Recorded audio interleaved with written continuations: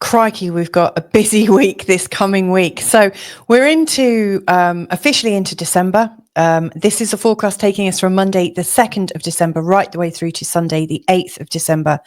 Boy, oh boy, we have got Mercury Cazimi, we've got Mars going retrograde, we've got Venus going to Aquarius, and also making a rather tasty conjunction with Pluto, and a whole heap of other stuff, including the T-square coming in between, you'll find out. We've got a very nasty looking T-square with Saturn and Jupiter, and also 2 other planets. So let's have a look at what is going on. Now, before I bring any slides on, I just want to say, if you're new to this channel, welcome aboard. My name's Louisa. Feel Good Astrology is just my way of doing astrology, which is intuitive. And I like to help people find a bit of clarity and a bit of space in their life, to get the feeling that there's some freedom and clarity. Life can be quite confusing. There's a lot to interpret out there, lots of changes and stuff. And so I try to keep a low-key, practical approach.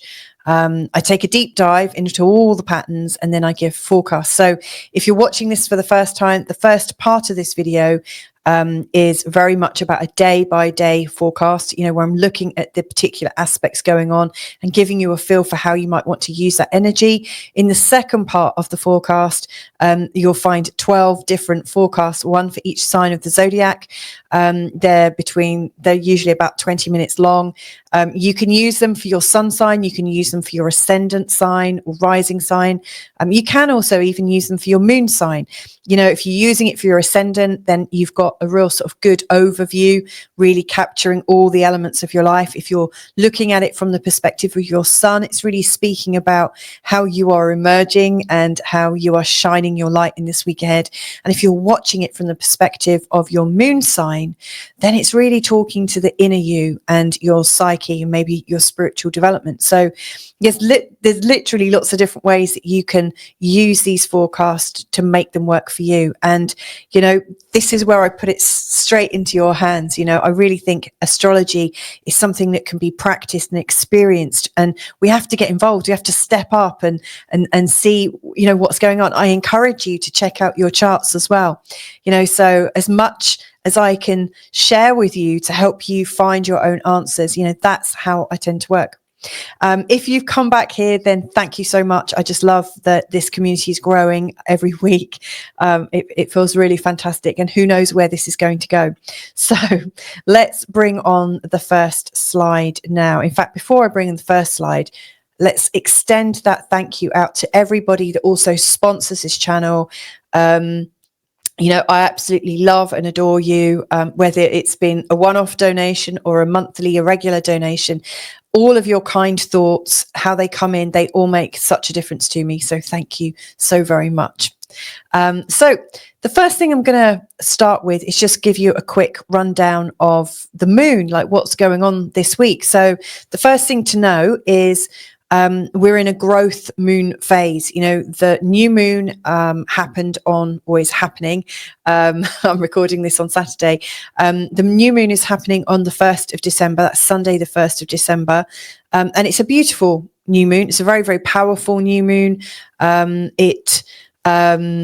It's bringing so much in terms of a search for truth, a search for excitement, a search for an adventure. I think it's a bit more reflective than the usual Sagittarian new moons, but I think it's going to shake things up. I really do think information is going to go really quite crazy during this new moon to the next new moon, which will be in Capricorn right at the end of December. By the way, if you are wanting a bigger look at December, please also check out my December forecast, which could also be useful. As we start this week, the moon is getting bigger and bigger. It's in its waxing phase. Right at the start, it's in a waxing crescent. So it's very sort of like delicate new beginnings. So if you bear that in mind throughout this week, you might have a new start that you're implementing, and you're trying to integrate, like new ideas about who you are. Just take it slow. Don't rush. There's absolutely no need to go at it hell for leather. Just take your time, as if you've got like a brand new baby that you're protecting, or a little seedling, that just needs a little bit of love and support, and it just needs to be observed and watched observing is watching, like a light watering, maybe a little bit of light support, but it needs to really grow its own roots first. So yeah, I really think whatever you decide to do at the time of the new moon, I think it's time to allow it to come in a little bit before you start forcing it. That really happens at the beginning of next week as we're going into the first quarter, and then later into the waxing gibbous phase. That's when you start to really push your ideals. So gentle does it. On Monday, we still are in the sign of Sagittarius in terms of the moon, and right at the end of the day, it goes into Capricorn, and it's in Capricorn for really until halfway through Thursday, when the moon goes into the sign of Aquarius. With the sort of Capricorn energy, it's going to be bringing in a kind of matter-of-fact practicality, where we're really encouraged not to take things too personally. We're really encouraged to depersonalize all information as it's coming in. Now, as the moon goes into the sign of Aquarius, I often find the moon in Aquarius is fascinating. On the one hand, there is this discussion, this desire to really have great discussions that can go off in lots of different tangents, and really create this sense of awakening, and a sense of possibility. And yet there's also a slightly quieter and more reserved side to the Aquarian energy. And so I really think it's kind of like, you'll speak when you're ready, but if you're not, you'll probably be quite reserved. So, I think, the Aquarian energy, will give you a lot of time to think and also to communicate when you've got something to share. And then as we're coming into the latter part of the weekend, from Saturday afternoon right the way through Sunday, the moon's in Pisces. And then, it's quite dreamy, not so resolute. We might be feeling a bit more creative. We might just want to be doing low-key things with people that really matter. It's less about going to a massive party, but more about the quality of the people that we have around us. So, it starts off with a big dreamer, sort of Sagittarius moon energy, and then it ends on the Pisces dreamy energy. So it's really quite interesting. Now let's have a look at the day-by-day breakdown. So you see there's lots of different things going on.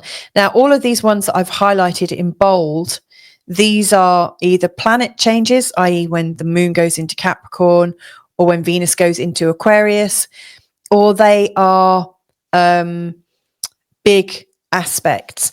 So all these moon ones, like the moon in a trine to something or a square to something, I'm not really counting those because the moon moves quite fast. But when Mercury goes into a trine with Chiron, for instance, that doesn't happen very often. So that's why I've highlighted these. You'll see there's a lot of highlighting going on. This is the biggest week. If you actually watch the December forecast, you'll know that week 1 is the craziest of weeks. And this is the one we're talking about right now. In particular, this bit here, Friday the 6th, right the way through to Sunday the 8th, in particular Friday the 6th and Saturday the 7th, there's a lot of changes, a lot of really big energy that's likely to shake us up a bit. And the 4th is a huge day as well, as is the 2nd. So let's pace through this. I've written a few key words about the sort of daily energy. I really think this first day is encouraging us to I think get much clearer and focus a lot more and to move. Now, the first thing that makes me think that we're moving is the moon is in a conjunction with Mercury, which makes us, move quite quickly. It's really encouraging us to communicate quickly. Everything is speeded up. It's also in a trine with Chiron, which I think is quite healing. So there's a beautiful healing cast there. Now, it just so happens that Mercury is also in a trine to Chiron as well. So that's amplifying our thoughts about healing and having conversations with people that appear to create a connection again. Whatever is going on is assisting us. It's not really detrimental. It's helping to bring up more realizations and work together more. And we've also got Venus in a trine to Uranus. Now, this is where it gets exciting. Our connections with other people can be yielding something quite unexpected. So, if you get an invitation from somewhere new, from, somebody who's relatively new, but you can trust, this is quite a good invitation, I think, to experience something else.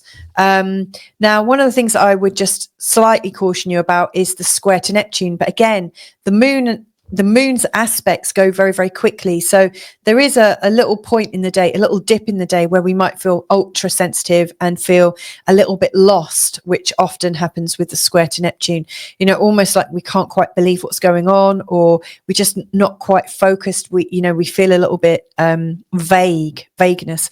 But then the moon goes into Capricorn, and that sense of solidity and practicality comes back, and that leads us into Tuesday the 3rd. Now, there's not a lot going on that day. However, I do think it's quite helpful. The moon in a sextile to Saturn is really encouraging us to be practical and to take everything step by step. We don't need to rush. We can take our time. It's a time to evaluate and kind of measure our results. And also the moon in the square to the nodes is really getting us in this kind of balance point between where we've been focusing on and where we might need to focus. And so, I really think on Tuesday the 3rd, we are able to clearly see the picture in both directions, and also feel a bit centered. I would say perspective is a really sort of big sort of concept for Tuesday. We've got a good perception and perspective, and if we're a bit cautious and take our time, I think we will be able to sort things out and work things out and know what's what. So to me, it does feel a bit like calculus. There is a bit of a reckoning. We are taking stock. So it could also be quite helpful if you need to do your accounts or do something that's involving figures and stuff. Now, as we're going into Wednesday, this is just a lot, so I said too much information, too much responsibility. Now, this is really picking up here. Whew, crikey. So you might be already aware that Jupiter and Saturn are in a long-term square. Now, they've been in a long-term square since the summer. They're going to be in a long-term square until late spring of next year. This is an unusual aspect, and it's creating a real shift in the way we're organizing our lives, in the way we take directions, and also in terms of what kind of authority level we might have. Are we as responsible? Do people look up to us as we would like to be? Maybe we are, maybe we're not. There is almost a feeling of we would like to be higher up. We might want a different status. So it's creating a really interesting time where we are, maybe changing our style, assessing our style. Now, on the 4th, Mercury is exactly in an opposition to Jupiter. Now, it's already been in an opposition to Jupiter for a while now, and it will be really until the end of December. But this is kind of acute. We're really feeling it. And Mercury and Jupiter are both retrograde. Now, I did talk about this in last week's forecast. So if you want your sort of Mercury retrograde forecast, it's within the weekly forecast. You can find it and replay it and listen to it. But the Mercury opposition to Jupiter is overwhelming. It's bringing in overstimulation of like lots of ideas, lots of information. So if you're trying to sort down to the specifics, it's quite difficult. It just feels like there's information coming from one angle and another, and how can you balance it? Both of them being retrograde is also, I think, an indication that you might be having this kind of inner fight going on, like an inner schizophrenia, that like on the one hand, you're like this, on the other hand, you're like this. And it's like, wow, well, who am I really? So, it's a lot coming in, a lot about responsibility, and it's a little bit confusing. Now, we've also got the Sun in a square to Saturn, which is quite sobering. We might feel like there is a challenge to our innate authority coming from an authority. So we might be kind of bristling, kind of squaring up our collars and things like that, So it is a time when we're wanting to look sharp. And if you remember, the moon's in Capricorn, that is also adding into this, it's a bit businesslike.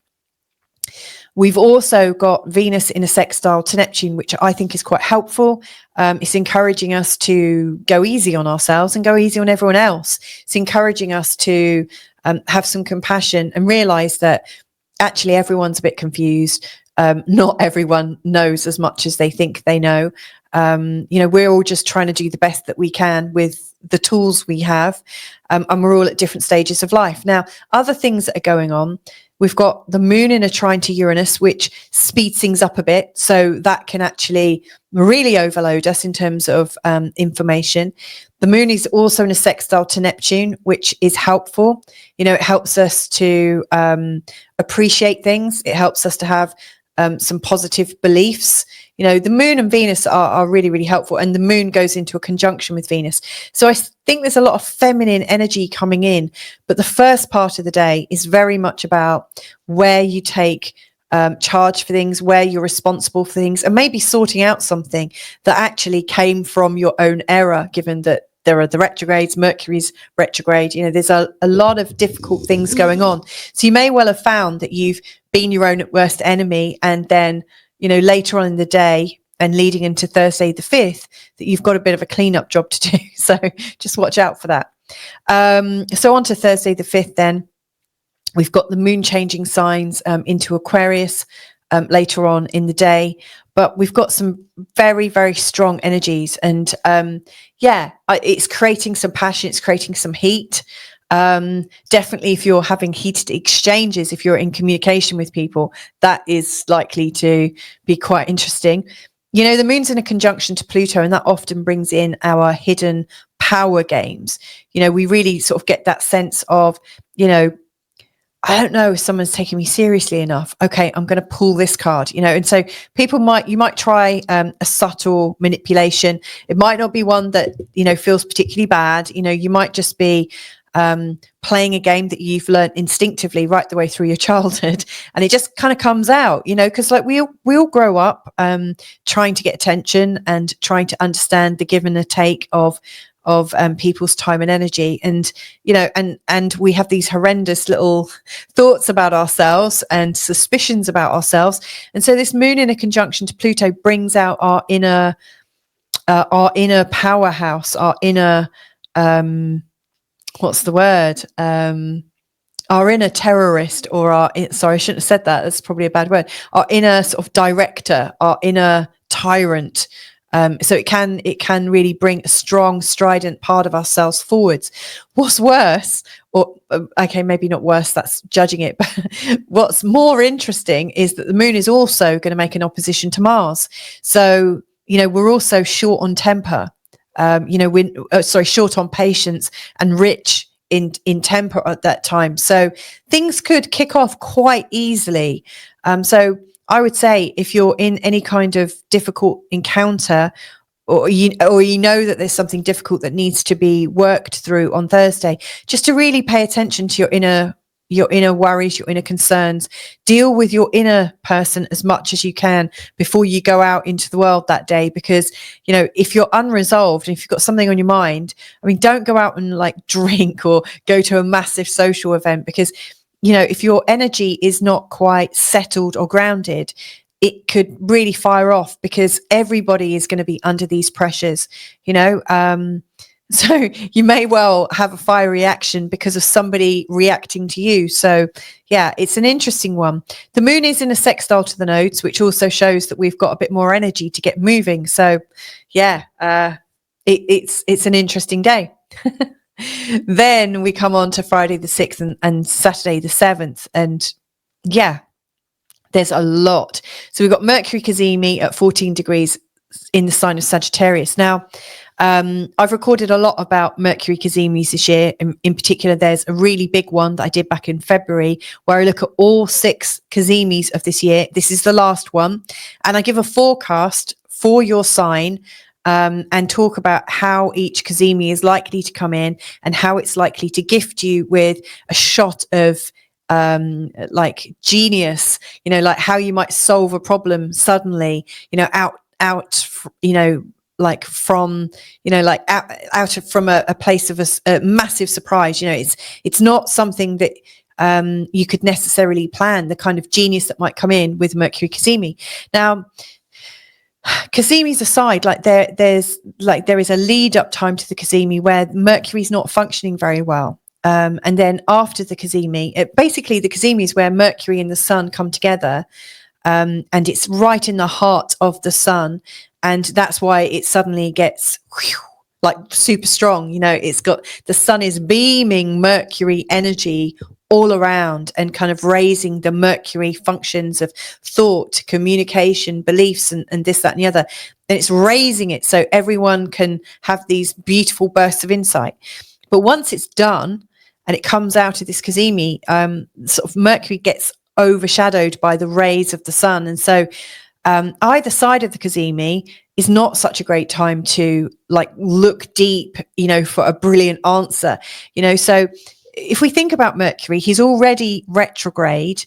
He's already in his worst sign. He's not very happy in the sign of Sagittarius, and he's combust. He's so close to the sun that his energy is kind of being overpowered. So Mercury comes into his own on Friday the 6th, but only for about 5.5 hours. Now, in the next slide, just before I go into the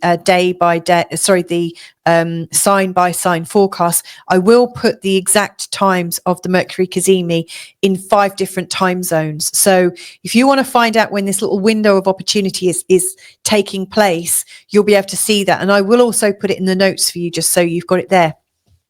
But what I should also add into this is that this is happening at 14 degrees in the sign of Sagittarius, which is where the great attractor is. And I will be talking about this a little bit later in this video. It's really strong. It's going to bring out some possibly irrational, kind of unavoidable, irrepressible thoughts and ideas. So it could be really powerful. You could really solve something for yourself. But yeah, it's like you've got to grab onto it in that 5.5 hours. Carrying on with the theme of energies, Mars also goes retrograde. Now, Mars doesn't go retrograde very often. In fact, Mars is the planet that is least likely to go retrograde out of all of them. So he goes retrograde every 2 and a bit years, or sometimes a little bit before then. And he's usually retrograde for a long time. Like Mercury is done in like 3 weeks with his retrograde. But this Mars retrograde starting on the 6th of December is going on until I think the 24th of February, 2025 off the top of my head. So when Mars is going retrograde, all of our usual strength and our kind of yanginess, our ability to push, to take action, to thrive, and to stand for ourselves, and to be quite physically strong, they become internalized. So you might find that you are developing your inner strength, your like working with your muscles and your flexibility rather than your brute force. It's a real indication that our energy levels are shifting. We might not be as strong or as dynamic as we usually are. So it's worth understanding that.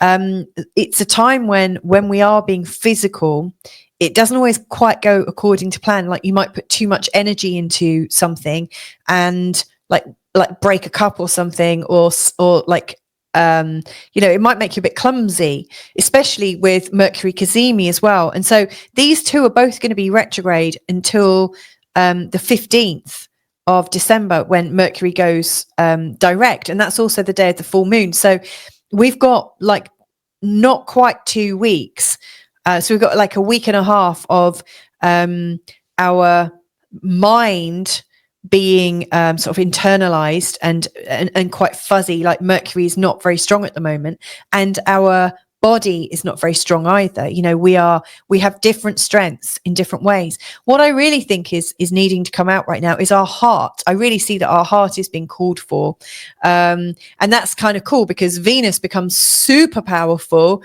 on she's already coming into this powerful time. But yeah, it's less about our brute force and our dazzling intelligence, and it's more about the quality of our heart, the quality of our connection, and the quality of our relationships. So pretty good. So yeah, I do think we've got a flash of insight, but where will it go? Who knows? We might not have the energy to kind of do something. So if you're getting a flash of insight and like the idea of a new project, I use these kind of things to initiate new projects or brainstorm. That's one of my favorite activities. You might be brainstorming for something that you're planning to do, when Mars is in a bit of a better situation, or Mercury's in a better situation. So I definitely recommend something in the new year, possibly after the end of February when Mars is going direct again. So it could give you quite a good lead time to dream and create something really quite special. So moving on then to Saturday the 7th. Yeah, some really big things. So it starts off with the moon in a square to Uranus. So we're quite edgy, up for an adventure. We're quite spontaneous, possibly a little bit clumsy in the way we're doing things. And then Mercury goes into a square with Saturn. This is interesting. This is picking up on some of this energy from Wednesday, where we're talking about our responsibilities. And now it feels like maybe, I don't want to say silenced, but we're not sure entirely how to communicate. It feels like there are some really serious things to talk about, and yet you're not quite sharp enough. You maybe feel a bit fuzzy. There's something you want to express and you can't quite do it. So if you're not quite ready to do it, I think it's worth holding back for a bit and really sitting with it. It might be that you need to talk from your heart, like I'm just talking, saying the heart seems to be much more favored right now than our intelligence and our brute force. But it's interesting, it's almost that feeling of vulnerability with, the quality of your thinking. So, it's worth bearing in mind. And then Venus goes into Aquarius, which is interesting, because, she's not necessarily, a huge fan of the Aquarian energy, but she I think she can do well in as much as her energy isn't so much about like relationships, like our personal relationships, our private ones, which can be quite passionate. She's quite cool and friendly and brotherly and sisterly. She's not wanting a BFF forever, like a best friend. She's wanting lots of contacts, and it's kind of respectful and it's interesting. And you might find more people coming in with similar values to you. So it's more, there's a sort of balance, a slight shyness, a slight discernment. And she can really bring in things that aren't very polarized, so Venus in Aquarius, is less kind of gendered, she's less judgmental, less fixed, although Aquarius is a fixed sign. She's less about our personalized views of ourselves, and more about a much bigger picture, a much broader picture, and one that might take us into the future. So it's interesting. She wants to relate to people, but not necessarily very closely. More I guess she's slightly remote, but she's still connected. So it's like a different kind of connection, almost a bit like how we might be connecting right now, you and me. I'm talking to you right now via technology, so things like that go really, really well with the Venus Aquarius energy going on. And interestingly, the moon goes into Pisces, and we can seem quite vague there as well, because the moon in Pisces drifts away. So we've got Venus in Aquarius, which is connected to the many, but not necessarily with lots of depth, but are connected by values and ideas. And then the moon in Pisces, which is kind of dreamy, drifty. So it could feel very, very vague. And of course, with Mercury square Saturn, that there's some powerful connections and some responsibility, and yet you can't quite put your finger on it. So I really think there's a vagueness coming up. But here's the thing that I really am feeling into. This is Venus in a conjunction with Pluto. She's actually, as you'll find out, on the day when she goes into Aquarius, Ceres, the dwarf planet to do with mothering, looking after people, nurturing, nourishment, and our agriculture, she also goes into the sign of Aquarius. So there's Venus, Ceres, and Pluto together. That's a really, really powerful connection. And Ceres is very responsible. Like, she's the mum. She's like Mother Earth. She absolutely takes full responsibility. So it's going to be interesting. Now, the last day, whew, we can just try and relax. Even though it's not necessarily on the cards to relax, I think it's important that we try to. The moon is making a square to Mercury. So that's one of the planets that is in a T-square. The moon is also in a conjunction to Saturn, square Jupiter, square the sun. Yikes. So we might well feel that there's some annoyances. I think it's really important to get resourced in yourself. So ahead of time, there's no real kind of redeeming factors about Sunday the 8th. It just feels like there's a lot of things that are slightly on edge. It's almost like everyone's got out of bed the wrong way. I mean, it's not doomed, but I just think we need patience. We need to have some resources set up. So like, prepare your meals in advance and clear out as much stuff that could trip you over and trip you over in life. Clear a path for you to have a great day on Sunday. I think it's going to take a lot of conscious effort to have a smooth day on Sunday the 8th. So that's my warning about it. Let's have a look a bit deeper now. So Mercury Cazimi, this is the one where I'm going to tell you about the times, and actually that's what I want to do first. I'm just going to bring that slide up now. Okay, so it's here. So I've highlighted the London time zone. That's actually where I'm not in London, I'm in Portugal, but we are in the same time zone as London. If you are living to the east of London, then you will be you'll be seeing this a little bit later in the day.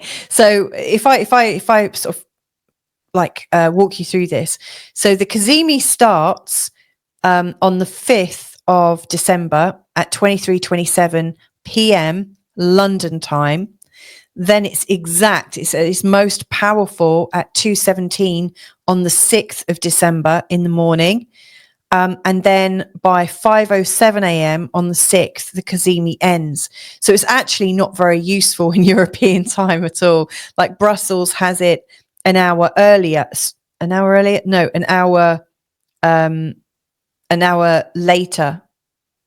that right? Yeah. No. Do you know what, when I see these times, I'm never like they're having it ahead of time,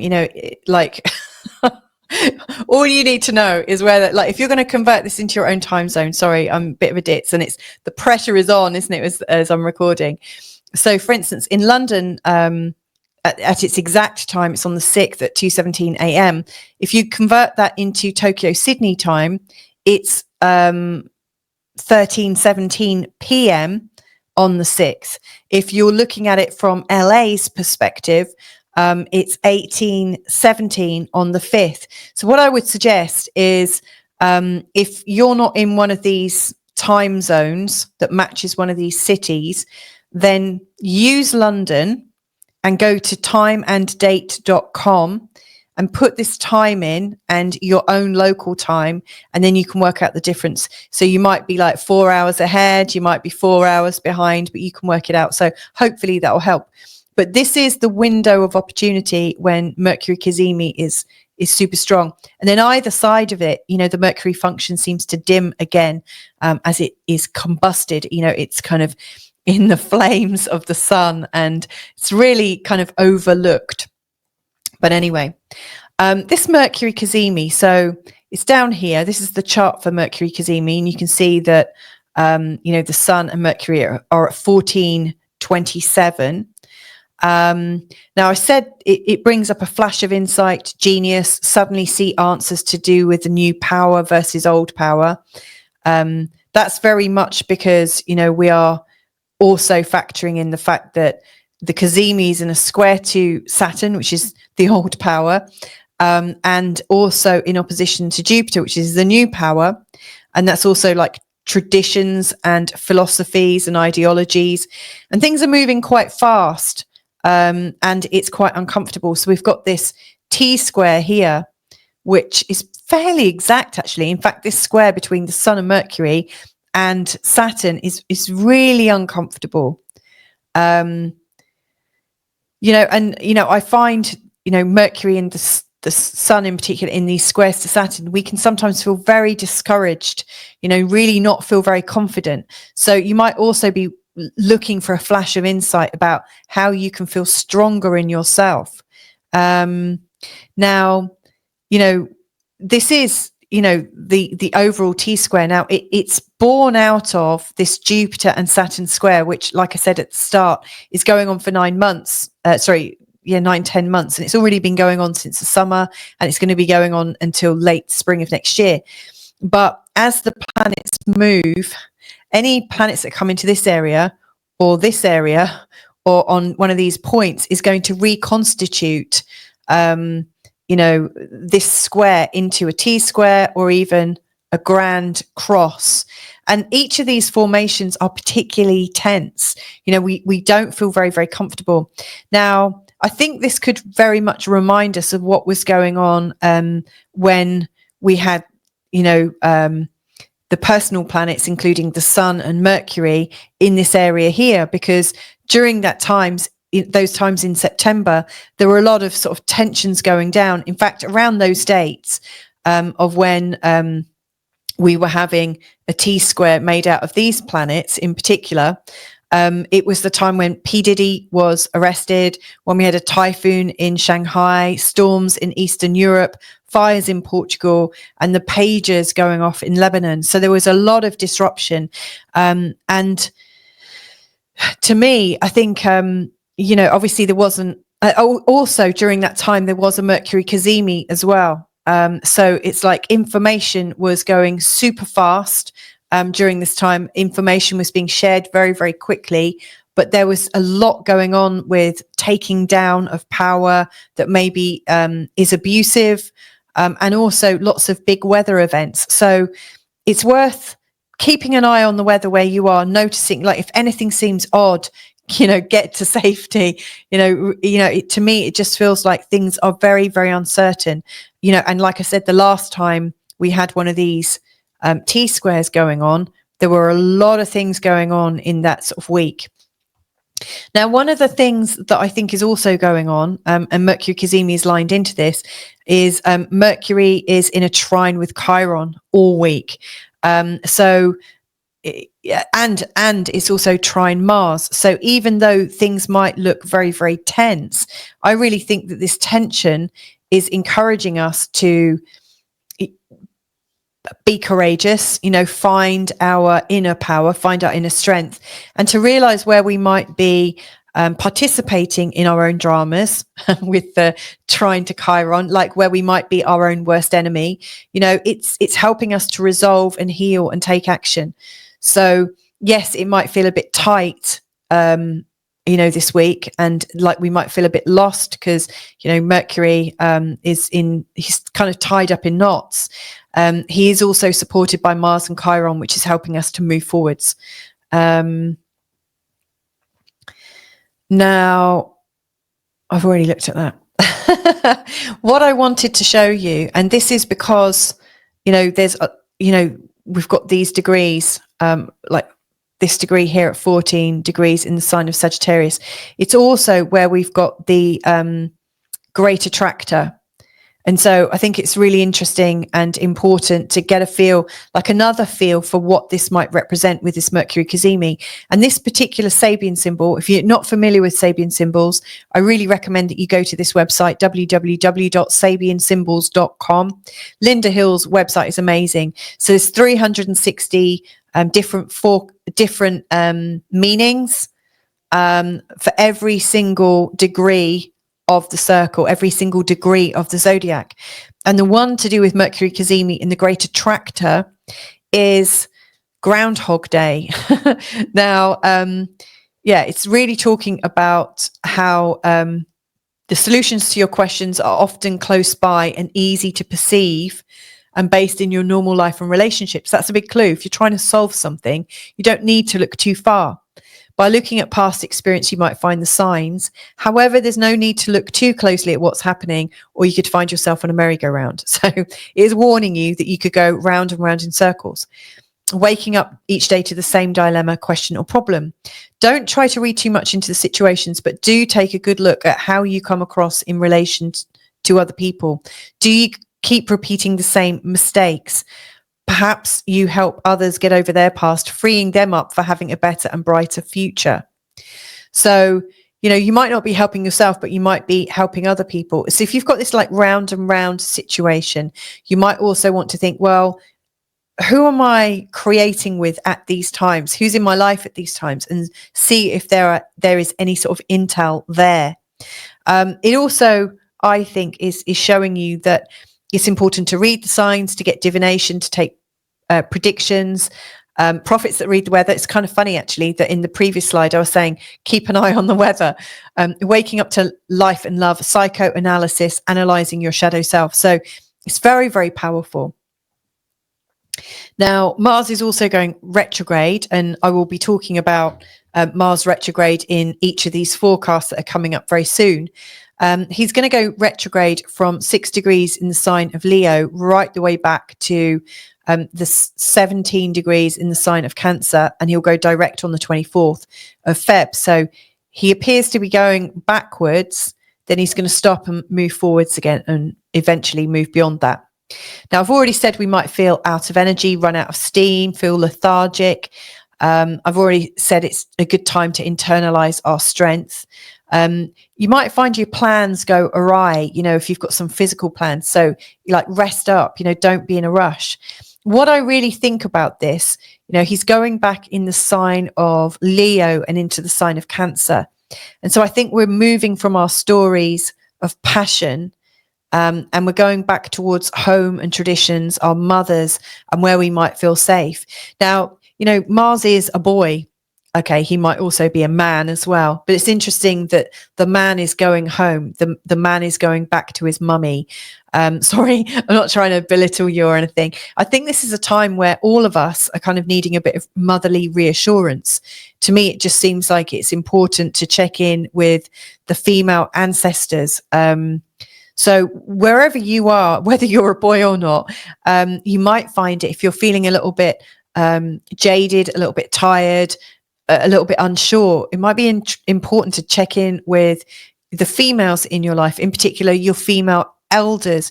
Hope, like, who knows? I don't know if your mum is still here with us, but if she's not, do you have another mother figure or an aunt or an older sister or somebody who kind of fulfills that function?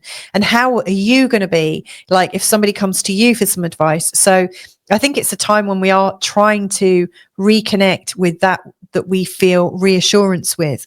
Now, Mars is going retrograde at 6 degrees in the sign of Leo. So that feels kind of important. It might give us some extra information about what we need to do, as we're kind of wandering backwards. And this relates to the wonder of the constellations of stars in the night sky. That instantly fills my heart with warmth. I love that. It says this symbol brings up issues to do with bigger questions of life. Even the simple issues should be seen against the backdrop of something far greater, more meaningful than they may at first appear. We on planet Earth can feel like a tiny speck when we consider how huge our solar system or universe is. However, we each are an important part. We're all stars in our own right. Keeping this in mind helps to keep our lives in perspective. Questions such as what is life really about? What does it all mean? Are likely to come up. The patterns, integration, the enormity of nature, the big picture, observing signatures, astronomy and astrology, science or the esoteric, signs from the heavens, stars. It's fascinating because the previous one was talking about predictions and this one's talking about astrology. So this feels really like on track. It's interesting. So not only might we be kind of reconnecting to our home and to reassurance, but it might be that by going home, we get that moment to look up. And it also might be the state that gives us that like childlike wonder where we look up and really contemplate. I don't know if you do that much. I know I did it a lot more when I was small, when I had a bit more time on my hands, when I used to sit on a grassy bank and look for miles and miles and wonder about stuff. I don't know how much reflection time you get, but to me, it feels like quite an important part of this Mars retrograde is and Mercury retrograde is to go inside and kind of stretch ourselves inside. So yeah, I think this is quite helpful. Now, just one more thing that I wanted to really talk about before going on to the forecasts, but I wanted to give a bit of attention to Venus, Ceres, and Pluto. So as of the 7th, Venus goes into Aquarius, and then and Ceres goes into Aquarius, and we've got Venus, Ceres, and Pluto at 0 degrees.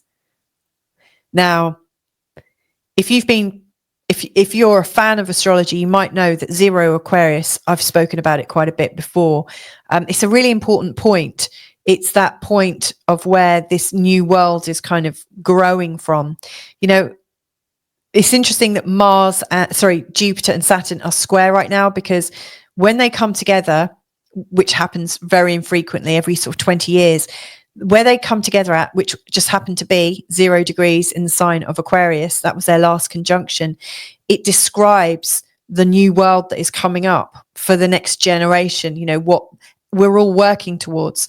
And here is Pluto at 0 degrees, Venus and Ceres making this very powerful conjunction at the point that Jupiter and Saturn had their conjunction. To me, I think we're going to be stepping forwards in the world quite markedly in this next week. We might hear about things that are about to be launched, new initiatives, new changes. Like there's a change in focus, a new intensity coming out that I think we're all going to hear about. So if you think about it, Venus is about relating and love and flow. Ceres is nurturing. She's the mother. She's protective. Now, Pluto, also known as Hades, he's about wealth, hidden control, power. And I've also put kidnap in. Ceres and Pluto have got a bit of a history. Or Ceres and Hades have got a bit of a history with a young woman, not Venus, but Proserpina, or Persephone, according to whether you're Roman or Greek. Now,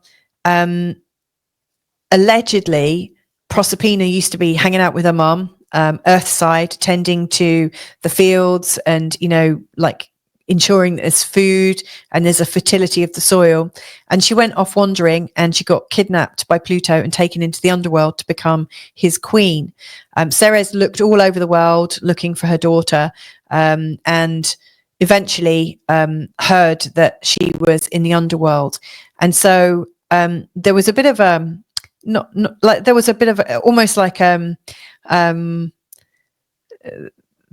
a bit of a fight or a discussion as to where Persephone was meant to be. And because she'd eaten some pomegranate seeds, it was deemed that she needed to spend half of, she'd eaten half a pomegranate. She could spend half a year up on the ground with her mother and half the year underneath with her new husband. And so, you know, apparently after that, Ceres, you know, created the seasons, you know, spring and summer, you know, where her daughter is there and everything's coming to life. And then autumn, winter, when she's bereft, her daughter goes back underground and everything dies back. And so we get this really great, all of these rich stories, you know, are talking about the motherly love and the protection, but also the fear of losing our children, the fear of losing innocence. And also, you know, there are some rumors that she actually willingly went down for a bit of fun because it was a bit too samey. So there's also stories about what happens when you control people too much, that people wander. And it's like, how can we be responsible parents? How can we be responsible here on this planet right now? Are we too protective that you know, we all want more fun and that society breaks down? Or are we not protective enough? Are we too trusting? And are there fiends that take people underground? You know, so there's a lot of different themes coming up, you know, especially like with Pluto kidnapping and taking a child from her mum. So it's a really, really strong thing. And Ceres also represents the grief, you know, the terrible grief. So I'm wondering if there's going to be some, you know, like new page or like a turn of events, you know, where we're, you know, people that we've not heard about for a long time come back into our awareness, maybe people that have been kind of hidden away or locked away, maybe people are released. So, I don't know if we've got, if there are people who've been held hostage or something that get released. To me, it just feels like there's a release point. And that release also has themes of grief, hiding, so I really think there's a new start. But, they're the themes that I see playing out. But how do they relate to you? Is there an inner side of you that has been kidnapped, that you've hidden away? Was there a side of you that was wanton or wild that you kind of quieted and kind of put in a box? Because they'll want to come out. This is a time of reintegration. Ceres and Pluto could work together. We could have the mum and the dad working together, for instance. And also the child could grow up and look after herself. So there's all sorts of different themes going on. And what I would suggest is, how does that relate to you and the new starts that you want to bring into your life? Now, during this time, and it's coming in, it's not there just yet. It will happen in the following week. But Venus is going to go into an opposition with Mars. So there's going to be a lot of interesting energy coming up, and I will be talking about this in next week's forecast. There's also a trine to Uranus and a sextile to Neptune with Venus. We're actually moving out of those, but they are still very helpful.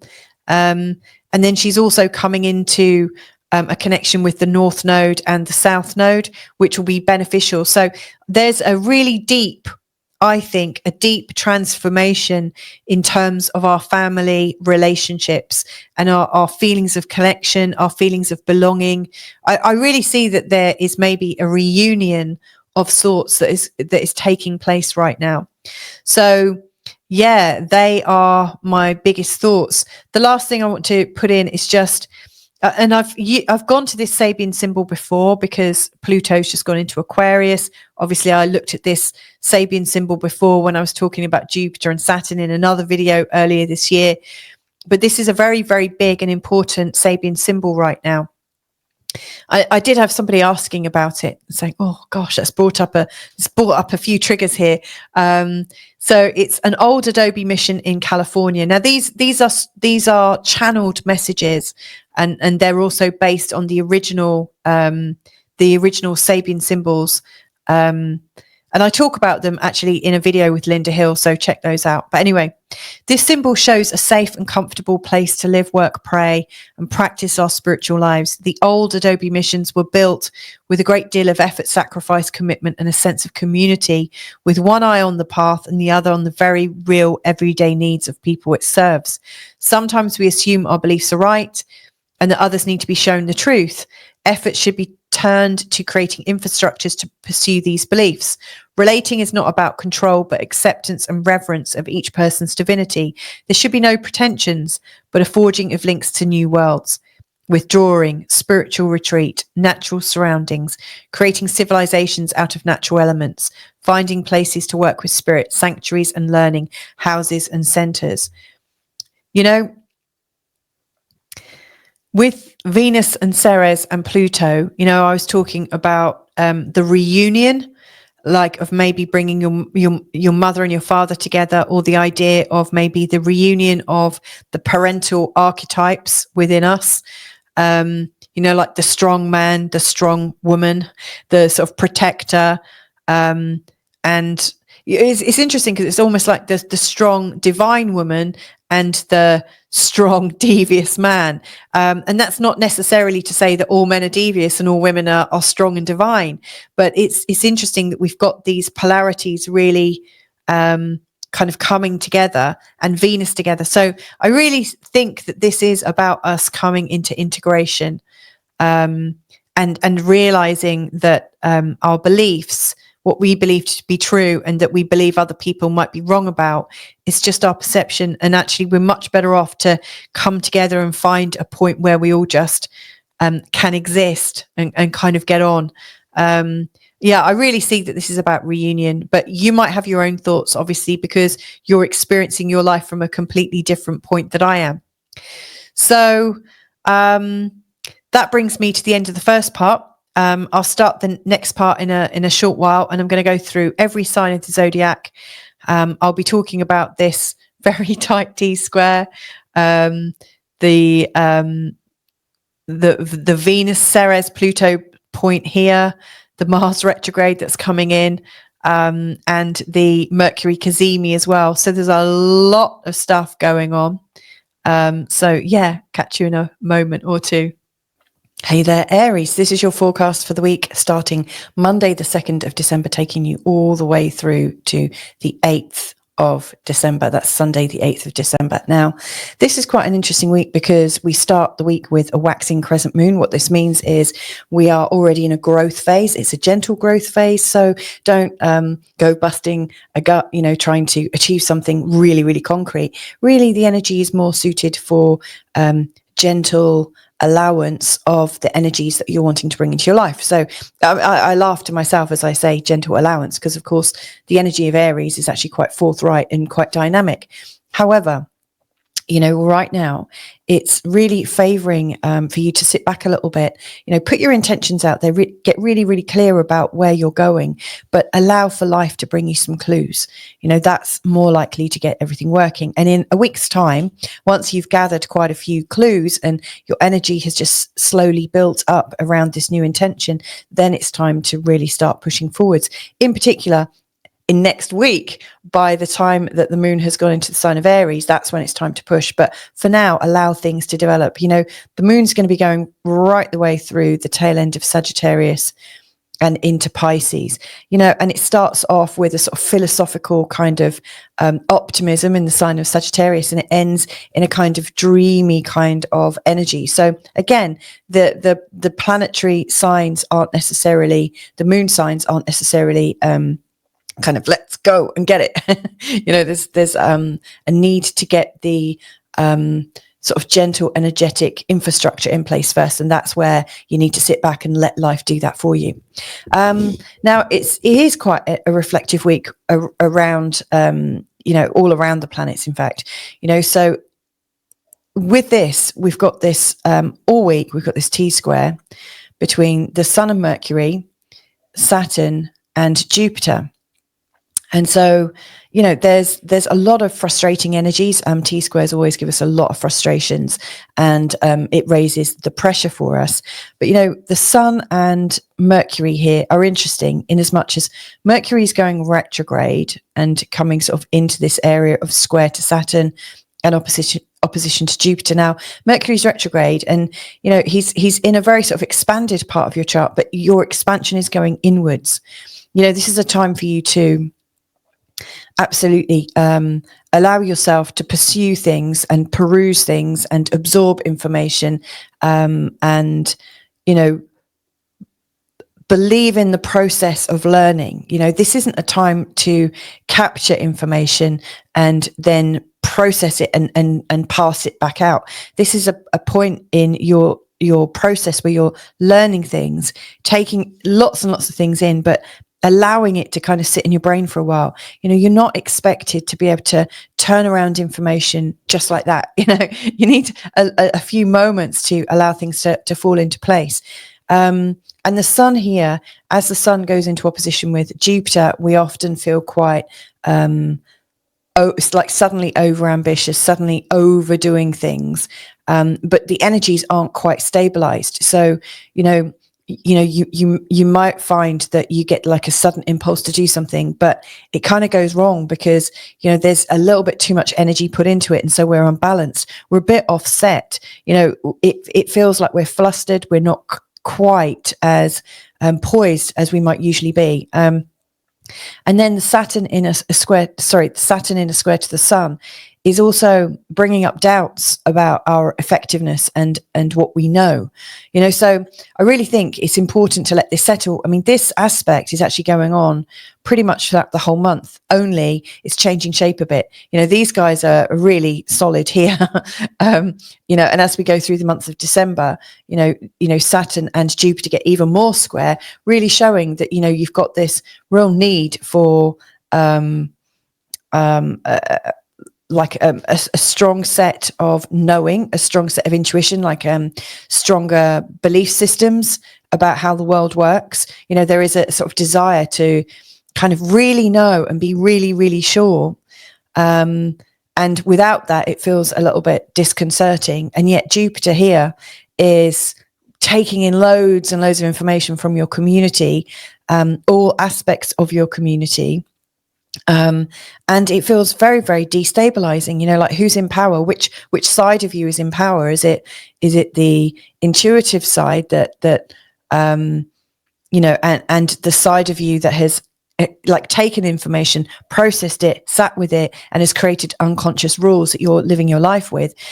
Or is Jupiter in control? Jupiter, the planet that is expanding your social experience right now, and because of that, like really changing, like creating opportunities that take you out of the comfort of having kind of brain programs running that you can trust.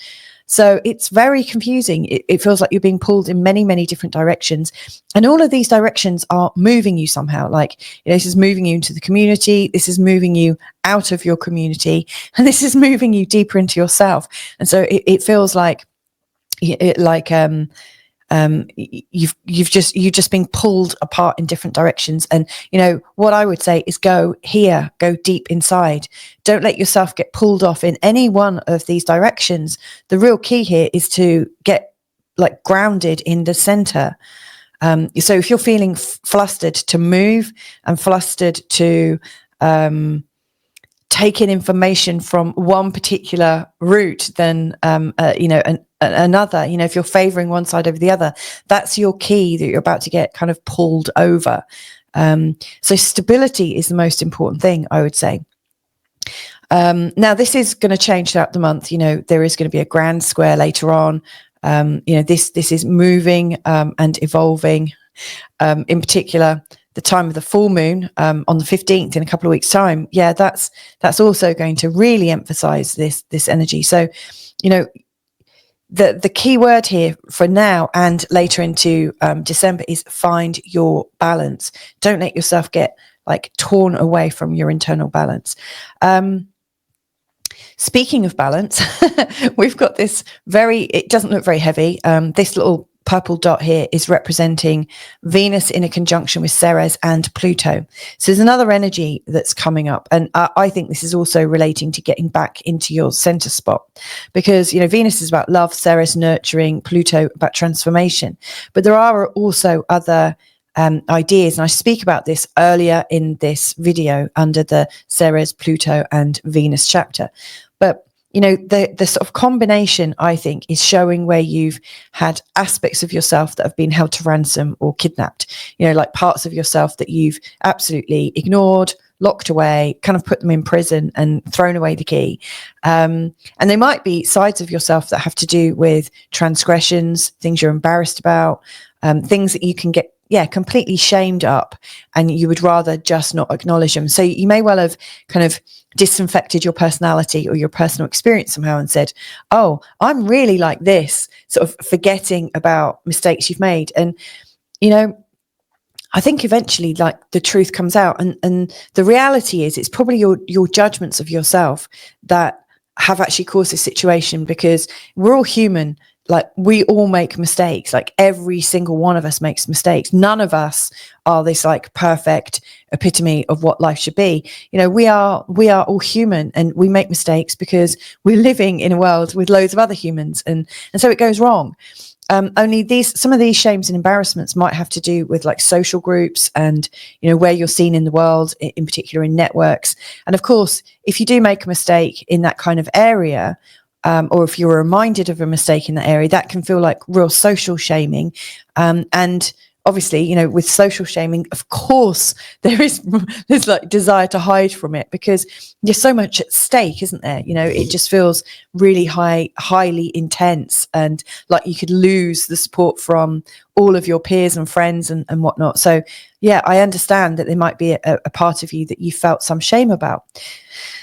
Now, like, what I would advise, and I think this energy is really bringing that out with Ceres and Venus. It's like taking you by the hand and saying, look, you've got to forgive yourself. You've got to acknowledge that, it's absolutely okay. Because, how do we actually learn? How do we become great people? Or how do we live an even better life? Well, it's from what has occurred, and it's from how we react to that. Now, I'm going to suggest that anywhere where you've hidden yourself away or kind of cut something off to just kind of forget about it and not let it be seen, you're not really getting the lesson of what happened. So like anywhere where you're feeling social, in particular social shame, let that part out so you can examine it and talk to yourself and like recommit to yourself. I see this as a recommitment to you. Like it is a union between all sides of you, the like darker sides that, you may feel really embarrassed by, and also the lighter sides, which you might also feel embarrassed by. We can, gaslight, but we can also sunlight, we can go both ways in terms of embarrassment, but it's about bringing it all together and lovingly tending to them and finding a new sense of respect in yourself. And of course, if you can get to there, you're actually a lot more grounded, a lot more integrated, which is great, because we've also got this energy coming in right now of an opposition, like Venus it is coming into an exact opposition with Mars. Not yet, it will happen next week, but it's already there, it's already growing. And so again, you've got the Venus, the female, and Mars, the male, in opposition, coming in. That sort of really strong energy of like, why would you forgive yourself? Why would you bring all that up? And Mars down here is also going retrograde this week. And again, there's a previous chapter about Mars retrograde, which I explain in a lot more detail. But Mars retrograde is also, funnily enough, it's not so Martian anymore. He's not so strong and physical. He's actually sort of being a lot more, I don't want to say reflective necessarily, but movement and strength is internalizing. So, I think it's much more about a sort of physical meditative practice, like stretching into your body rather than pumping your muscles, and it's not about like being active and running things off with a furious temper, but it's about I would say like pacing yourself and being calm, not fighting things. And so Mars, funnily enough, is a bit of a pussycat. He's coming into a phase where he's not so strident. And so I think you can examine yourself a lot more, because there's less fight. But you may well feel a little bit like, as Mars goes retrograde, and he's going to be retrograde until I think the 24th of February 2025, but there's going to be less aggressive push. You might not feel like you've got as much energy, which I think absolutely figures, because any time when I'm going through something kind of deeply stirring on an emotional or psychic level, I often lose energy. I think that's kind of how it works for a lot of people. So there's a lot going on around your social standing, and how you are in terms of friendships, and how you can develop greater trust and respect, and at the same time, this down here, Mars, I think, is challenging you to feel stronger in yourself. So you've got a greater level of trust for other people and a greater level of trust for yourself. And I guess the midpoint is just trust. The more you can trust one side, the more the other actually develops too. So this is all about the newfound respect for yourself that you're building up right now. But it's really, really dynamic. And of course, this T-square showing your tensions, like of how you're trying to run away in this direction, run away in this direction, run away in this direction. It's all pulling you back to the center. It's all really getting you to stay calm and secure in that. Last thing I want to share with you is, the 6th is quite a big day. Not only is Mars going retrograde, and of course that is your ruling planet, so that's going to bring up a lot more. But Mercury is in a Cazimi just briefly on the 6th, and it's like a flash of insight. It's seen as quite a powerful time to work something out for yourself. Now, again, I don't have lots.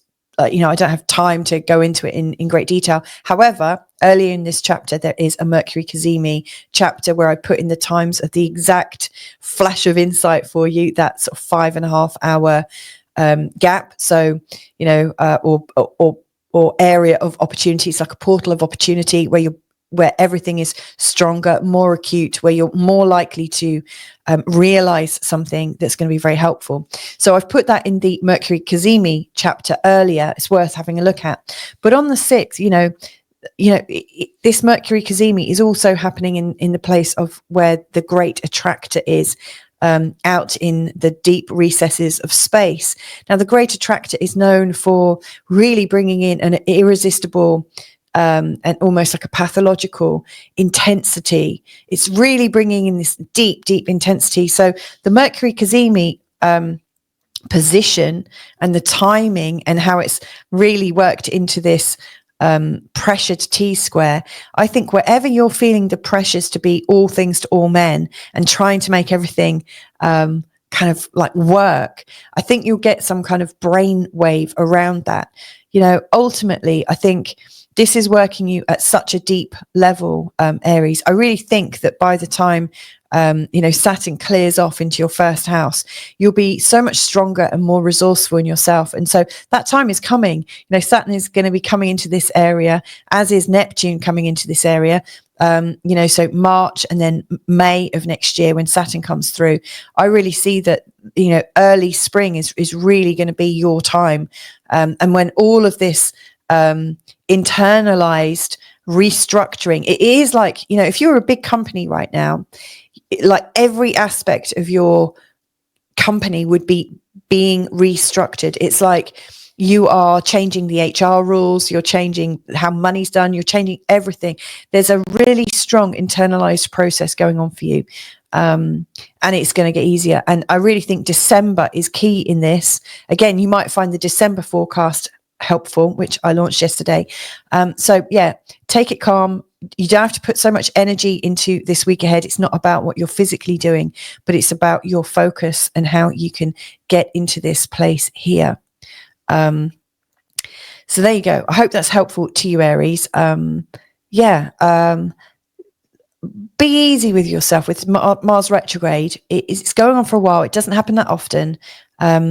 Be easy. Don't push yourself outside of what you're comfortable doing. Just take a bit of a rest, have a rest, and allow yourself to recover. And that's the most important thing here. So there you go.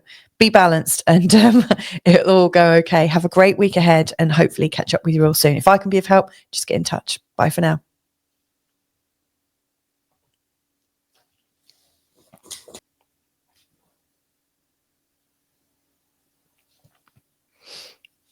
Hey there, Taurus. So how are you doing? I hope you're doing well.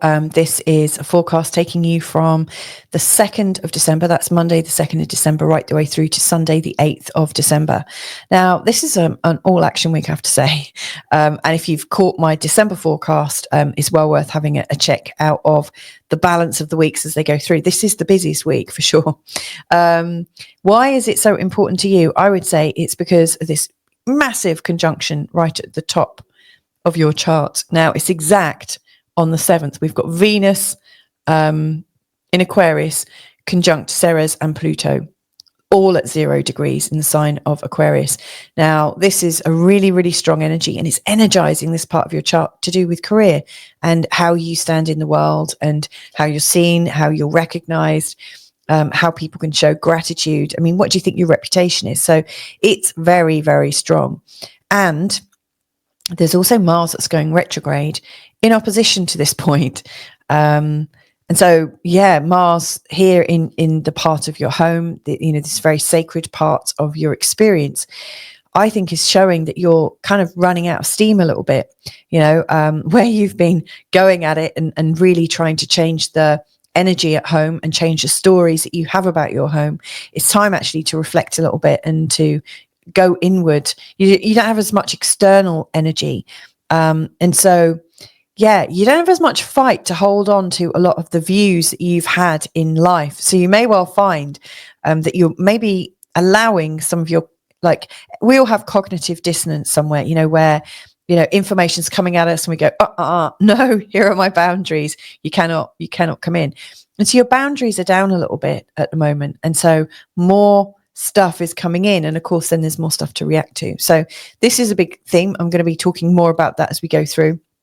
We've got a T square between Saturn and Jupiter here. They're in a square all the time at the moment. They have been since, I think, August time, and they're going to be like this until well into June, I think, of next year.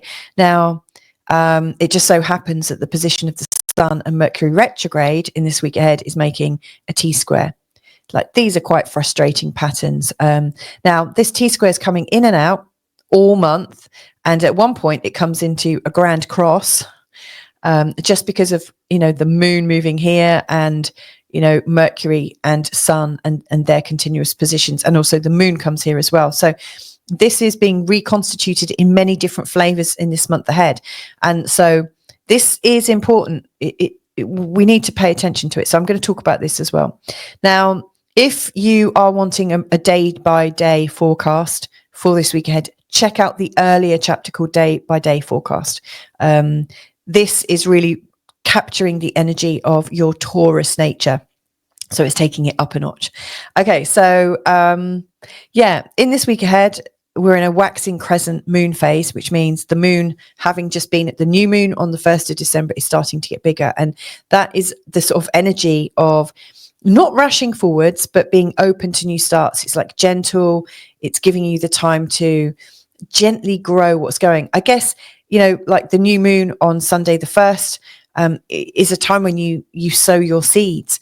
But you don't have to do anything after that. You wait a little bit. It might be a couple of days. It might be a week before that seed suddenly appears to sprout forwards and you can do something with your new plant. That's what it's like with this new moon. You've already sown your seeds. You've got your seeds. You've got your intentions. But now it's just time to let it wait a little bit and let the soil do some of the work. Let the seed do some of the work. In about a week's time, you'll be able to start seeing some early results from you changing your intentions, and then it's time to get moving and get cracking.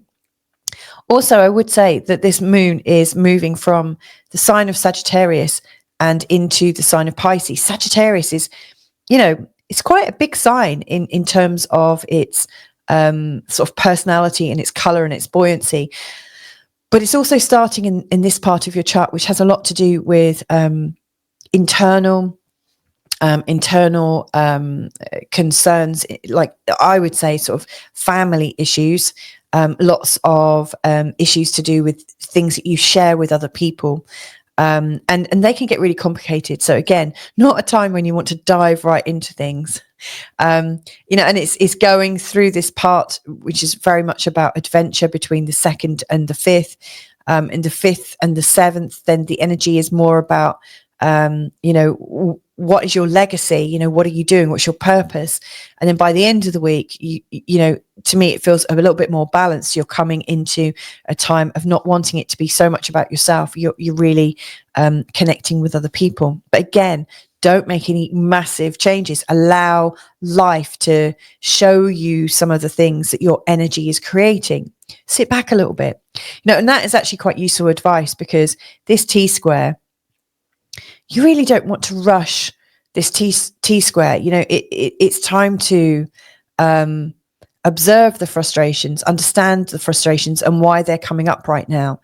And that's part of it. Like, if you're reacting to the energy of Saturn, so for instance, Saturn here in a stressful position with the Sun and Jupiter, he's bringing up issues to do with your safety and your security.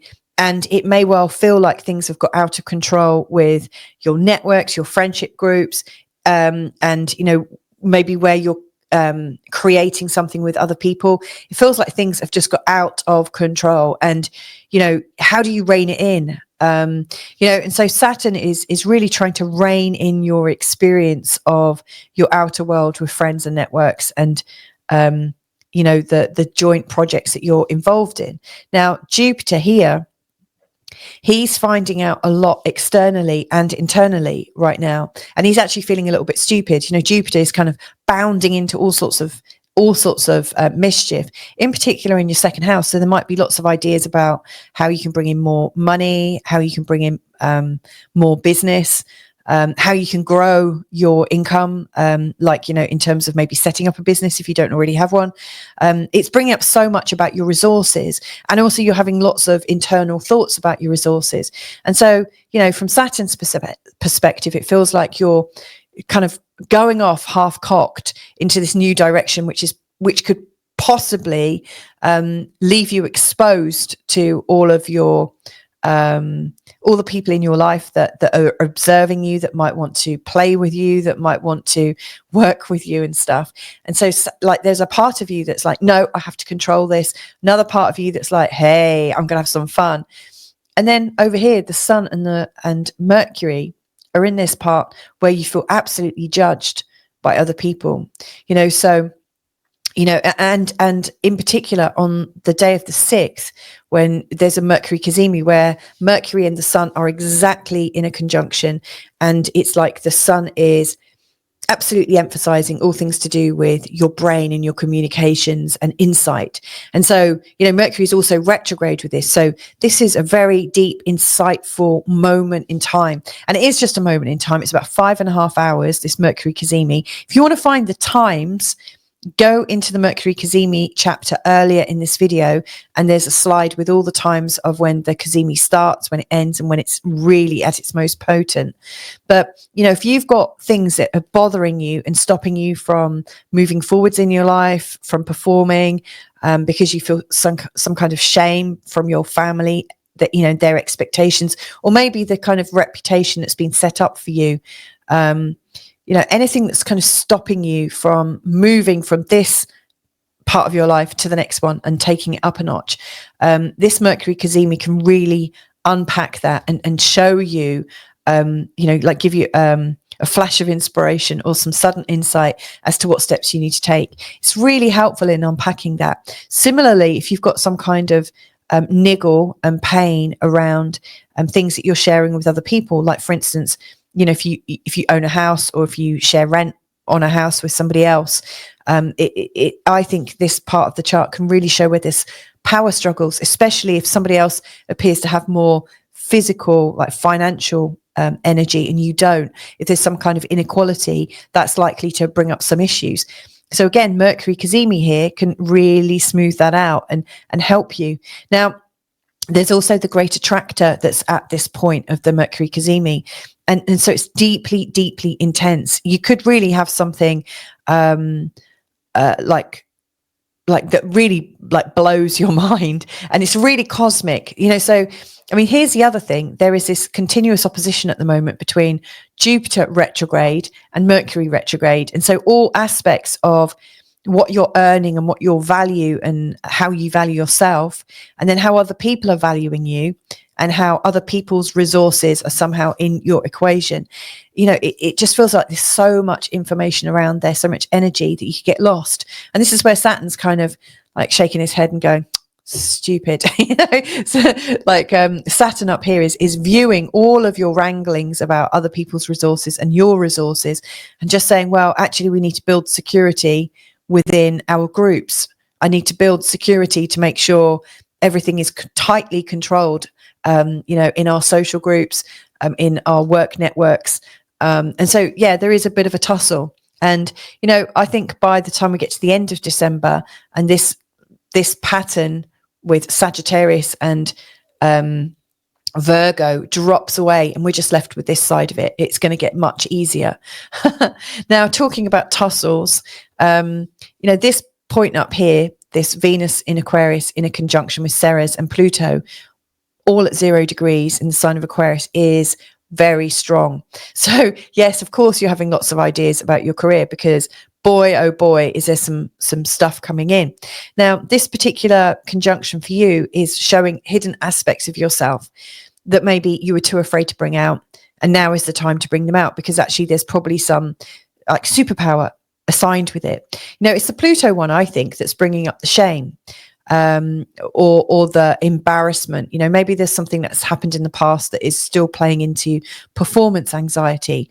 But Ceres and Venus here are absolutely wanting to love you back into yourself. It's about lovingly tending to that side of yourself that you have not allowed to come out, that's been locked underground somewhere, locked in chains, that you've held power over it. Now, what is likely to be revealed to you, I think, is possibly a side to you that you never in a million years thought was one of your strengths, but actually it's endearingly your strongest strength. So, it might be your trademark, so there are some people who are highly successful who absolutely kind of play on something about them, like something that they were embarrassed about, but they didn't take it that way. They thought it made them special, and they've allowed that to build, and they are now known for, I don't know, some aspect of their personality. It could be something like that. For instance, as a kid, I was really laughed at and for having red hair. And at that time I had a limp for a long time. I had problems with walking. And I could have, like, if I had had the courage, I'd have made something about my hair color or something, because it was, one of those things that I was like geeky, really geeky, like, like the ugly duckling that maybe turns into a swan one day if you're lucky. I really felt like that ugly duckling. But, like the film, like Ugly Betty, and not the film, the series Ugly Betty, where she becomes almost like a superhero for being herself. And this is what I'm trying to get across to you, is this energy up here in the top of your chart is absolutely meant to help you be yourself. Be unashamedly yourself, like really roll it out. How people, as they get older and older and older, you sometimes start to see them getting less and less guarded about themselves, and you start to see their true personality. I find it quite amusing when I'm in the company of people who are getting freer with themselves, and they really don't give an F anymore. They're just like absolutely 100% themselves, and there is something really good about that. It's really real. And so there is a realness coming forwards for you, where you don't have to hold yourself up. Now, remember, Venus is your ruling planet. So this is really, interesting for you. This could be the start of something like, this really could be a new start for you that's going to take you into a whole new level of career success.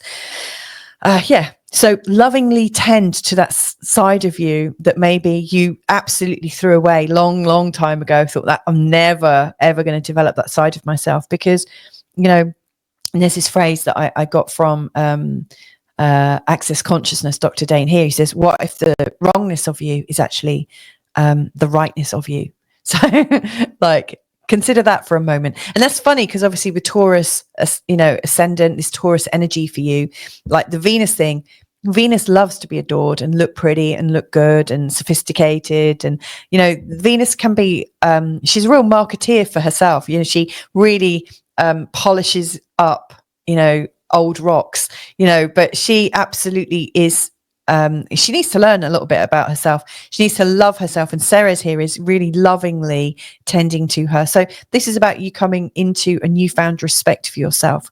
Now, I've spoken about Venus, Ceres and Pluto. By the way, there's a lot of power that's going to come from this, so, you won't have to be subjected. You won't have to find yourself underneath everyone else's power. By being yourself, you become your own power source. Isn't that amazing? So yeah, Mercury Cazimi, I've spoken about. Mars retrograde, then that's the sort of last piece to this puzzle. So Mars, he's going to go retrograde on the 6th. He's also in an opposition to this point as well. So you might find that what has prevented your stunning big reveal from coming out is like Mars in the background, especially now, is really trying to hold on tight to those family secrets, those embarrassing moments, and you might also get very, very conscious of how in the past there was a strong concerted effort to keep you in a certain way, like this strong piece of action, this Mars action, absolutely. Almost like it was boundaried. Now, as Mars goes retrograde, those boundaries are coming down. You don't have as much fight to hold those boundaries up. And one of the notes I've made is it's a bit like the cognitive dissonance, like Mars is absolutely ruling your physical boundaries and how you can assert yourself and protect yourself. And of course, why wouldn't you? I'm sure Ugly Betty would have had some defenses up, early on. But we also have cognitive dissonance. So when we've got a highly defensive mechanism around us, we also deflect any information that might prove otherwise, that might prove that our defenses aren't real or needed or justified. And so we get this like cognitive dissonance where we can't even see the incoming information that would prove otherwise. It literally doesn't exist for us. We absolutely kind of disown it. It doesn't come near us. But as Mars is going retrograde, I think this cognitive dissonance is going to drop. It leaves the building. So you can't even defend yourself from things that might change your mind anymore. And so I think, the defenses from being yourself are going to come crashing down, and it's going to free you. So I'm excited. Now, Mars is going retrograde until February the 24th. It's also a time when, you're going on a bit of an inquiry about your like social attributes, which is kind of interesting because Mars is taking action, so you're taking internal action about how you feel around friends and stuff. Now, Saturn up here is also doing something in terms of friends and networks and communities. And so Saturn's trying to hold everything together so that you don't reveal how geeky or weird or wonderful you are. And yet Mars down here is saying, oh, that's what you think. And Mars is checking it out. It's taking internalized action. So yeah, things are going to change. One thing is for sure, that this central point in the middle is probably the best point of all. So anytime you're feeling flustered, out of control, like you can't cope, like center yourself, take in a deep breath and a few more maybe to calm you down. But then ask yourself, which part of you is doing the speedy thing, which part of you is getting flustered, which part of you is pressured right now. And then when you get that sort of intel as to who's wagging your tail right now, then you can say, okay, so this is like a program. This is something I'm doing to myself. So it's like, allow everything to drop away, and boy, oh boy, are you going to be revealing yourself. I think that's great. So anyway, have a great one. If I can be of any help, get in touch. But yeah, have a great week ahead and catch up with you real soon. Bye for now. Hey there, Gemini. So this is a forecast for you, taking you from Monday, the 2nd of December, right the way through to Sunday, the 8th of December. Now, if you've had a chance to look at my December forecast, like for the whole month, you might have noticed that the weeks in December are a little bit lopsided. So the first week of December is the one where loads of stuff's going on, and then the last week also has a lot of transformation in, but the two in the middle seem to kind of ease off somewhat. So this is a high pressured week. Now, if you do want a day by day understanding of this week ahead, check out the day-to-day forecast earlier in this video, because I detail that a lot more for you. Now, in this forecast, what I'm going to be talking about is the effects of this particular T-square that's coming in, why that's important. I'm going to talk about the phase of the moon that we're in and how that's moving. Also, about Venus in a conjunction with Ceres and Pluto at 0 degrees in the sign of Aquarius. That's big. I'm very helpful to you, by the way. And also Mars going retrograde. Like, he's in opposition to this point, incidentally. It just so happens to be like that. And also Mercury Cazimi that's popping in to say hello. So there's a lot going on. Now, I think, given that you're a Gemini and you're ruled by Mercury, I'm going to start with Mercury Cazimi because, and I'm not explaining the whole Cazimi in this bit, but I've got a Mercury Cazimi 2024 video that I released in February, and I detail in particular this Cazimi right at the end of the forecast, really talking about how you might use it. And I've spoken quite a bit in the Mercury Cazimi chapter earlier in this video. In fact, I give the times of when the exact Cazimi happens for you in 5 different time zones, and hopefully that will cover yours if I've calculated that in my head right. So it's a 5.5 hour window with this Cazimi. Now, the Cazimi is a moment where your ruling planet Mercury is absolutely kind of the light is shone right through it, and your communications, your ability to sort of have a flash of insight, things start moving in the realm of mind. Now, for you in particular, Mercury's retrograde.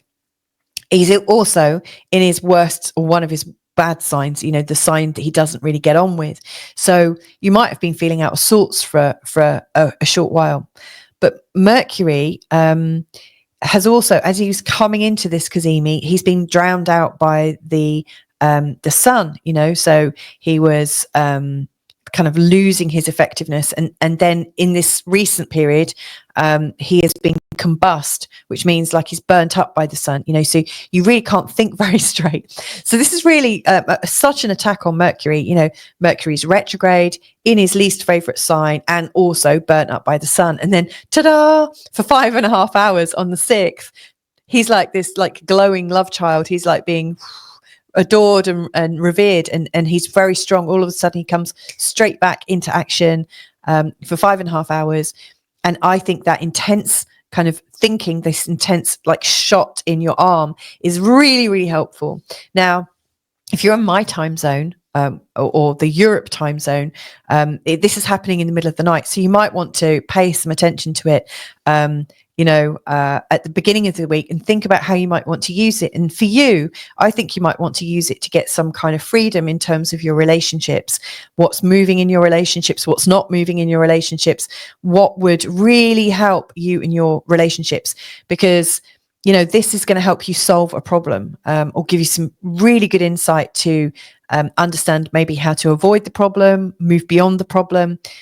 This could get things moving. Now, it's not just that. This position of Mercury Cazimi is also aligned with the Great Attractor out in the far recess of space.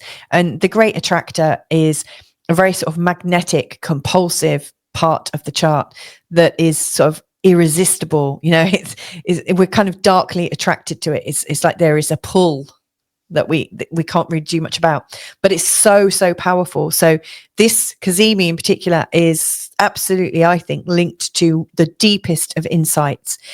And if you look back in the earlier part of this video as well, I also talk about the Sabian symbol attached to this Mercury Cazimi. And it's really about helping you find your answers in plain sight and to stop going round and round in this kind of groundhog day of thinking in terms of your relationship. So there is a potentially strong shift just coming up. So it's worth checking that out. But this T-square, of which this Mercury Cazimi, i.e. Mercury and the sun together, it's intense. All T-squares bring up a very strong sense of frustration. And so I just want to sort of draw out where this frustration is taking place and how you might handle it.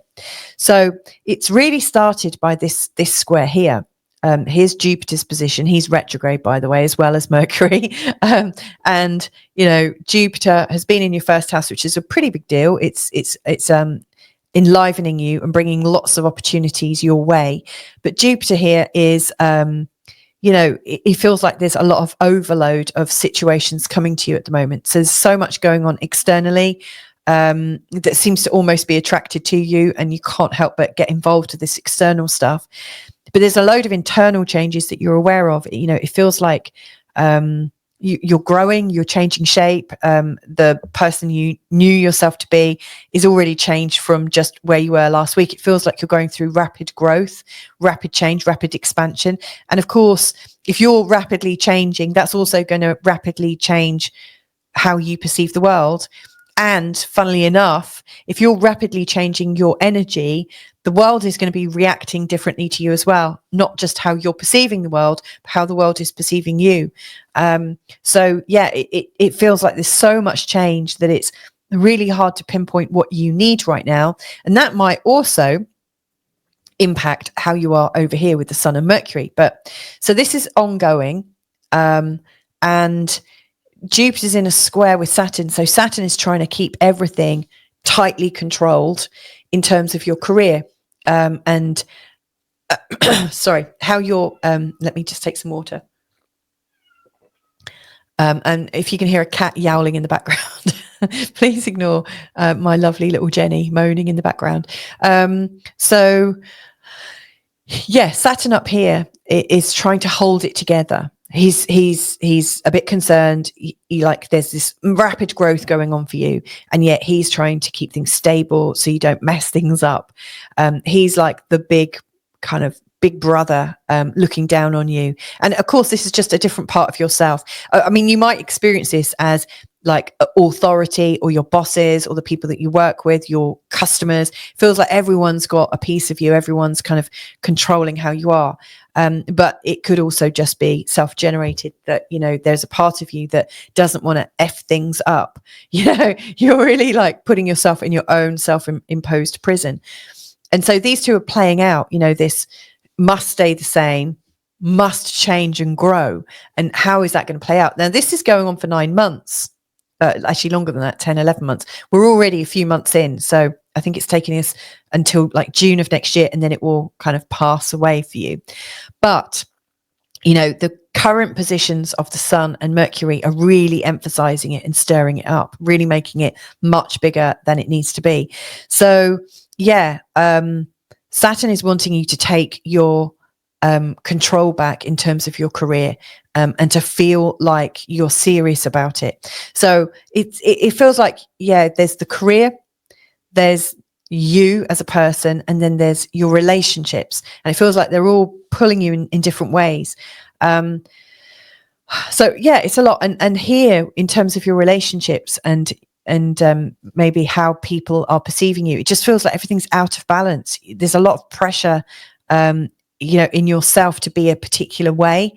And you're probably feeling a little bit flustered, you know, here, and possibly feeling a little bit like you've been made wrong somehow, you know, that maybe you're not good enough somehow. You know, Saturn here is really holding you up to a particular view. But again, look and find, how have I created this for myself? You know, people might not be holding you to these high expectations. You might think that they're expecting this, but this may well be like part of your problem. This might be something that comes up again and again and again, that you're overemphasizing your role in things and how important it is that you have to do this, and this.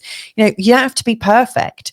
And in fact, this might be the thing that really comes out with this Mercury Cazimi. You might realize, Christ, people just want to relate to me as another human being. People don't want me to be perfect. People want me to be more like them. So, you need to take the pressure off as soon as you can, because actually this strong controlling aspect of how you're seen could work negatively towards you. So finding some balance would be good. Now, this is also very important, and I said it at the start, you know, Venus, Ceres, Pluto in a conjunction. I see this as the birthing of a new, deeper trust in yourself. You know, Pluto's transformative, but he's also a controller. But Pluto will use all sorts of manipulations to get his own way and to assert control over you, including sort of self-sabotage and things like that. But Pluto might be showing where you've got some part of yourself, really strong, dynamic part of yourself, locked away, bound somehow. And Ceres here is here to kind of nurture that side out of you and reassure you, kind of mother you. And Venus is really trying to love you. I really see that there are hidden aspects of yourself that are dynamically coming forward right now, that you're ready to reveal and relieve from their position of being hidden underground. So my invitation to you is, what have you buried about yourself? Like, what have you been so ashamed of? What have you buried about yourself? What part of yourself can you not look at all? And how can you start to reveal that? How can you start to bring that in? Now, this is really coming into this area here, which might have to do with studying at a higher level.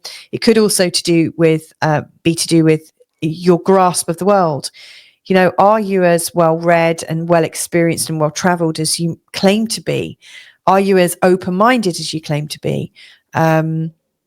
Or is there like an inner geek that you've hidden about yourself that absolutely wants to explore the world in a much deeper way, but you've kept that repressed?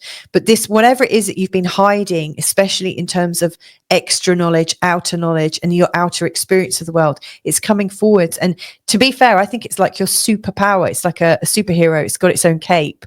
And I don't know what Venus, Ceres, and Pluto what they would look like merged together on your cape as a kind of symbol of who you are, but there is something about you that you might have discounted, that it's time for it to come out now, and it's going to help you explore the world in a much deeper way. And again, has this got to do with your confidence to be yourself? I suspect it has. So you don't have to be so perfect. In fact, really what you're needing to do right now is to just explore the world in the way that you want to. And the more you do that, actually, the more people like you and the more things start to work out. Funny that.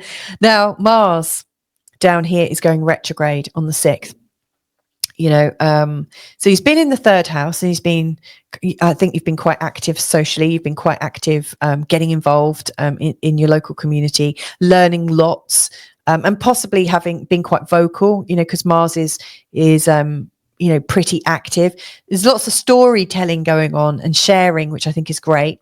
But he's about to go retrograde. And as he goes retrograde, I really think any barriers that you've put in place to protect you from uncomfortable things socially, and other people's views, and where you might need to learn something that you should already know, you may be feeling a bit embarrassed about it. Like the barriers are coming down, as Mars goes retrograde, it's hard to maintain our boundaries and our barriers. And so the cognitive dissonance, which we can normally maintain, i.e. if anything comes in that could prove you wrong or prove something right, it automatically gets filtered out, deflected. You're shielded from all of this extra stuff.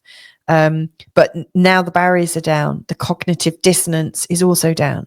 So you might be learning more about how you actually are socially, what your role is socially.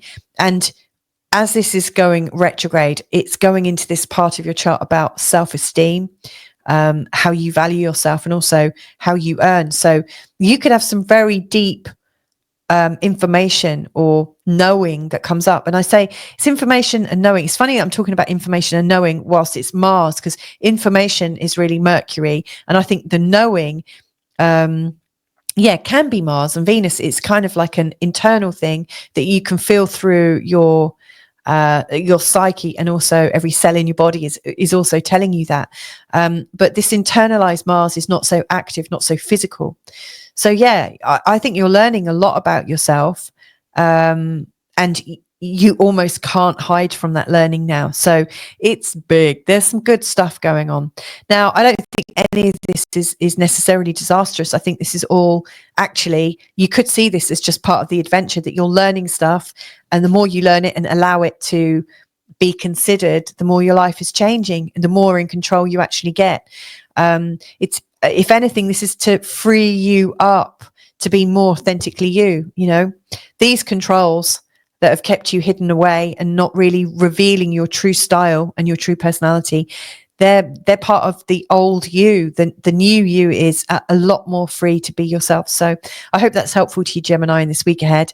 Have a great one. If I can be of help, just get in touch. But I think there's a lot of change coming on, and I think it's going to be great. And just as a little heads up, on the 15th, so we've still got a while to go, a good couple of weeks, there's going to be the full moon in Gemini in your own sign. So I would, if I was in your shoes, start exploring some of this now, because the full moon could really bring it up. It could be very helpful to you, but get moving on some of this. Let some of your barriers down, and see what this Mercury Cazimi brings up. I think that's good. So if I was in your shoes, I would check out that Mercury Cazimi chapter from earlier. But anyway, have a good one and speak to you real soon. Bye for now.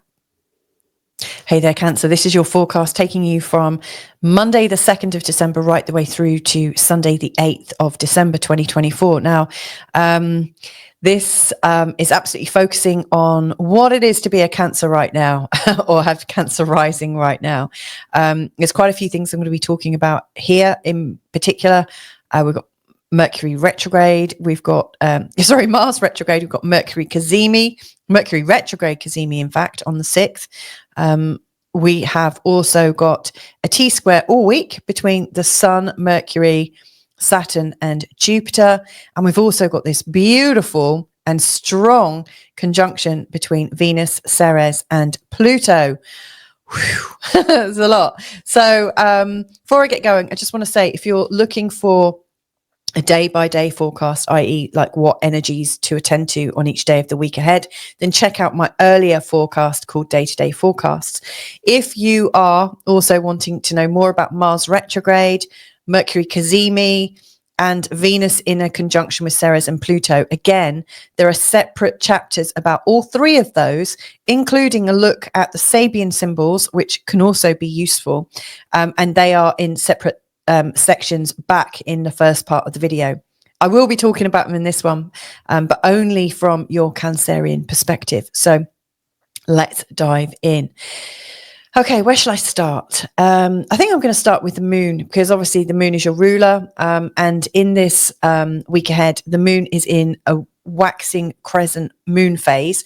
To me, what that is representing is the fact that it's time to accept that there is a nice new growth coming. A nice new growth pattern is coming forwards, but it's not a time to push. Really not a time to push. It's a time to recognize you've already sown your seeds. And hold the energy of what it is that you're wanting to bring forwards, and just see what is happening. You know, what is alchemizing right now for you. You know, are there little signs that come up in this week ahead? It's time for gentle movement forwards. So for instance, like if you've got a new idea on how you want to be in particular in this month ahead, a lot of people, use intentions around the times of the new moons and full moons. I specifically like these new moon ones. But what you might find useful is just to watch how your internal state is changing in this week ahead. From the beginning of next week, that's the time when you'll start to physically do things to make your intentions come alive. But right now it's getting your mind in place to do that. So it's quite dreamy, and the moon is going from Sagittarius, which dreams big, right the way through to Pisces, which dreams in a kind of vague but persistent and beautiful way, very imaginative and intuitive way. So that's like the background to this week ahead. Also in the background this week is this continuous T-square. Now, in fact, this continuous T-square is actually going to turn into a grand cross at some point this month. So this square is really, in the background all the time. It's here for 9-10 months. We're already a few months in, so I'm going to be talking about Saturn and Jupiter and their ongoing energies. I have done a video about Saturn and Jupiter with an actual forecast for you, so you can also check that out. But in this month ahead, this particular T-square into Grand Cross is an ongoing energy all month, and right at the end of the month, it starts to ease off. So yeah, the Saturn and Jupiter energies right now are coming into force quite markedly. And so what's happening here? You've got Jupiter, which ordinarily is wanting you to expand and learn and go on a great adventure and to be hopeful and optimistic. Well, he's currently in a part of your chart that is really associated with what you don't know, what you might sense but can't really articulate or put your finger on it. It's quite a secretive part of your chart, where all your old programs and your inner programs that your mind's working on all the time. I really see it almost like a sort of brain or nerve center. It's kind of what's going on in your consciousness.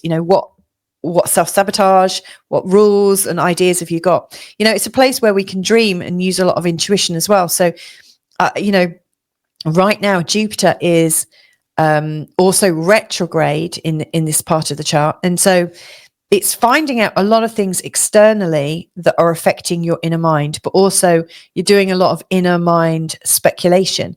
Jupiter here is bringing up a lot. So you may well have come up close and personal to your fears recently, because fears are absolutely something that's caught in this part of the chart. You might have come across, your own sort of like inner ego kind of battles. You might have become conscious of where you're self-sabotaging, or found yourself in these old patterns again that have come up quite surprisingly. Jupiter here, what I really see him doing, it's like he's digging in. But not digging in a kind of somber way. I'm seeing him digging in almost like a child on the beach with a bucket and a spade. It's kind of digging furiously, seeing what comes up, flicking it over his back, flicking it over somebody trying to relax on the beach, flicking sand everywhere. Jupiter's like clumsily bringing a lot of stuff into your awareness that has been residing there for a long time. Almost, like back in the times of the COVID narrative, the idea that we might have like this thing that we can test for. We don't have any symptoms, but it's somewhere in our body, and Jupiter's like furiously trying to dig it up and find it. So Jupiter here is absolutely having a good dig around your unconscious mind, and that can really bring in some revelations, which can be useful, but it can bring up some stuff you probably aren't ready or wanting to see or understand. And of course, as your inner world is changing, the outer world is also changing. So there's that energy going on. Then there's Saturn over here in the 9th house, which funnily enough is also on a bit of a fact find, but Saturn likes to control, contain and manage and put rules in place. So he's doing it slightly differently. He's putting rules and boundaries in place about how you interact in the outer world. So in your inner world right now, there's this kind of furious expansion, and you're expanding inwardly as Jupiter digs into the sand of your mind. And Saturn over here is saying, okay, let's look at over there. Let's formally pick up this book. Let's listen to this podcast. Let's do this course.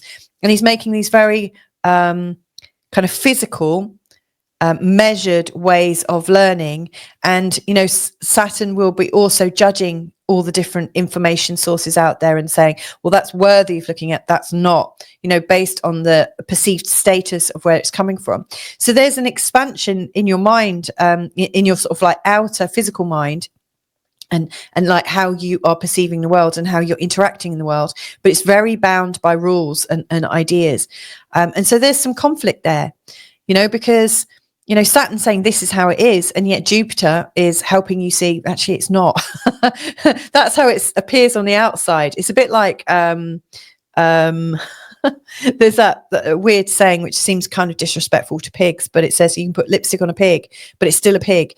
So like Saturn is trying to contain how everything looks from the outside, in terms of what and what your views are, and yet inside there's something much bigger that really can't be hidden. And so maybe that's not a great analogy, but what I almost feel as I say that is the real situation that's hidden and it's trying to be contained. I'm seeing it like a ball. Maybe it's because I've made a beach analogy, but it's like a beach ball. It's getting bigger and bigger. It's almost like it's inflating. Like everything that you're learning about right now that's coming to you, it's getting out of control. It's like, wow, I didn't see that coming. Wow, where did that come from? It's huge, and it can be quite destabilizing. It really feels like there's so much going on in the world that you can't quite keep up. And here's where it gets even more interesting, because there's this Mercury Cazimi that's happening on the 6th. If you want the exact times, there's a sort of window of when this Cazimi is happening. It's about 5.5 hours. In the earlier chapter called Mercury Cazimi, I put in those times so you can check it out across 5 time zones. If you're not covered in that, you can, you can find these times with your time zone quite easily. But the Mercury Cazimi, either side of it, our functioning Mercury energy is not very strong. Mercury's retrograde, like here, Mercury's retrograde, he's in his worst sign. And he's also so close to the sun that we really can't hear our rational mind at all at the moment. It seems that, we've got a very sort of intuitive mind going on here, and also very intuitive expansion here. It's almost like Mercury and Jupiter are actually working together, even though they're in opposition to each other. It's kind of comical right now. But Mercury, when he comes into the exact moment of this Cazimi, all of a sudden it's like, whoa, I've got my mind back. I can think things through. And it's a time for a real big like some big life-changing, pivotal thoughts are coming out. And I say pivotal quite purposefully, because where this Cazimi is happening is at 14 degrees in the sign of Sagittarius, which is where the great attractor, out in the far recesses of space, the great attractor, which has the strongest field ever, is like pulling all the galaxies into its energy fields and kind of sucking them up. Mercury is aligned to this.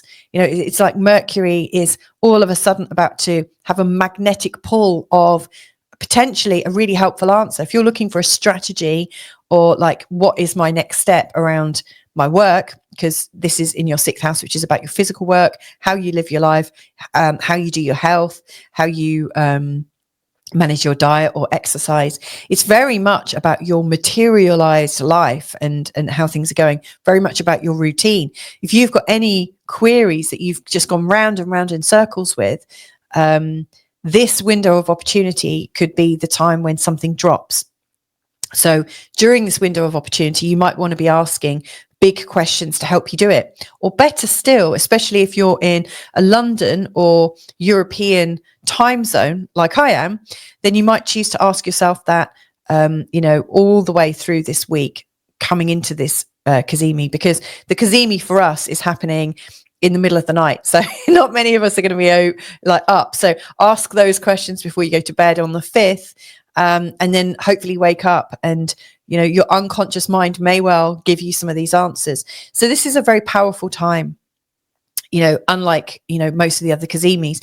And if you do want to know more about Cazimis, please do check out my Cazimi video that I released in February, which is talking about this particular Cazimi right now.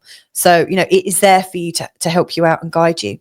So this could really help you find an answer. But aside from the Cazimi, with the Sun and Mercury here, in their square to Saturn, they often feel like we're not so confident about ourselves, not so confident about our minds, maybe not feeling very good, especially, Saturn here, I suspect we are feeling like we're wanting for more knowledge and experience, like maybe we don't have quite what it takes to be able to do what we need to do.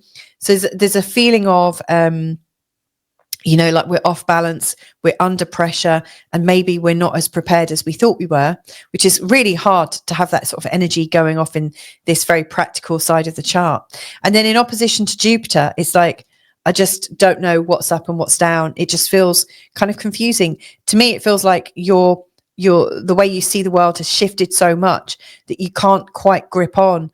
And in fact, I was talking about Sedna recently with a man called Alan Clay from the Dwarf Planet University. It's worth having a check out of that. But Sedna, the story is like Sedna is thrown overboard by her dad, and she's holding onto the boat. It's kind of gruesome. And he cuts off her fingers so that she doesn't capsize the boat and she goes down. And that sounds gruesome. I'm not suggesting that's going to happen anywhere in your life at all. But the whole idea of what she's gripping onto things to stay alive, to stay the same, to stay set and certain. And actually, the real message of Sedna, who is changing signs right now, is that Sedna is there to help us. She's giving us a push into our spiritual energy. It's like she's helping us really hone in on what we are here to do, what our soul is yearning for, like most deeply. So, if you feel like you're losing it all right now and just trying to grab on and know what's what, remember, like, that grabbing on is just to keep your reality the same. But life is showing you that there's a new possibility. And of course, for a Cancer with pincers, that's kind of hard to manage. Now, one of the things that I think is useful, and I really want to emphasize this, is we've got this beautiful area here where we've got Venus, Pluto and Ceres all at 0 degrees on the 7th in the sign of Aquarius. Now, it's really unusual that we would get 3 planets all exactly at the same space at the same time. It's really, really tight in that respect. But what's more surprising is that we're all at 0 degrees in the sign of Aquarius, which is a very highlighted degree right now. A, because Pluto's there, but B, because Jupiter and Saturn, when they last came together in a conjunction, they came together on this spot, where the grand conjunction happens, or the great conjunction between Saturn and Jupiter. It always marks a really important part in our history and the future for the next 20-year cycle. So something is coming up that is helping us embody some of those energies for us. So for instance, where is 0 degrees Aquarius in your chart? What are you bringing into your world in this next 20-year period? We're already 4 years in. So to me, it feels like you're getting like something is coming up to help you move forwards exponentially on your, and you might not have a conscious 20-year plan. And again, you know, we're talking 16 years from now. You know, I don't know where you want to be in 16 years time, but whatever is going on right now could really help you in that direction. And when I think about Venus, Ceres and Pluto together, I really see that it's about helping you to trust yourself more. And because you trust yourself more, you're able to trust others more. Because if you don't trust yourself, how the hell can you trust others? You just can't. You know, trust is something that I think is a quality that you build in yourself. And sorry, I'm losing my voice. You know, it's important that, you know, I see it as we are finding a newfound respect for ourselves. Now, how do we do that? I think with Pluto being kind of loved by Venus and also Ceres in this place, hidden aspects of ourselves that we've buried, you know, Pluto is absolutely about burying things. Pluto is the god of the underworld. So, you know, in the rich soil of our past and our stories of the past, something that we've buried about ourselves or hidden, deliberately hidden, maybe something we feel embarrassed about. It's being loved, it's being nurtured, you know, and if it's like a seed in the ground, Ceres will bring it out. Like Ceres has so many, you know, she has such a role in agriculture. So it's like the shameful seeds, the hidden seeds, the things that we can't put our attention on are being nurtured into life and being brought up, almost like brought from the dead. It's like they're raising the dead personalities or ideas of yourself that you thought were long gone and discarded and maybe purposefully discarded. And yet Venus is also here loving it and saying, awaken, you're meant to be here. Like lovingly tending to a side of yourself that has been shut down. That's why I'm saying it's a newfound respect. Now, it's also in this part of your chart, which is, again, about the hidden, the secret. It's about moving you from one stage of life to another with these rites of passage. You know, like you might be going through a change of sorts. You know, like how a child goes into puberty, or someone around my age might be heading into menopause. Or, you know, you might be coming up to retirement, or you might be getting your first house, or you might be about to get married or become a parent. You know, there are all these very specific, or you might be coming out about something. You know, there are all these specific stories about ourselves that are like a rite of passage. They're a line in the sand, and we step over that line, we cross over that line, and we come into a new vision of ourselves. So this is a very, very important juncture in your life. This conjunction is important. So one of the things, and I shared it in a different forecast, but Access Consciousness and Dr. Dane here, he talks about what if the wrongness of you is actually the rightness of you. So I actually think something that you've held as wrong, and it might be like, for instance, you know, I'm about to turn 50, you know, in a couple of weeks' time, and I've held that in my head as, oh my God, I'm going to be so old. And sorry if you're in your 50s or above, you know, I'm not cussing you or anything, but to me, it's felt like a milestone that I've really wanted to avoid facing. And just in these recent weeks, I'm starting to realize, well, it's an honor to be healthy and fit and happy and to move into that next stage. And I wonder what that stage is going to entail. You know, there is a loss of who you are in some respect, but then there is a change. You're coming into a whole new version of yourself. So, you know, where are you embarrassed or shamed, or like, where do you think you're wrong? Like, you know, I've been holding aging as being wrong for myself, which is ridiculous actually, because it's one of the only constants that we've got, you know. So like, what if the wrongness of you is actually the rightness of you? And so this conjunction, I think, could set off a whole new wave of thinking, and hopefully as you lovingly tend to yourself, a newfound respect for who you really are in your entirety, like trust you, and then, you know, you can trust others so much more. And it gets even stronger because Mars, which is in opposition to this, you know, Mars is showing where we've got defenses against making this massive leap of faith. Mars is showing us where we can't leap forwards like that. And so Mars has these really good defenses, but he's going retrograde the day before this big conjunction. And when he goes retrograde, the defenses come down. Now, we all know what physical defenses are and our physical boundaries. And, people talk about, oh, you've crossed over a boundary there, and, oh, I need my space. And we have all these like words and phrases to help signpost to people to get away, back off. But we also have something called cognitive dissonance, and I love it. It's so funny because you never know you have it until you don't have it. But cognitive dissonance, I see as an almost invisible unknowing, so there is an invisible barrier that we have. So if anything comes in to prove our much defended belief systems, we cannot see it. We literally cannot see it. We cannot hear it. We cannot see it. We cannot experience it, because we've got like this invisible shield around us, stopping that coming in and stopping us from changing our way of being. Those fields are coming down, that cognitive dissonance with Mars going retrograde. Even though it's a mental, spiritual kind of construct, this cognitive dissonance, with Mars coming down, all defenses are down. It's really hard, and Mercury's also retrograde as well. So our thinking's different. Jupiter's, his thinking's different as well. So everything is different. We're not able to protect ourselves in the way that we might. And new thoughts are going to come in. And these new thoughts may well challenge what you already think about yourself and why you're here and who you are and stuff. So it's going to get interesting. He's coming into your sign. He's bringing you back to your roots so you can actually find out who you really are before he moves forward. So this is a big time for you. So an interesting week ahead. I hope that's helpful, giving you insight, Cancer. This is going to have, an impact for, really for the next couple of weeks. Or, they will be coming out of this conjunction, but the energy of it is still very valid. This T-square it's emerging and changing. But it's quite a core energy for the whole of December. If you do want more about December, check out the December forecast that I released yesterday. So I hope this is helpful for you, Cancer, in unpacking this week ahead. Lots and lots going on, lots to think about, but you've got this. You've actually got this. This is the time for you to trust in yourself more. So if I can be of any help, get in touch. But, hopefully this is helpful, and you have a great week, and I'll catch you real soon. Bye for now.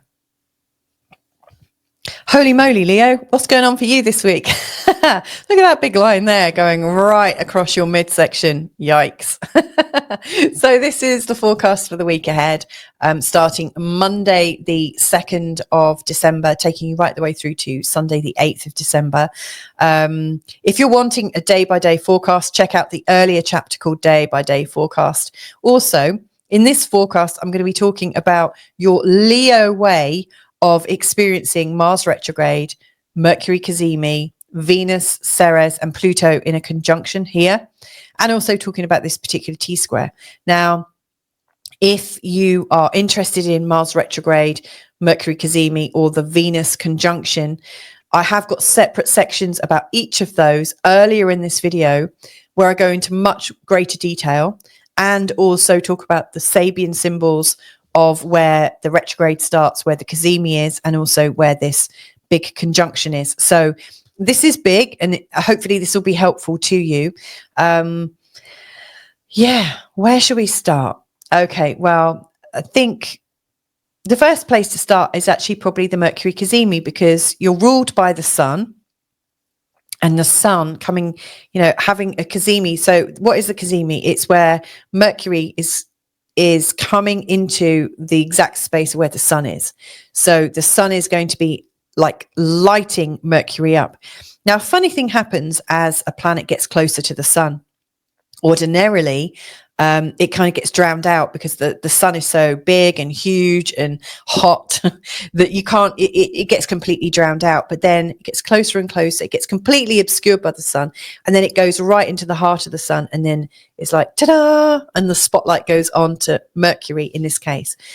And so there is a window of opportunity where Mercury is showcased by the sun's rays. And that's, this time around, it's 5.5 hours.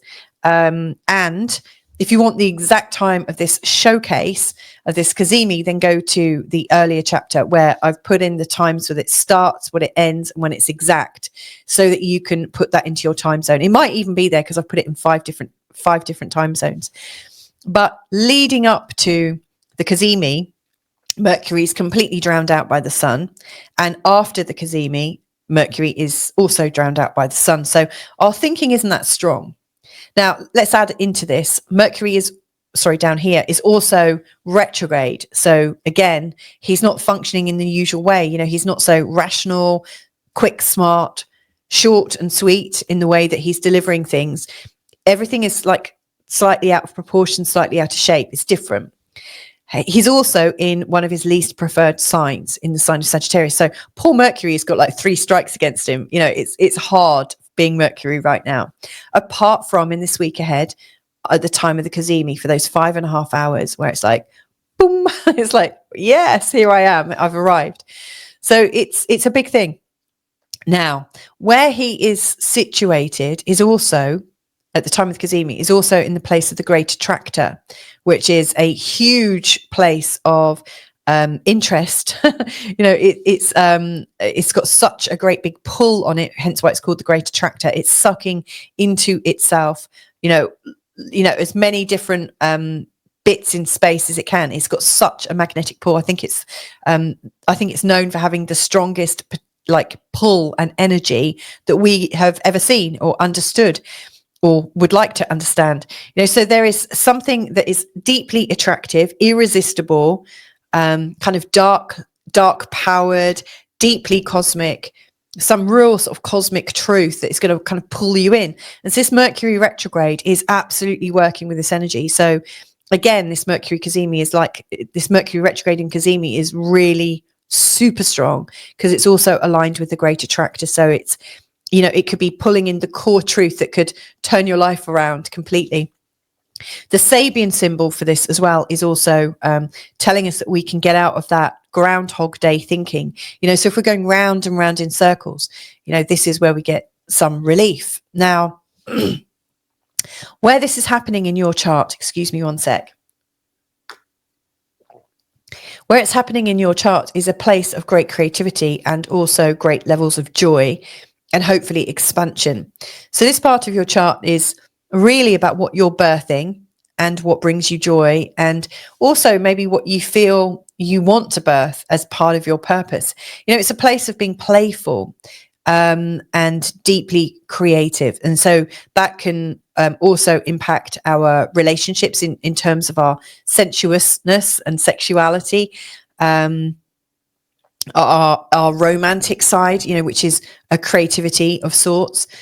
Might be what we do for a job. If we've got a passion type job, you know, how can I be more creative? But if you've got something going on about your creations, that also includes kids or wanting children and conception and stuff. If you've got something going round and round and round that you've not been able to solve for yourself, this Cazimi is worth paying some attention to. So, you know, leading up to it, start thinking, what is my round and round creative problem, my perennial problem that just I cannot seem to step out of? And really consider it as the Cazimi's coming in, see what happens, you know. And once you've done that, just don't focus on it, see what comes up. Remember, we're in the moon phase of growth now, but mysterious growth, sort of hidden growth. You know, the waxing crescent phase, the moon phase that we're in right now, is like we've already planted our seed. Now we're not supposed to do anything because the seed has got to do it and the soil has got to do it. So if you've created the right ground or the right energy of expectancy to have your answer, and you've planted your question, we now need to leave it and see what is generated. And you know, like in a week's time or so, things should start to show results, but you might get results sooner than that. So I think this is really strong. Now, this is also tied into this T-square energy here. Now, Saturn and Jupiter are kind of working in different directions with different things going on. And now the Sun and Mercury are also coming to play. So let's look at Jupiter. Hang on one sec. Jupiter retrograde in this part of your chart in the sign of Gemini is showing you a lot of stuff to do with your friendships, your networks, the things you're creating with other people, like what are you co-creating, also including the law of attraction. I see Jupiter as being very helpful in this part of your chart. So much being expanded, you know, so you're finding out stuff about your position with your friendships and what is possible with your friendships, what is possible for you to create with others, and also what are the problems with creating with others versus like creating on your own. This is the polarity here. But there's also some internal shifts going on, because Jupiter is expanding internally. He's retrograde right now, so it's like there's loads going on, loads of thoughts and feelings about your friendships, your networks, and where you belong. Are you in the right space right now? And then interestingly, Saturn here is thinking about concerns of your security, in particular your shared assets to do with other people. Maybe you own a house or have bills to pay that you share.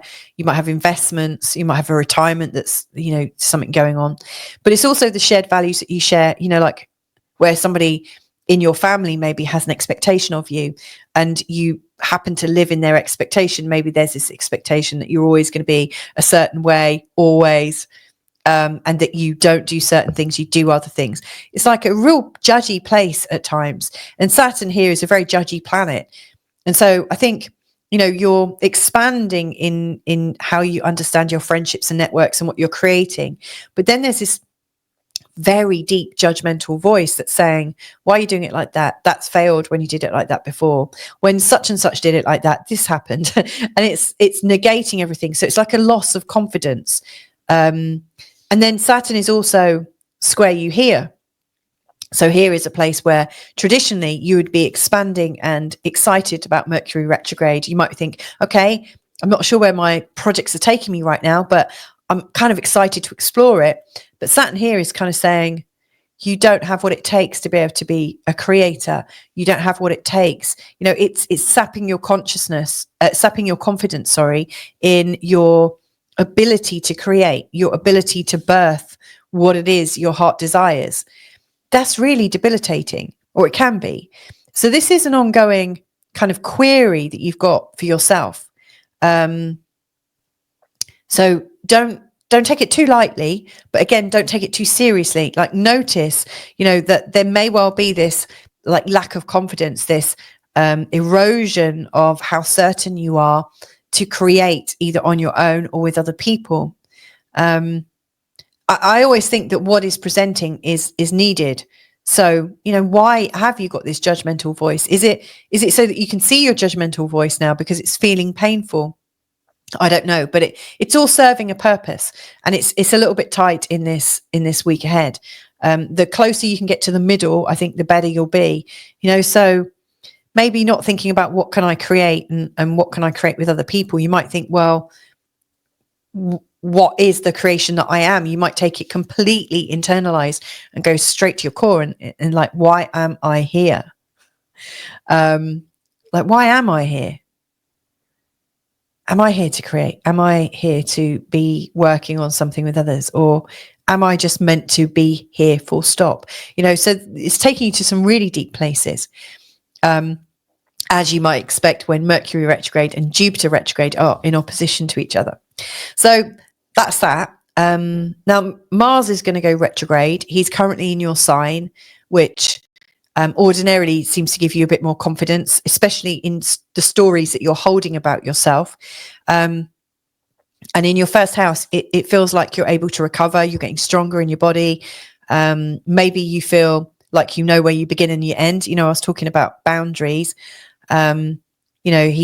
He's there. He's been showing you your boundaries, but he's about to go retrograde on the 6th and head back into the sign of Cancer, and also this very strong and kind of hidden part of your chart where all the mysteries of you exist.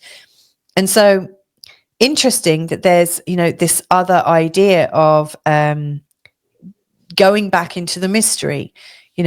Yes, I've got my stories about myself. Yes, I'm moving forwards. And it's like, no, you've got to turn around. You've left your keys at home or something, or you forgot to lock the door. So it's like, yeah, I'm just getting into my groove again. It's like, no, there's something else to do, something else to work on. During this time, you might not feel so physical because Mars retrograde, especially in this part of your chart, you might start to feel a bit out of sorts, a bit out of shape, not full of energy. And if that's so, then, focus your energy on nutritive and stabilizing things. So maybe you're not working out, but maybe you could go and get some kind of treatment, go to an osteopath or a chiropractor or a holistic, like a kinesiologist, an integrative health professional. Start balancing and working on the internal your internal strength, because like strength with no internal strong core is just superficial. You really want to build it inside. And so I think this is your invitation to go inside and come out of this retrograde much stronger, much more fit and ready to move forwards. So the last thing I want to talk about, and this is right on your descendant, right on that point of Pluto. Now, we've got Venus and Ceres coming into a conjunction with Pluto on the 7th. They're already in a conjunction. They've already been moving together for a short while, but they're all going to be exact 0 degrees in the sign of Aquarius on the 7th. So what does that mean? Well, I really see this energy as encouraging you to trust yourself at a much deeper level. Pluto, I think, shows what's hidden and where we're trying to be powerful about something, but maybe where we've hidden or suppressed our power, or hidden something that might bring us into power, because actually sometimes our unconscious mind self-sabotages us, so we never realize how brilliant we are, because the fear associated with it may well contradict one of your internal rules that you've got playing out. So Pluto often shows us our hidden aspects that may want to be revealed. And then Ceres, she's like a nurturer. She's kind of drawing it up. So if you think of a seed being planted in the soil, which is perfect really for this time of the month, we've just literally had the new moon energy on the 1st of December. So we've planted our seed, and it's in the Pluto rich soil, the underground that he rules. And Ceres works with seeds, so she is like helping the soil. She's kind of saying, oh, there, seed, come on, you can come out. And it comes out, and Venus is also showering loads of love over it. I think this is a time for you to lovingly tend to those parts of yourself that you've hidden, that you couldn't acknowledge, that you were not prepared to acknowledge, and maybe that you've discounted because you think that they're not going to powerfully change your life. And yet what I think about this is the thing that is going to make you more powerful. The thing that you've run away from, the thing that you've buried and forgotten about, the thing that you killed off about yourself, maybe the thing that you thought was the wrongness of you. And this is, I'm going to quote Dane here, Dr. Dane here from Access Consciousness. He has this great question, and it's, what if the wrongness of you is the rightness of you? And I think this is what this conjunction is all about. You're going to lovingly come across a part of yourself that you consider to be wrong. And it might be something to do with your appearance. It might be something to do with something you've done in the past.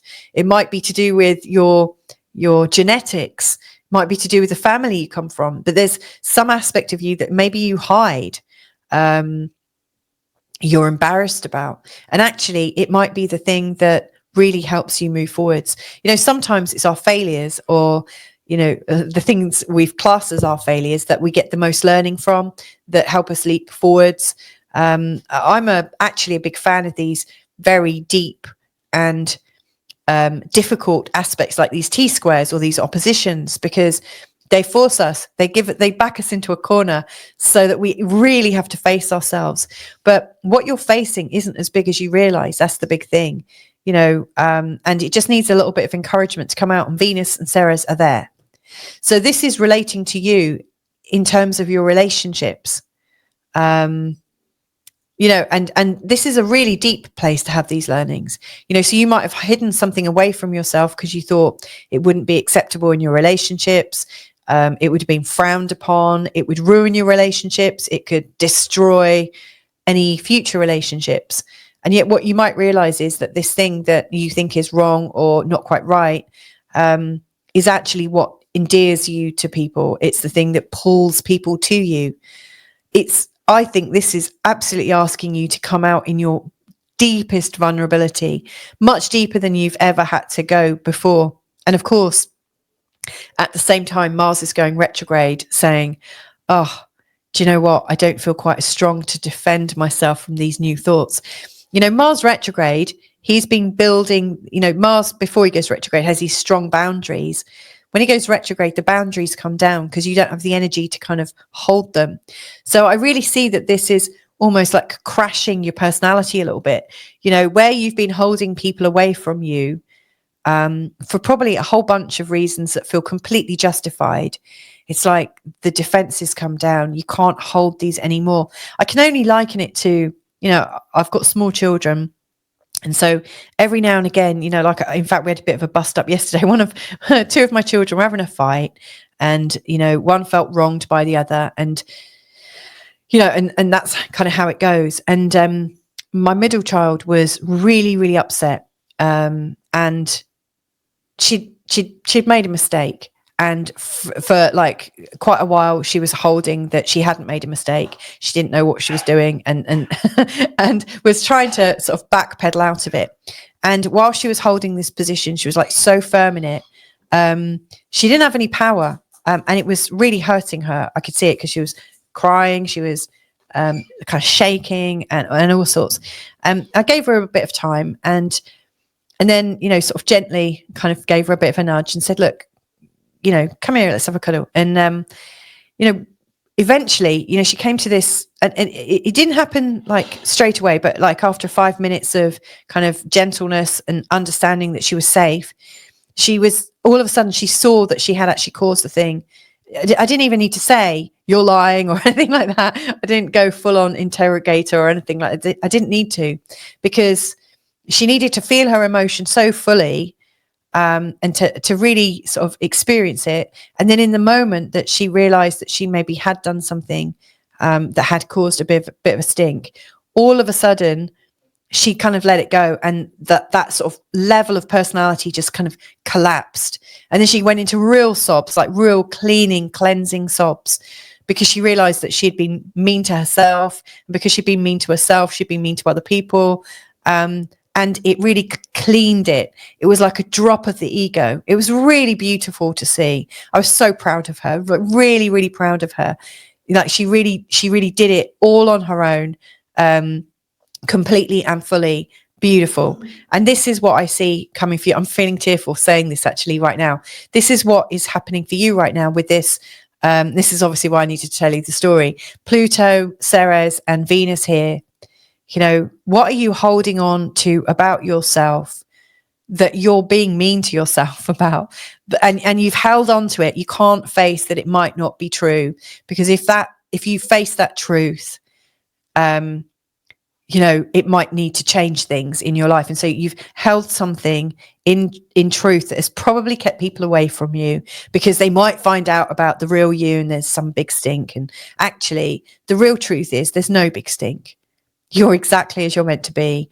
And the sooner you allow that to happen, real, true magic is going to come out. And hallelujah for that. I just feel, I feel very moved by this one. I might need to stop now and go and have a sob. So anyway, there you go. I hope that's helpful. I need to go because I'm welling up. So have a good week ahead. I hope this is useful for you. Yeah, loads of love to you, and check in another time and there'll be another forecast for you. So lots of love. Bye for now. Hey there, Virgo. So this is my forecast taking you from Monday, the 2nd of December, right the way through to Sunday, the 8th of December. Almost forgot that then.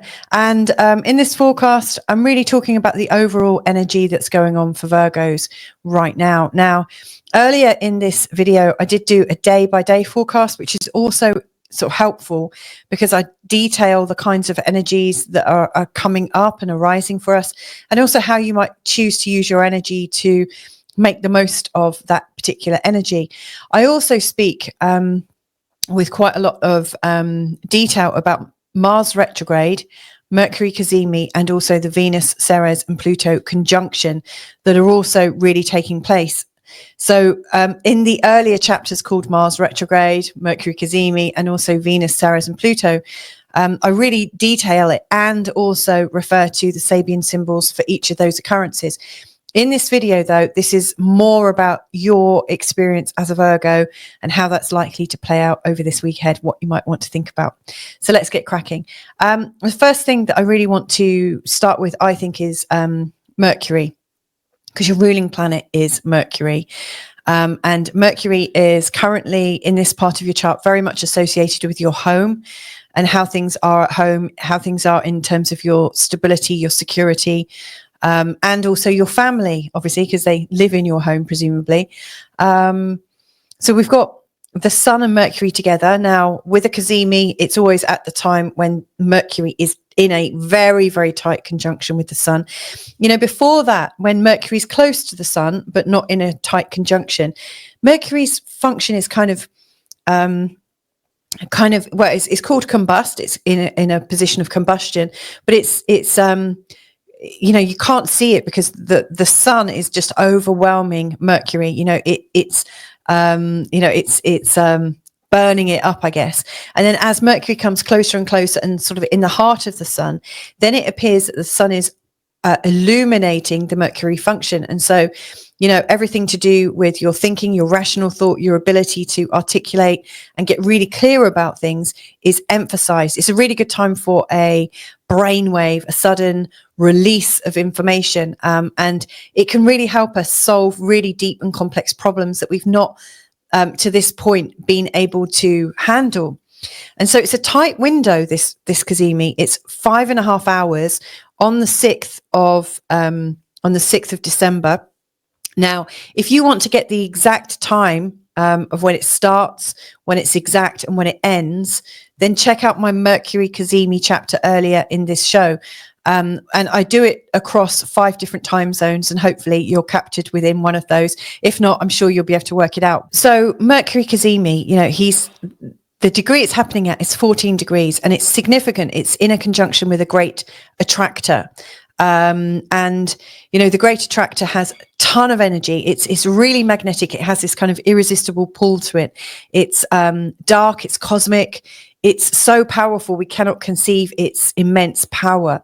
And so there is something about this Cazimi that could draw up some very cosmic, deep truths for you that you are able to resolve something. Also with this Mercury Cazimi, the Sabian symbol for it at 14 degrees in the sign of Sagittarius.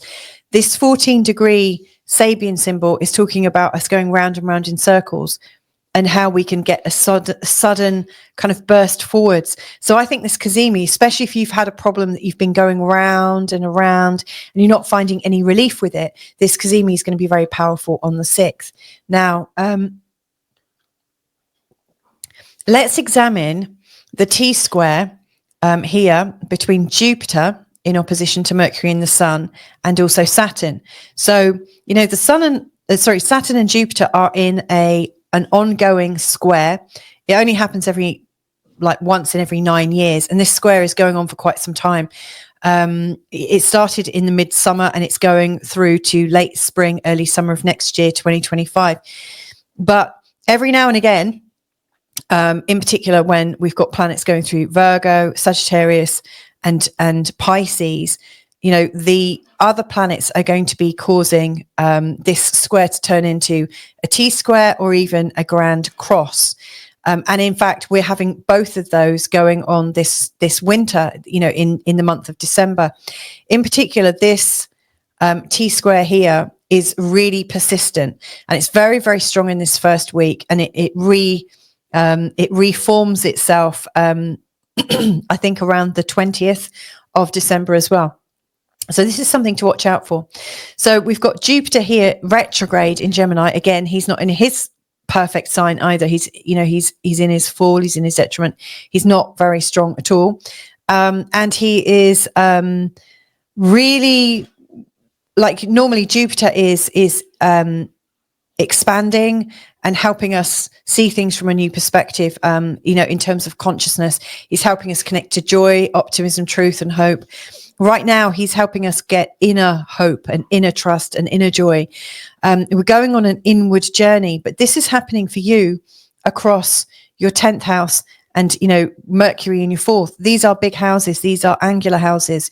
So we've got the home represented here by Mercury, and we've got away from the home, like your career, your standing in the world, your reputation, with Jupiter. And so with it going retrograde, I think you're probably doing quite a lot of deep thinking in terms of your career, how you stand in the world, and what you want people to know about you, and whether how you've got it currently is right for you. It might not suit the you that is you right now. Your success might have been based on a different you that feels almost out of date. So there is a lot of internal positioning going on right now about that. And of course, you might feel a bit stupid about how things are set up. I don't say that lightly. I don't really like using that word, but you know how sometimes you might say to yourself, oh God, how could I be so stupid? I really think they come up with these sort of judgmental squares from Saturn. And so Saturn is really emphasizing that right now, really emphasizing where we're slightly out of resources. And of course, when anyone's out of resources, we often attack ourselves first. Similarly, the Sun and Mercury in a square to Saturn often shows where we feel stupid. We feel like we haven't quite achieved what we needed to. We don't have the knowledge. We say the wrong things. We're not clear. We can't quite focus. So there's a lot of not good enough going on. And so again, that might form some of this thing that you're trying to work through with your Mercury Cazimi. How am I not good enough at home, given that Mercury retrograde is happening in this part of the chart? So there's a lot of sort of like low confidence around this frustration. Now, Saturn here he's always trying to control things. Saturn is always trying to get secure in the area that he's showing up in. And right now for you, he's showing up in terms of your relationships. One thing that he does do wherever he goes, like is in particular when he's in the seventh, he may influence how you're seeing the people in your life. So you might notice that the people in your life are seeming quite Saturnian, that they're trying to control how you are right now. And so you might be feeling very judged by the people around you. But, Saturn's function essentially is trying to get you to stabilize how you are with people, stabilize how you are with your relationships. And so any kind of behaviors that might lift you up and away from your relationship, i.e. into your career, are going to be frowned upon from Saturn's perspective. And any sort of focuses that are taking away from his energy that you're focusing at home are also going to be seen as a bit of a confliction. So this is causing a lot of really core stretches, like where you're pulled out of yourself in different directions. So it's your home, your relationships, and your career. So 3 very, very important and very personalized places. These are the kinds of T-squares, I think, that help us really get clearer about who we are, but it's not without a bit of a frustration. But I think these are useful. These are really showing us where the hard work is, and also the potential of what we'll gain when we actually go through that hard work, when we have that kind of breakthrough. So it's a breakdown to breakthrough, I really guess. So the next thing to focus on, I think, is this beautiful conjunction between Venus, Ceres, and Pluto. Now, what I really like about this is, Pluto is powerful. He's a god of the underworld. And one of the things, about the underworld is it's where the dead go, where everything that is hidden resides. And thank you very much. I've just been bought a snack. Yum. Thank you. It really shows where we have tried to control events, tried to gain control and really held on to our ideas. Now, I also think Pluto can show what is seen as dirty or ugly or despised or cast aside. There is this kind of dislike of things that don't seem beautiful or gorgeous or perfectly arranged, perfectly put together. And so I really think we are at the moment finding out our hidden aspects about ourselves that have been hidden underground, that maybe we've killed off, maybe we've buried, maybe we've cut off part of our past and tried to forget about it. Right now, I think the things that we've kept hidden are coming out to be revealed. Now, that sounds sinister. It doesn't have to be. I'm seeing it in a quite a positive way, because Ceres, she is she is very much a harvester. She is harvesting the good things that we've planted, and also maybe the bad things that we've planted, these seeds that we've planted, and they come up, they grow. And Ceres, she is lovingly growing things, and so what I'm really imagining in my mind's eye is that there's a seed of, the truth of who you really are, the real truth, including the truth that we might have hidden. And Ceres is helping to bring that seed up, and to reveal those hidden aspects. Venus as well is putting love into the situation and trying to connect and flow. So I really see that we've got this integration between the sides of us that we don't want to be public, the sides of us that we don't want to be seen, the things we might feel embarrassed about and deny in ourselves, in fact. And then this beautiful kind of Mother Earth kind of energy that Ceres it sort of embodies, and Venus, like the idea of love. To me, there is a union or a reunion of all your different aspects. And I think this is leading to a newfound respect of yourself and to trust yourself more. Now, this is happening in the 6th house. And the 6th house is about your everyday reality. And so this could be quite tough, because there could be aspects of your real life, like your reality, like how you are actually living your life in terms of your home, your work-life balance, your health, your diet, your, how you're managing your money, how you're managing your whole life. And so if you've hidden something about yourself, or you're trying to cover up something, it's likely to come out. So, if I was in your shoes right now, I'd be thinking, okay, what have I hidden about how I do my life that, could be causing me pain? What have I hidden? What is wanting to be revealed right now? Because, I think when we hide things, it's often because we're not really ready to understand the fullness of who we are. Maybe we're a bit too much somewhere, and so we kind of cast that side away. But the time now is right to really bring out that hidden aspect. We might need it, in fact. There's a lovely phrase from Access Consciousness, Dr. Dane here. He says, what if the wrongness of you is actually the rightness of you? So it could be about how you are your own superhero. There might be a side of you that you've hidden, which is actually a key part of what brings you success. And when you integrate that thing, all of a sudden something clicks into place and it all starts working. So I think you're about to have, a bit of a brainwave here, where you're having a breakthrough in the way you are in your material world. I think things are about to get easier, but it starts with you being honest with yourself. Maybe, you recognize what you can and can't cope with. Maybe you've been hiding from yourself the fact that you can't cope. Who knows? But it's pretty significant, whatever is going on. Now, this other aspect here, Mars, Mars recently went into this part of your chart in the sign of Leo. Now, this part of your chart, interestingly, is about what's hidden, and our hidden intuitions and what's going on in our mind. It's about our mental health. And it's kind of opposite this. So, this part of your chart is showing you how you're getting more and more organized and more functional. And this part of your chart is showing how you're, how you're dissembling, how you're dematerializing. It's about your reabsorption back into consciousness, or your letting down of your guards so that you are at one with consciousness. So Mars has been going through this and giving you more of an impetus to understand your inner spiritual world.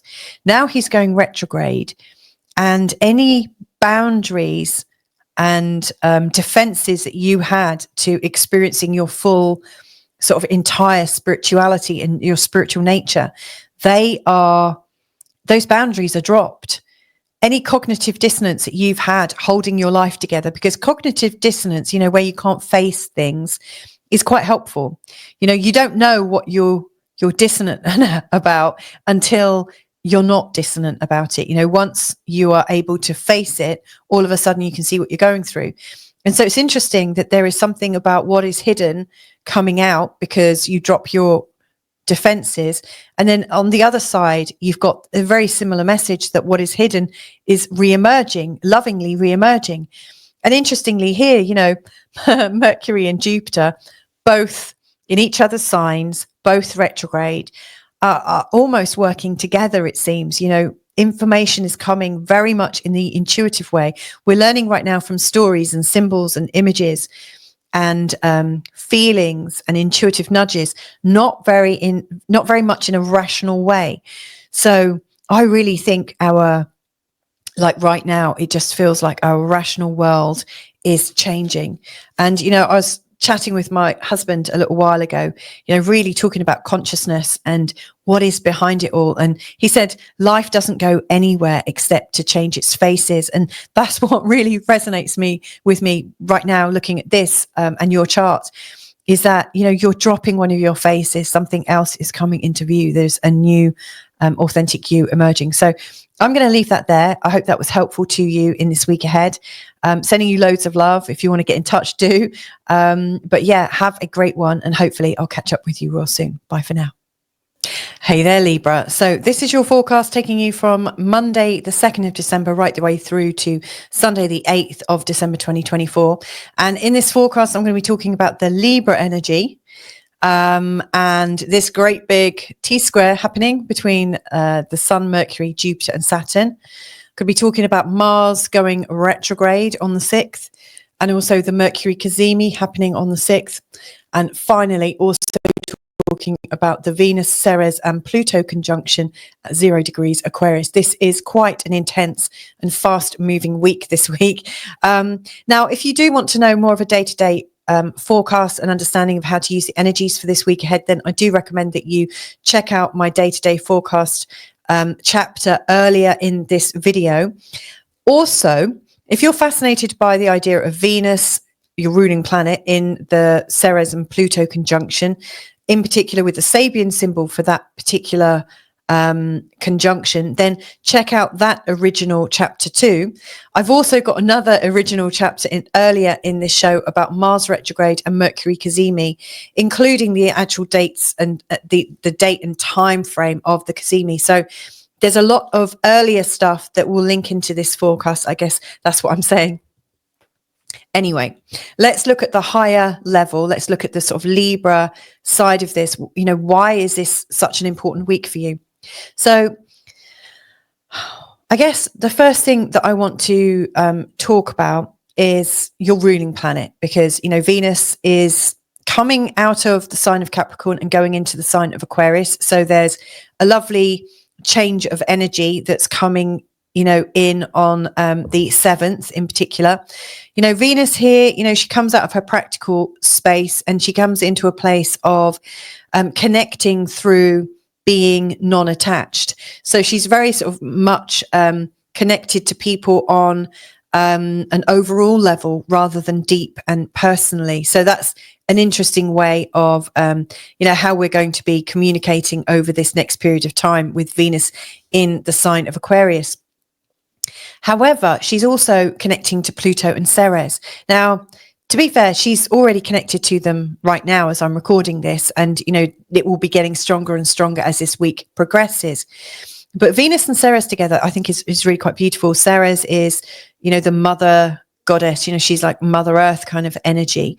She is able to nurture. She's able to bring out the best in people. She observes the whole cycle of life, from birth right the way through to death. And interestingly, Pluto, on the other hand, who is very much the god of the underworld, he's very much associated with the whole life cycle, but in particular with the death and dying, the passing away of your human form and coming back round and into the resurrection. So it's interesting that you've got Ceres, who's very much about above the soil, Pluto about underneath the ground.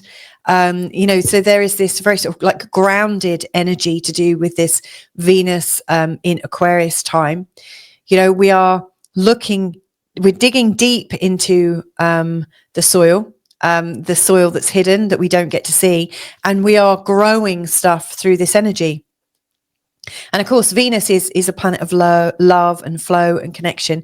So I really think that this is a time when hidden aspects of our personality, hidden aspects, in particular things that we've not wanted to reveal, maybe not even wanted to accept in ourselves, are going to come forwards. They're going to be nurtured and allowed to mature, so that we can integrate a different side of ourselves. Now, this is, as these aspects go, I have to say this is in the 5th house, which doesn't feel quite so dramatic as some of the other houses, but it still does have a meaning for you. With Venus in this series of connections, we are encouraged to create in a more authentic way. You're encouraged to follow what your heart is saying in terms of what brings you joy. The 5th house here is about how you are bringing more joy into your life, how you are creating through your joy.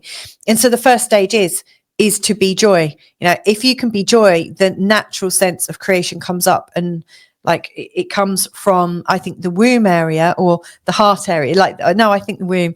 It really feels like there is something like, it's like life force. That's how I see the 5th house, that we are connecting into our inner life. We are connecting into our inner purpose. And so I really think from that purpose comes a creation, but you have to get into that like love of who you are first, and to be really connected to your joy. So I really think this is a turning point aspect for you. It's also in a fellow air sign, so it's working very well with the Libran programming that you've got.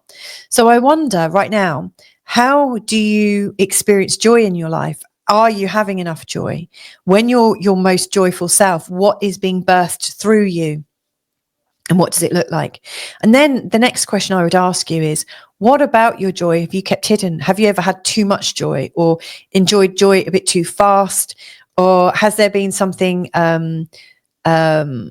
maybe a bit deceptive about your joy in previous times that you're embarrassed or ashamed about? There is a lovely saying that Dr. Dane here from Access Consciousness says, and I love it, and I refer to it quite a bit, but he says, what if the wrongness of you is the rightness of you?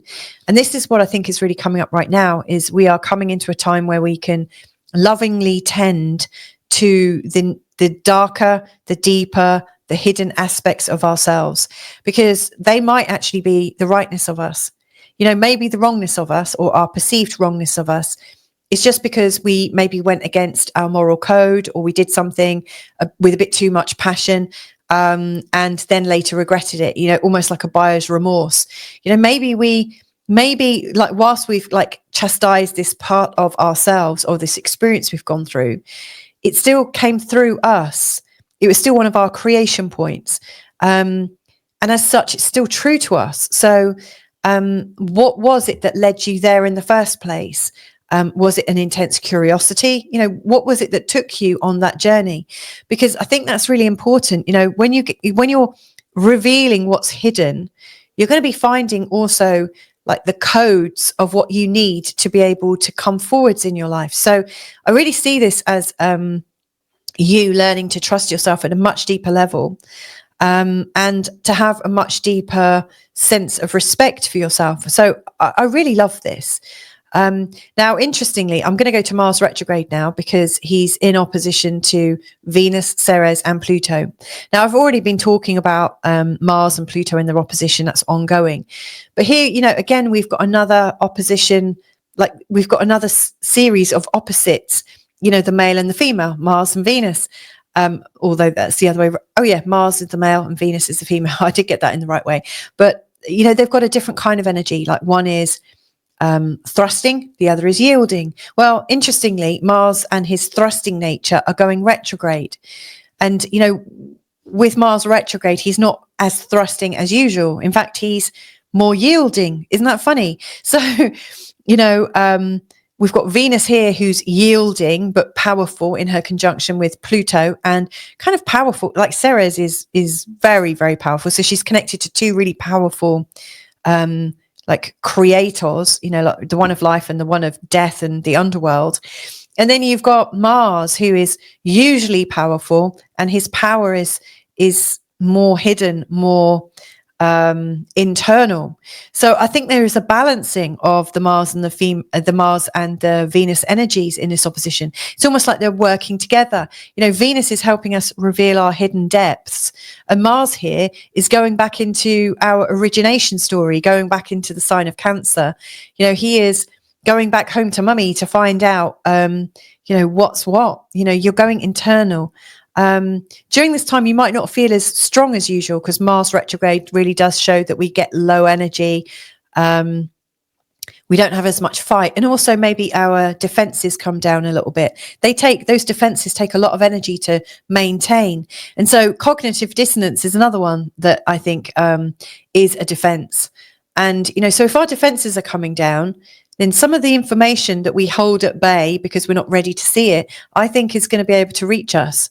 This is a real turning point moment in time for us, I think, because we've got this hidden aspects coming up with Mars, Venus, Pluto, Ceres, and this retrograde. That's deep. But then we've got the same patterns similar patterns coming up again, because here we've got Mercury and the Sun and Jupiter in opposition. Now Jupiter's retrograde, Mercury's retrograde. Mercury and Jupiter right now are in each other's signs. So they're planets ruling signs that are in opposition to each other. The planets are in each other's signs, so they're both weak. They're both retrograde, so they're both inward facing and not acting in the normal way. These are, in many ways, Jupiter in Gemini retrograde and Mercury in Sagittarius retrograde is really bringing up the levels of intuition and really damping down on rational thought. And so we are cast into this time of like too much information. This is really stretching us and overstimulating us. We've got too much information. It's very much intuitively captured.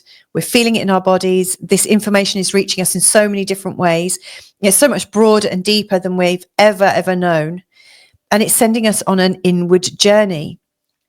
Very similar that we've got an inward journey where hidden depths are revealed. Now with Venus and Mars, what's really going on is we're talking about what brings us joy and how we're creating for ourselves versus how we are strong with our friends and creating joy with our friends. With Mercury and Jupiter, we're talking about how we're learning from people in our local environment versus how we're learning through our exposure to the big outward world. So there's, we are really seeing things from a very sort of different set of perspectives. Now, what interests me here is that this square to Mars from Sun and Mercury and also from Jupiter is interesting because these Saturn squares, I think, show us where we're not very confident in ourselves. Saturn here is judging us. So Saturn in your sixth, he's been there a while. He's been trying to get you a lot more organized. He's been showing you where there's weaknesses in your life plan, where you need to smarten up your act, thin a few things out, maybe let go of some responsibilities. He's also showing you how you need to pay more attention to your health, your nutrition, your money. Pluto is really trying to get you to manage your life in a very, very tight way, really tight, tighter than it's been in a long time. And yet there is this feeling, this intuitive feeling of lots of information coming in from your local community. And it's kind of overwhelming. It's very difficult to manage your life tightly when you are having an expansive experience. And then Jupiter up here is expanding internally, like you're most likely having very strong surprising insights, like your spirituality is expanding exponentially, like stuff that you couldn't get a year ago all of a sudden just drops into place. It's like there are so many new truths are coming up for you. My husband and I were chatting earlier, having a cup of tea together, and he said life doesn't actually go anywhere, it just changes its face. And that's really, I think, what's going on. You've got this like deeper recognition that you're part of a life system. You know, so like the reality of why you're here is less important. It's kind of like, wow, I'm part of life, you know. So there are all these different truths happening simultaneously, it seems, and getting faster and faster and deeper. And so Saturn's really struggling to keep everything in line. You know, Saturn is concerned about your security, this very sort of terrestrial concern. You know, he feels like everything is out of control, and he will shut Mercury down and he will shut Jupiter down, given half the chance. He's kind of censoring, you know, he wants to censor your life experience, whilst every other metric in your life is taking you outside of the control to experience the crazy, to experience the big, to experience the magnitude of who you are right now. So how are you going to balance that? I don't know, but I absolutely recommend that you find your center as often as you can. You know, it is important to really go to that center spot where you can consider, am I inside? Am I outside? Or where is that midpoint? You know, am I creating on my own? Am I creating with friends? Am I part of something? Or am I just at the edge of who I am? You know, it really is taking you to a much deeper place. Last thing I really want to talk about then is the Mercury Cazimi, which I haven't touched on just yet. But Mercury Cazimi is right now, Mercury is in quite a weakened position. You know, so he's retrograde. He is in his opposite, in one of his opposite signs, in the sign of Sagittarius. He's not happy there, and he's very, very close to the sun. And you know, when you're close to the sun but not really in the Cazimi position, I'll tell you about that in a sec, you get burnt out. So you know, his rationality is not very easy to see. You know, he's a bit fuzzy thinking. I have to say, you know, we're already in this Mercury combust stage right now, and I'm finding it really hard to string words together in a sentence. You know, it's quite taxing for me. Much harder than it is usually, put it that way. And then as Mercury gets closer and closer to the sun, he gets more and more combust. You know, it gets harder and harder to be seen. But then he gets so close, he's in the heart of the sun. And then it's as if the sun is shining through Mercury, and Mercury is elevated. He's seen, he's illuminated. And so it appears that all of a sudden we get this burst of rational insight, a flash of insight. We get the solution to the thing that we've been worrying about all week or life or whatever. Now, it's also, you know, some would say a coincidence. It's just a planetary pattern, but it's kind of funny how many planetary patterns are all coming to pass in such a short space of time right now. I mean, it's incredible, the astrology we've got. But this particular Cazimi is happening at 14 degrees Sagittarius, which might not immediately bring up any kind of warning signs or oh, that's an interesting degree. But 14 degrees Sagittarius is also where the great attractor is, far out in space. And interesting, I said far out because it is really far out. You know, the great attractor is a point in our universe that is pulling other galaxies. It's pulling everything into its big black hole and pulling it in and through, never to be seen again. It is devouring. And so there is this kind of hungry, irresistible, magnetic pull. There's this very strong energy that is speaking about the like universes, you know, like it has sucked into itself a ton of information. And so I think this is a really good analogy to how this Mercury Cazimi might go, that every bit of information that we could possibly need is absolutely here right now that we could access. And there is a tight window of opportunity. It's 5.5 hours. If you go back to my Mercury Cazimi forecast, there is a slide within it that actually gives you those times. So check it out in your own time zone. If it's not listed, I've listed 5, and put in, what are you going round and round in circles with, but not getting any relief from? Where could you really do with some like beautiful insight that is going to solve that problem for you? Because this is a strong time to do it. Like it is such an expansive and overstimulating time that like it's all coming out right now. It's like everything is bubbling up. It cannot be held back any longer. To me, it just feels like you are in a disclosure period to yourself. You're going to disclose everything and find out who you really are. So yeah, I'm quite excited for you, Libra. It's a deep acting week for sure. Have a good week ahead, and hopefully I'll catch up with you real soon. Bye for now. Here we go, Scorpio. This is the one I've been waiting for, because obviously I've got Scorpio rising. How are you? This is such a busy week ahead. So many big patterns. I'm really excited to explore this with you. So this is a forecast taking you from Monday the 2nd of December right the way through to Sunday the 8th of December. And if you wanted the day-by-day forecast, please check out the earlier chapter where I detail the sort of energy that's coming up each day so that you can plan your life according to the flows.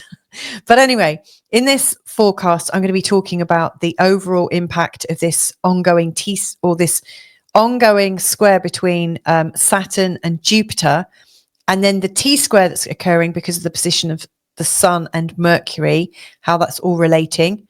I'm going to talk about 0 degrees Aquarius, because Venus is coming into the sign of Aquarius, and on the day she does that, she makes a conjunction with Pluto and also Ceres, who also moves into Aquarius on the same day. So there's Venus, Ceres, and Pluto all at 0 degrees Aquarius. I have to say, this is one of the tightest conjunctions I've seen in a really long time. Speaking of conjunctions, we've also got the last of the 6 conjunctions between the Sun and Mercury this year, when they come into what's known as Mercury Cazimi.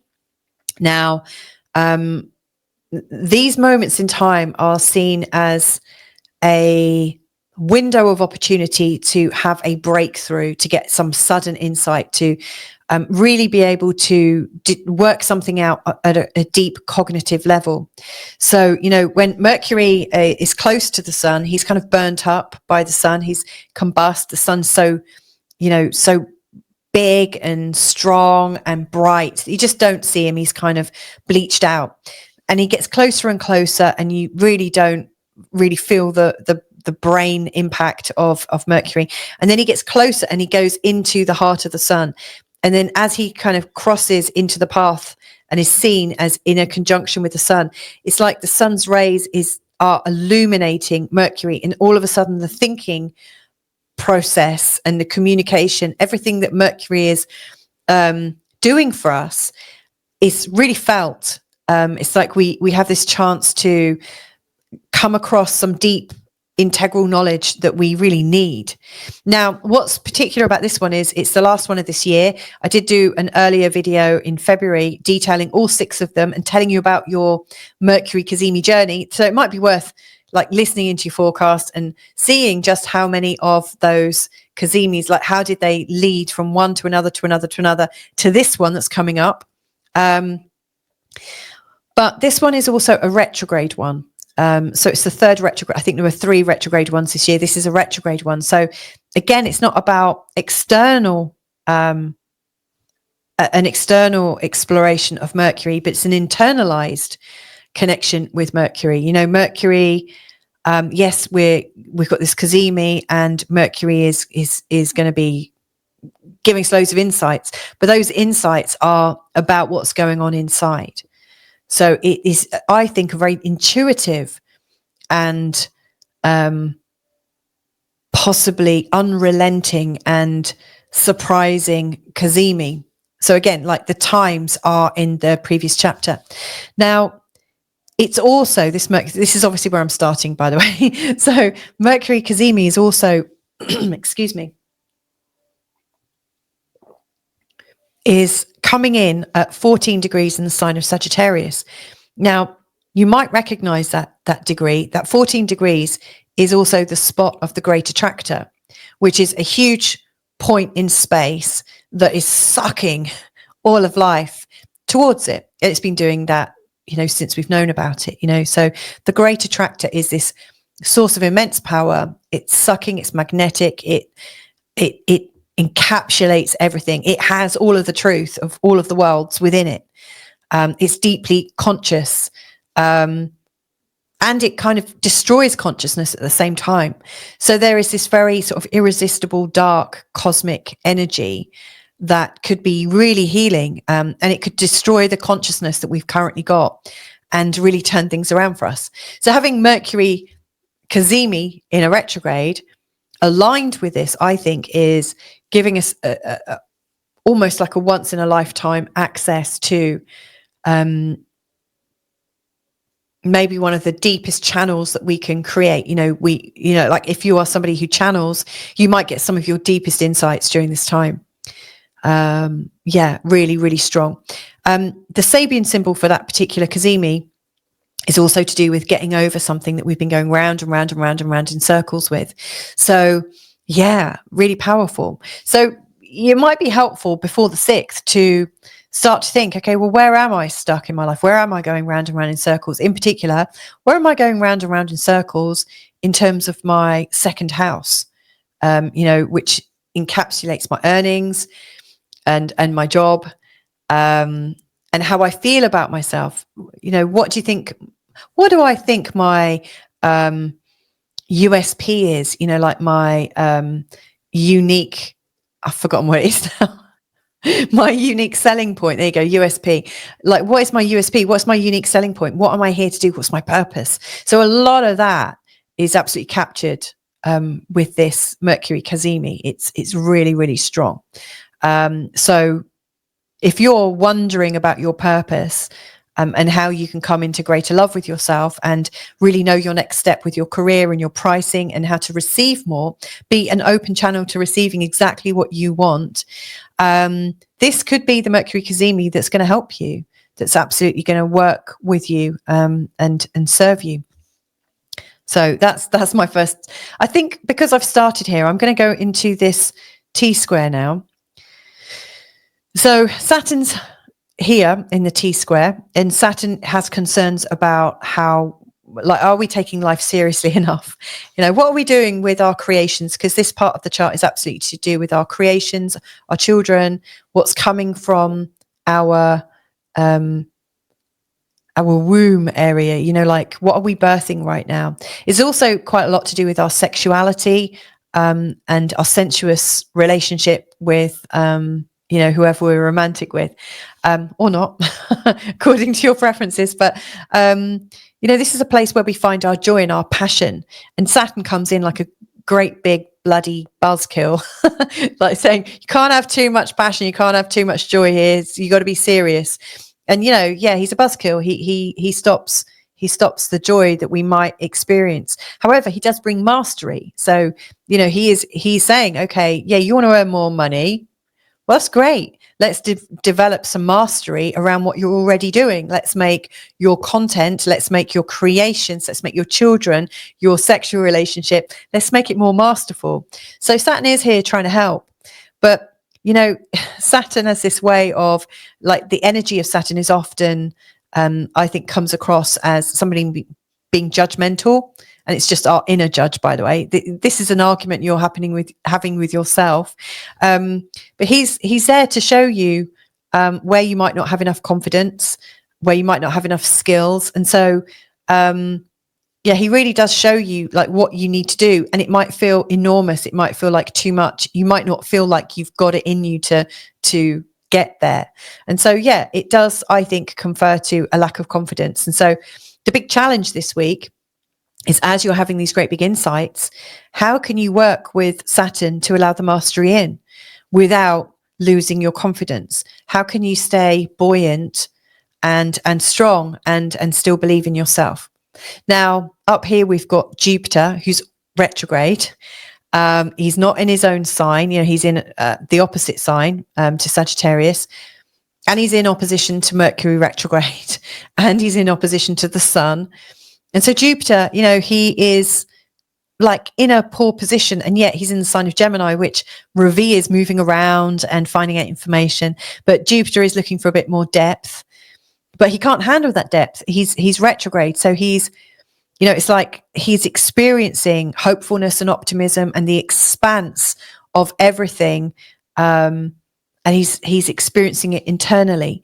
Now, This part of your chart is a place where other people's values, other people's judgments, other people's investments and hard physical cash and resources are intermingling with yours. So for instance, you might have some big things going on right now, some big debates with you and your partner or your family of birth maybe, about what belongs to who and who owns what, who has this right, who has that right.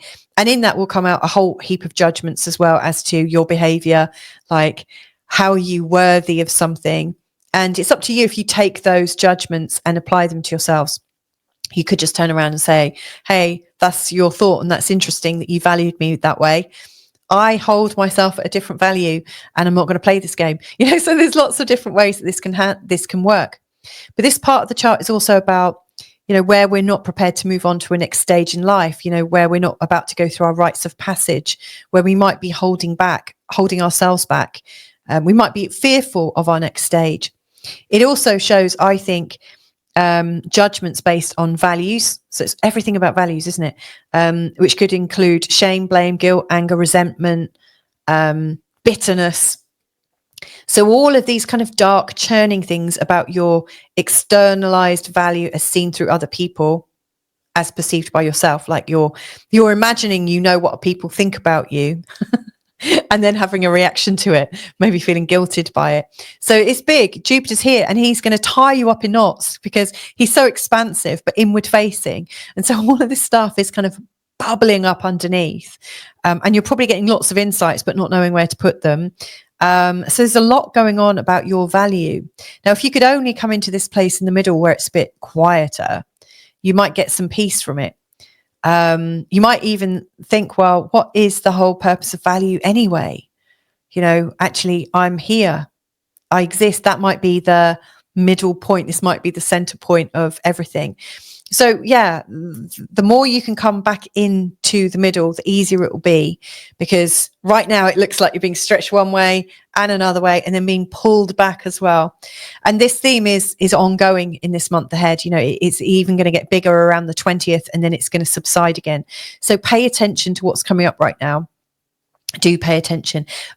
What I see is that this is going to resolve something about your internal value, that you will see things as you are. You'll see yourself and you'll value yourself, even if you're not a multimillionaire, even if you haven't got that promotion, even if you haven't got that house or that relationship, that you're coming into your own internal value. And I think that's the best gift that you can give yourself. Now, let's move on to something else. So, Venus in a conjunction with Ceres and Pluto. So on the 7th, Venus and Ceres go into the sign of Aquarius, where they meet Pluto at 0 degrees. Now, again, another degree that is quite important right now is 0 degrees in the sign of Aquarius. And if you'll know why. Jupiter and Saturn had their last conjunction there. It's always wherever Jupiter and Saturn have their last conjunction, it happens every 20 years. It's an important development conjunction. It's an important nexus point for humanity and its development, going forwards. And I always think it's important to you too. It's giving you a clear look at where you're going. So this is an important energy of love, Venus, nurturing and motherhood and or parenting, like looking after things, growing things. Ceres is above the soil. She is about the harvest. She's about the earth. She's about all the beings on the earth.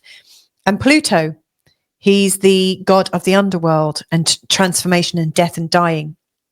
And so, I really see that everything underneath the earth and above the earth are covered. And then Venus is kind of the love that's encapsulating it. But it's interesting because Venus's love in the sign of, excuse me, in the sign of Aquarius is non-personalized.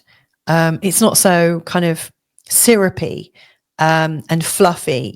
She's quite practical and she's not going to turn it into a big sort of poetry exercise. She's quite measured and she wants to connect as much as possible. So I'm really seeing the potential for life as we know it to come into a union, like the above ground, the underground, the hidden and the explicit are all coming together. the revealed and the hidden are coming together. Now, if we apply that to you as a person, and because it's in the 4th house, which is about our home, our stability, our security, but also our childhood as well. What hidden aspects of you, like what aspects of you have you killed off, have you buried and hidden long ago that you've kind of walked away from? You know, was there a time when you didn't feel like you had any value and you felt very ashamed or hurt or upset, or you were made wrong for being too much of something? Anywhere where you've got that hidden and you've buried it and you've kind of stamped it down with your foot and then planted something on top or whatever, you've kind of moved away from it. Wherever that wrongness of you is, it's now time to start to bring it out. You know, we are coming into a time where everything that has been hidden deliberately because of shame or blame or guilt or judgment is coming up. It's coming up to be reviewed. It's coming up to be judged. It's coming up to be seen, and hopefully to be reintegrated, to being loved back into wholeness. You know, I see that we're on a journey of wholeness right now, and this wholeness for you is really fundamental. You know, it's going on for every different sign of the zodiac, but for you, it's at the core. It's getting you stable. So your wrongness of you, or the thing that you've kept hidden, is all about your stability and your reactions to stability and security. And so maybe you've got some issues about how stable you feel, how connected to your family you feel, and maybe some hidden judgments and upsets around that. And yet they're coming up to be seen and to be put back together. What I'm seeing is a reunion of sorts, whereby you can lovingly tend to all sides, and learn to trust yourself in the process. And because of that, you'll respect yourself more as well. Now, this will obviously have big effects if you're able to come into this reunion of yourself, and to feel the belonging within you. Then everyone else is going to change towards you. People will notice that. It will be felt in the world. So I see this as a really core change, and one that's going to bring so many gifts your way. You can't really ignore it. You know, this is why, you know, everything that's hidden can no longer be hidden anymore. It's just coming up like a great big pus-filled zit to burst and explode and heal itself. That was a bit gross. Now, in opposition to this, we've got Mars going into a retrograde on the 6th. So Mars has come into this part of the chart, which is about your career, how you're perceived in the world, your levels of recognition coming your way. It's a special place. You know, it is not to be dismissed. You know, this is the energy that you could use to really move forwards. Now, as he goes retrograde, the usual cut and thrust that Mars has is diminished, and it's not so external. You're coming into yourself. Now, it's important not to self-attack. Like, don't take your thrustiness inside. That's not a good thing. But Mars is coming inside. He's helping you get stronger internal structures. So you might want to ask yourself, what am I doing right now to strengthen my systems, all of my systems? How can I make my muscles stronger? So you're not like body weight, body lifting or powerlifting, but you're developing flexibility of movement, and maybe, like, you know, a gentle way of being in yourself. So this is really, really strong. Now, Mars is taking himself back into the sign of Cancer. And he's going to be on this journey for a while. It's not happening overnight. It's going to take until February the 24th before he starts moving forwards again. So it's a slow internal journey. But while he's doing that, he's in opposition to these three down here. But he's taking you into a deeper story of yourself, and you might have to go back home to experience it, back to the mother, back to, you know, the idea of Cancer. So yeah, there's some deep stuff going on right now. And really what I see is, as like where you're going back right now because of Mars, like to go back into what's not strong enough internally, what you haven't developed enough to be able to be seen in your career. As you go back and you're like telling yourself different stories. You're learning more. You're going back into the idea of your childhood and your mum. The same things are happening down here with Venus, Ceres, and Pluto. You're coming to see yourself in a new way. So my invitation to you is to see that where you're different, where you've been made wrong. I love this phrase from Dr. Dane here. What if the wrongness of you is the rightness of you? You know, I see this coming time from both Mars and Venus that you might come to appreciate those sides of yourself that you've dismissed. And in the reacceptance of those and in the love of those, you become a much stronger, resilient person that has everything in place to become a success. So ta-da, there you go. And of course, if you're a success or you feel successful and you've made that alignment, that change, then of course what's going on here with values and also creation, it's all going to work together. So it's all working out for you, Scorpio. It is all working out. So there you go. If I can be of any help, get in touch, but have a great week ahead. Check out the December forecast if you want a bigger view. Like, this is just 1 week out of the whole entirety of December. And, you know, there's some very, very big themes. I do think we are wrapping up our ideas of all of the change we've been through in this last year. It's a big time. So there you go. Well done for getting this far. Hopefully I'll see you next week. Lots of love. Bye for now.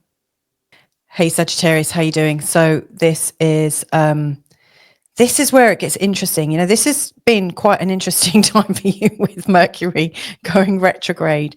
You know, he is in opposition to Jupiter, which is your ruler. I say yours, it's ours because I'm a Sagittarius, and he's also retrograde. They are in this very tight little dance right now, going across the 1st and 7th house of your chart, which is absolutely about your personal identity, your relationship with self versus your relationship with other people and how they seem to be. So this is a really fascinating time for you. So in this forecast, I'm going to be talking through the astrology for the week ahead, starting from Monday, the 2nd of December, taking you right the way through to Sunday, the 8th of December. If you're looking for more of a day-to-day forecast, then check out my earlier chapter called Day-to-Day Forecast, where I detail, you know, the rise and fall of the energies during the days and give suggestions as to how you might want to make the most of that energy. In this forecast, I'm going to be looking at some of the big persistent patterns of this entire month, but in particular this week. Now, one of those is, yeah, you got it, this opposition between Mercury retrograde and also Jupiter retrograde. Now, this opposition is also involving Saturn, because Saturn is in a long-term square with Jupiter, and you know, in this week ahead, both the Sun and also Mercury come into a square with Saturn too. So this is interesting, going across these 4 houses, the 1st, the 4th, the 7th, all angular houses. You know, this is a real sort of turning point time for you. I'll also be talking about Mercury Cazimi, because during this time, you know, like, I don't know if you know about Cazimis. I've recorded a really sort of big exploration of Cazimis earlier in February, where I talk about all 6 of them, including this one that's coming up, and give a forecast taking you through the journey of the Cazimis, ending in this one. So that might be useful. But the Cazimis, basically, you know, as Mercury gets closer to the Sun, you know, when he gets within like a certain space between him and the Sun, he starts to come under the influence of the Sun and appears to have not to have the same level of influence as he usually has. He gets closer and closer and closer to the Sun, and he's really getting burnt up by the Sun. You know, it appears that Mercury just kind of falls by the wayside. He's not very influential at all.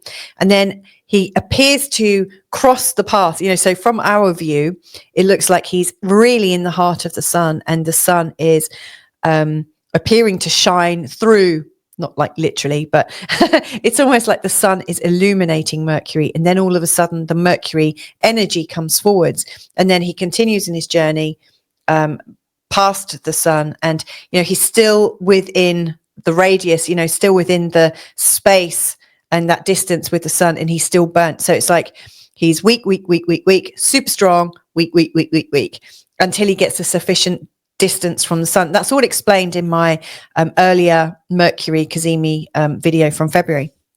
Anyway, right now he is kind of weak, and he is coming into this Cazimi position, according to where you're on the planet, between the 5th and the 6th of December.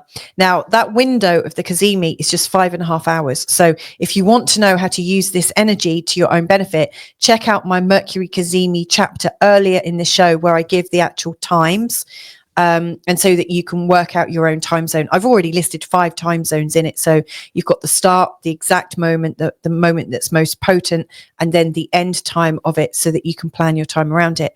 Now, what's even more important with this Cazimi is the fact that it's at 14 degrees, which is in the spot of the Great Attractor. You know, this place in space, this dark and powerful, and possibly light as well, because I've never been there, but it's this nexus point of where everything is like a big black hole that's sucking everything into it. You know, anything that is within reach gets sucked and pulled. It's like it's got the greatest force that we actually know of.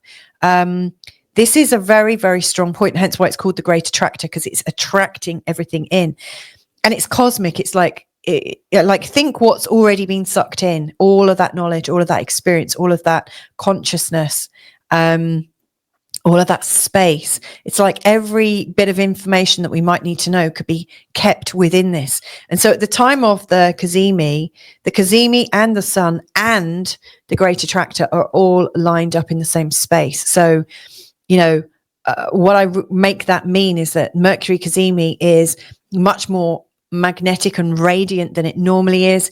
It's connected into a very deep level of powerful consciousness that can really go about changing things and correcting your path, creating a pivot point. You know, you might be having a realization, because I mean, that's what Mercury Cazimi is about. You know, the Mercury energy comes through thick and fast and really strong. So we get some insight, a flash of knowledge. You know, something changes, we get a breakdown. Well, we get a breakthrough, sorry.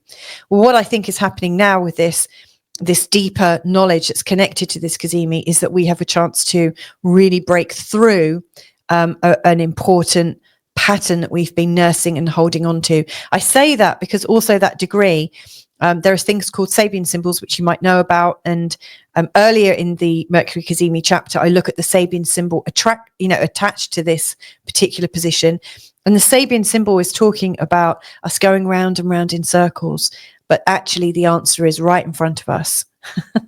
And we can get it. We can get that sort of leap forwards in consciousness. So I think this Mercury Cazimi is here to help us bash through one of our big problems that we are going round and round in circles with. So, you know, if that rings a bell, if that is really, if you're identifying with that, spend some time earlier this week thinking, okay, what is it about my persistent cycling that I'm not quite getting? What extra information do I need to know? Ask yourself open questions.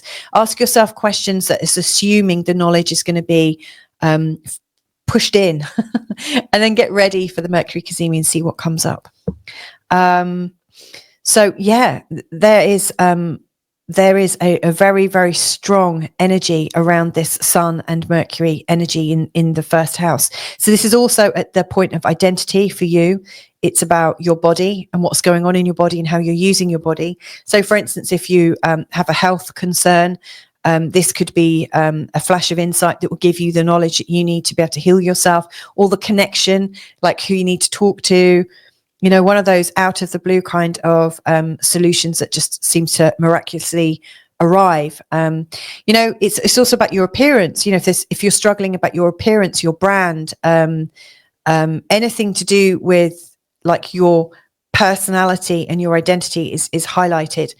I've got a little something attracted to me talking about the Great Attractor. So that's really, really strong. Now, also where this Sun and Mercury conjunction are happening, they're in a square to Saturn. So they're also feeling a little bit, what's the word? Not good enough.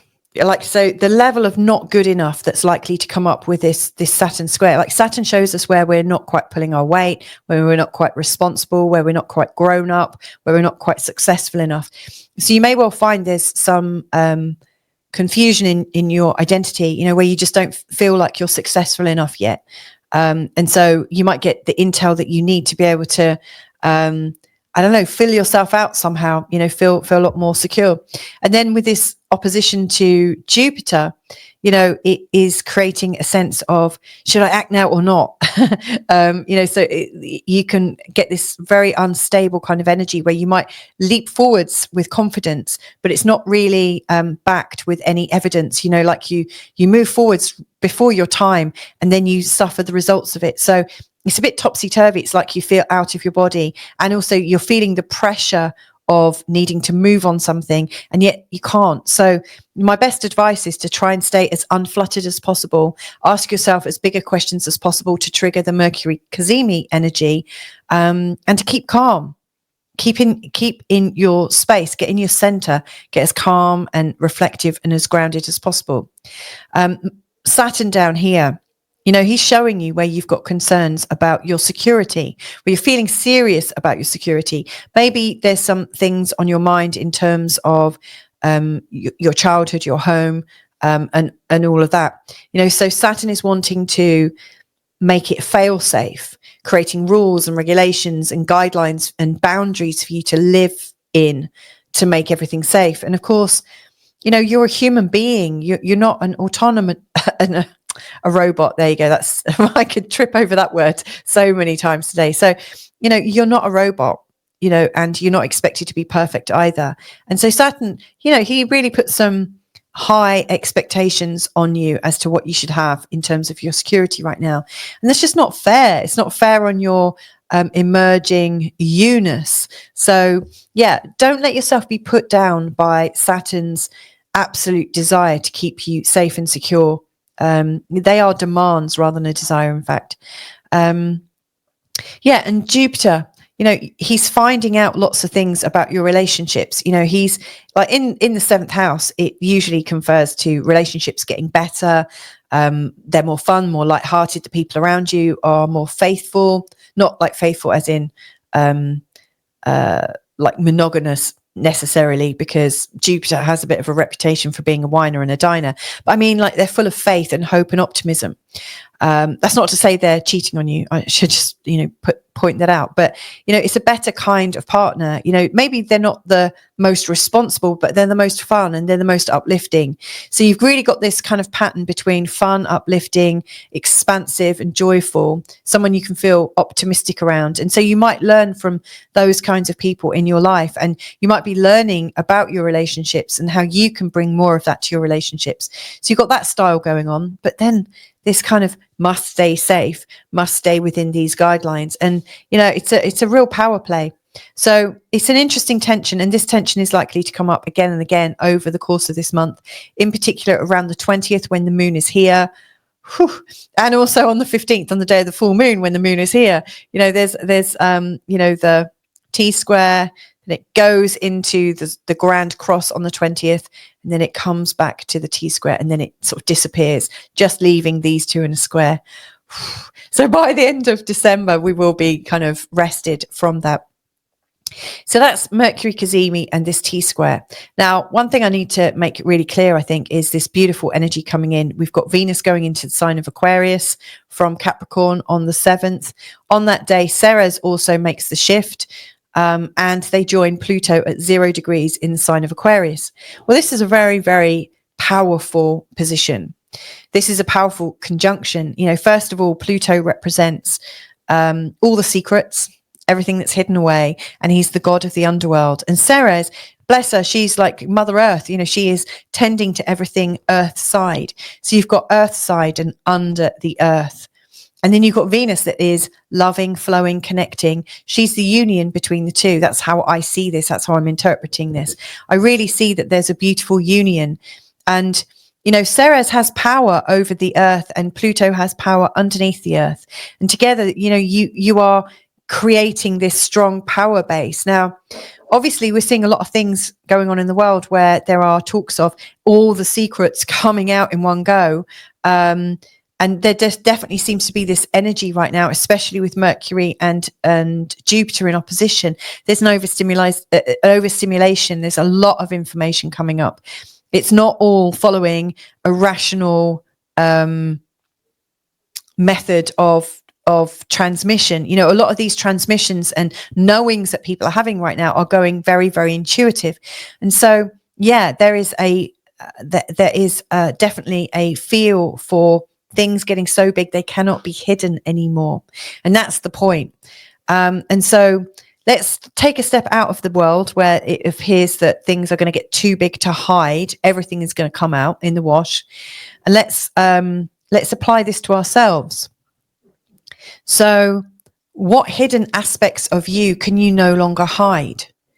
What are you finally going to accept about yourself that could turn things around for you, in particular, in terms of your local community and how you feel within your community, and in particular, how you get support, how you are learning whilst also coming into a place of belonging. You know, it's a really social part of your chart, and it's also one where you get support, where you can feel the support of your peer group and you're learning from them and learning in place. It's hugely informative. You know, this to me is the epitome of us going to nursery school or infant school or some kind of kindergarten, according to what you call it in your respective countries, you know, where you realize that you don't just have your family that you come from, you've also got a network around you that you are growing into. So it's strong. Right now, your learnings are, I think, that you are part of a community. You might have a lead role in your community, you might not, but you have a voice. And what have you been hiding about you and communities? What have you been hiding or been afraid to reveal about yourself that you think might break your connection with community? There is a really big change coming in respect to how you are interacting with people. And you might have to conquer some fears in that. You know, you might have to face yourself in a whole new way to be able to reveal that hidden aspect of yourself. So watch out for that. You know, this is going to be lovingly tended to. Sarah, she loves all things that come out of the ground. You know, Ceres is absolutely going to nurture and attend to even the darkest sides of you. And Venus is there to kind of love you back and to find a union between what you reveal about yourself and what is hidden about yourself. So I really think this is enabling a newfound respect for yourself, a trust in yourself. And of course, once you trust yourself more, you can trust others. But of course, if you can't trust yourself for some reason, why would you trust others? So this is very deep. And I'm excited about it. You know, I really think this is great for people who have this in this part of their charts in the third house. Now, Mars is interesting. He's going to go retrograde on the 6th. But, you know, he just got himself into the sign of Leo, and in the sign of Leo in this part of your chart, he's meant to be expanding your world and bringing a lot more knowledge, a lot more direct experience of this knowledge, possibly moving around a bit more, being a lot more out there, being a lot more connected to different cultures, different languages, different ways of seeing things. He's bringing out like an enthusiasm for everything that's different. Learning is really highly on the cards here, as is teaching. You know, learning is at the highest level that you can, and the ambition that you might need to get there. You know, Leo is absolutely highlighting for you. But he's going retrograde. And so maybe that's coming up a little bit too fast, too soon. And so he's going retrograde, and he's coming back into the part of your chart to do with your belongings, not your belongings, your beginnings. There you go. Your beginnings. It could be belongings as well, because we often own things that describe our beginnings. But he's bringing you back to your home, back to your mum, back to your roots. And there's some important things for you to learn there, possibly to do with what you've been hiding. Because often we learn to hide things early in our infancy, you know, where we feel shamed about something, where we're just being ourselves, but all of a sudden we learn that being ourselves isn't quite good enough. So I think, funnily enough, I really think Mars is helping us in the same way as Venus, Ceres, and Pluto are helping us. It's almost like these two wings, these two arms of the opposition are doing the same thing. And funnily enough, I really feel that with Mercury and Jupiter right now. You know, they are bringing in a lot of information. Normally they work in very different ways, but with them both being in each other's sign, both being retrograde, it feels like they're both doing their thing in a very intuitive a non-rational way. So again, there's this big wellspring of information coming up, and we are encouraged to make a union with it. We're encouraged to not dispel it, but to acknowledge what is coming up and to learn from it. Last thing about this Mars retro that I do want to point out is Mars shows us where we can stay strong and have boundaries for ourselves. And of course, boundaries actually take quite a lot to maintain. They take a lot of energy. And so when Mars goes retrograde, you know, we often get tired, out of sorts, kind of out of balance, and our boundaries can't be held quite so strongly. Now, of course, we all understand the idea of our physical boundaries and maybe our emotional boundaries, but there are also intellectual boundaries. And that's where I think cognitive dissonance comes up. Cognitive dissonance is interesting. It's kind of a sneaky boundary. You know, it's one of those unconscious boundaries that, you know, maybe you've got a rule in place in your head that you'll only go so far, and then anything that goes beyond that, you won't be able to read it, you won't be able to see it, you won't be able to hear it, because it conflicts with your inner programming. And so cognitive dissonance, my understanding of it is that anything that is about to deny the reality of this belief that you've got that's keeping you safe, your unconscious mind will filter it out so that it just disappears. You can't see it. Well, that is a form of boundary. And so I think as Mars goes retrograde and we're in this deeply intuitive time and lots of things are coming up from the deep, I don't think your unconscious mind has got chance to filter everything out. I just don't think it can. So I think your cognitive dissonance is going to drop somewhat. It's going to like leave the building. And as that happens, I wonder what's going to change. Like, you know, we actually stand the chance of receiving some information that goes against our own inner bias.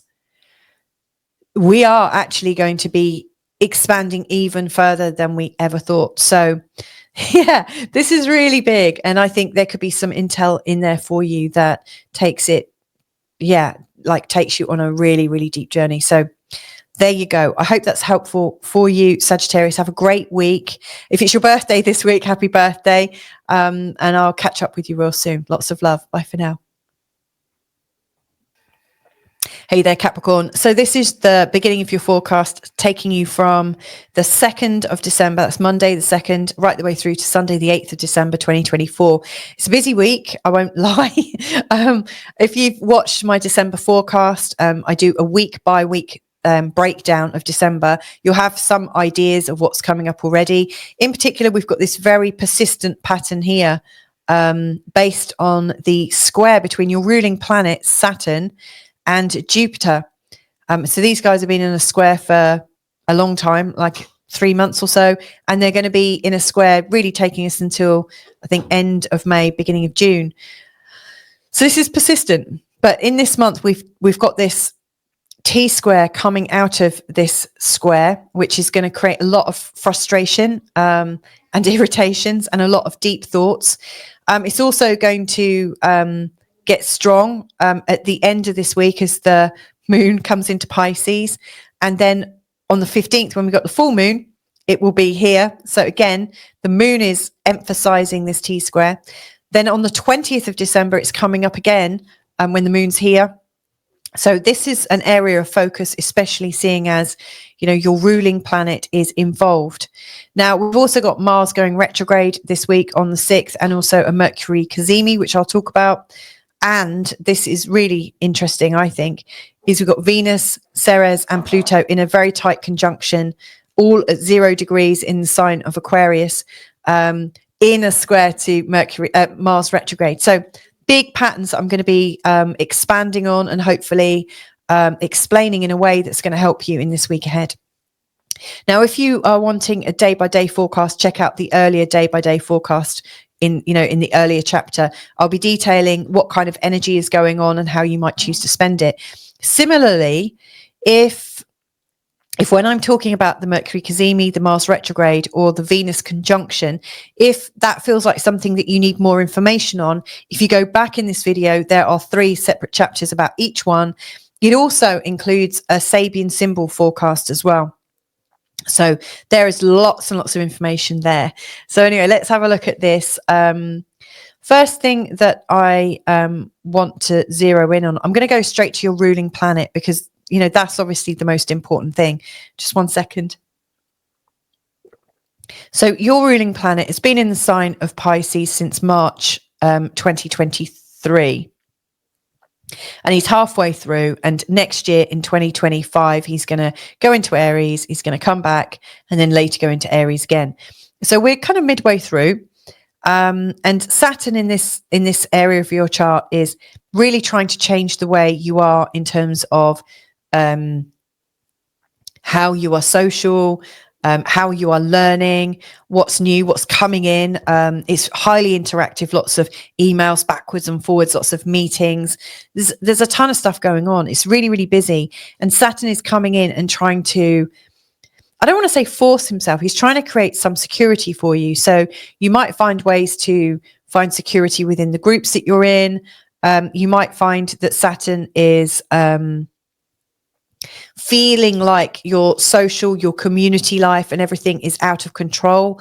You might also feel like you're trying to separate yourself from your community, that you're not really that connected and you're okay with that, so you might decide to get back into control, that you want to stay out of the radius of people around you and maybe focus more internally and build your skills up. Building your skills up is quite an important task to do around this time. But he's trying to keep you safe and he's worried about your reputation. And any time he thinks things are getting out of control, he's going to step up and kind of put a spanner in the works. Now, you've also got Jupiter retrograde in Gemini in this part of your chart, which is about regulating your own life. Now, this is chaotic because Jupiter, wherever he goes, he brings a lot more stuff in.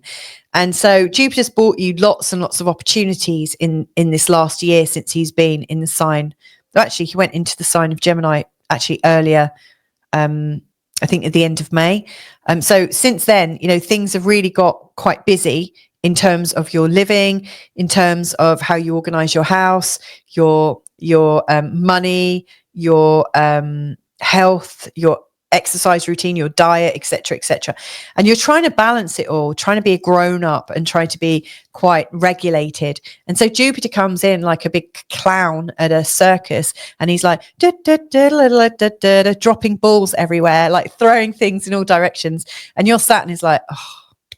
And so that probably is also adding to the fact that you might feel disconnected from your community, because how can you get out and about and be a serious contender in whatever sphere that you're in whilst your life is in chaos? It's very difficult. So Saturn is really trying to bring about some changes at home, but the energy at home with Jupiter in this sort of area of, managing your life, it's being made bigger and it's being made more chaotic for a reason.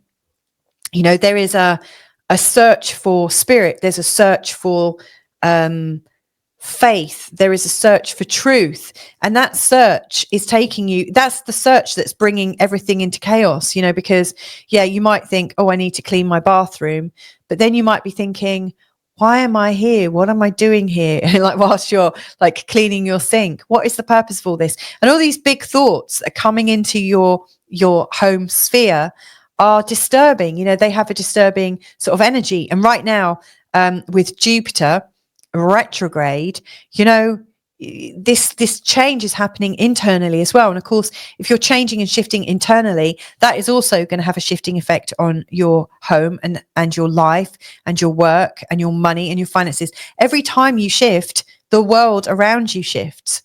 What I would say is a good thing to do is just to let a few things go at the moment. Yes, you might have too much going on, but actually, it's not until all this extra stuff comes in that you realize that some of the stuff you've got is just boring or not relevant anymore. And some of this new stuff is relevant. So it's an important time to kind of be with all the energies right now and find out which is less relevant, and you can let that go, but don't manage things so tightly that you don't see the lesson of that. Now, with Mercury retrograde, going through this very internal, secret, quiet, unconscious part of your chart, very much to do with your mind programming, your mental health, your fears, your anxieties, your self-sabotage, and all your memories. It's all there. So Mercury, coming through this, is creating a bit of stir. And it's Mercury that I want to talk about right now, because this is where the action is. So Mercury is retrograde and is also coming into a Cazimi position on the 6th. Now, let's first of all think about Mercury retrograde. Mercury retrograde is where, if you think of the rational side of Mercury that allows us to understand communications and deliver them from like place to place to place, person to person.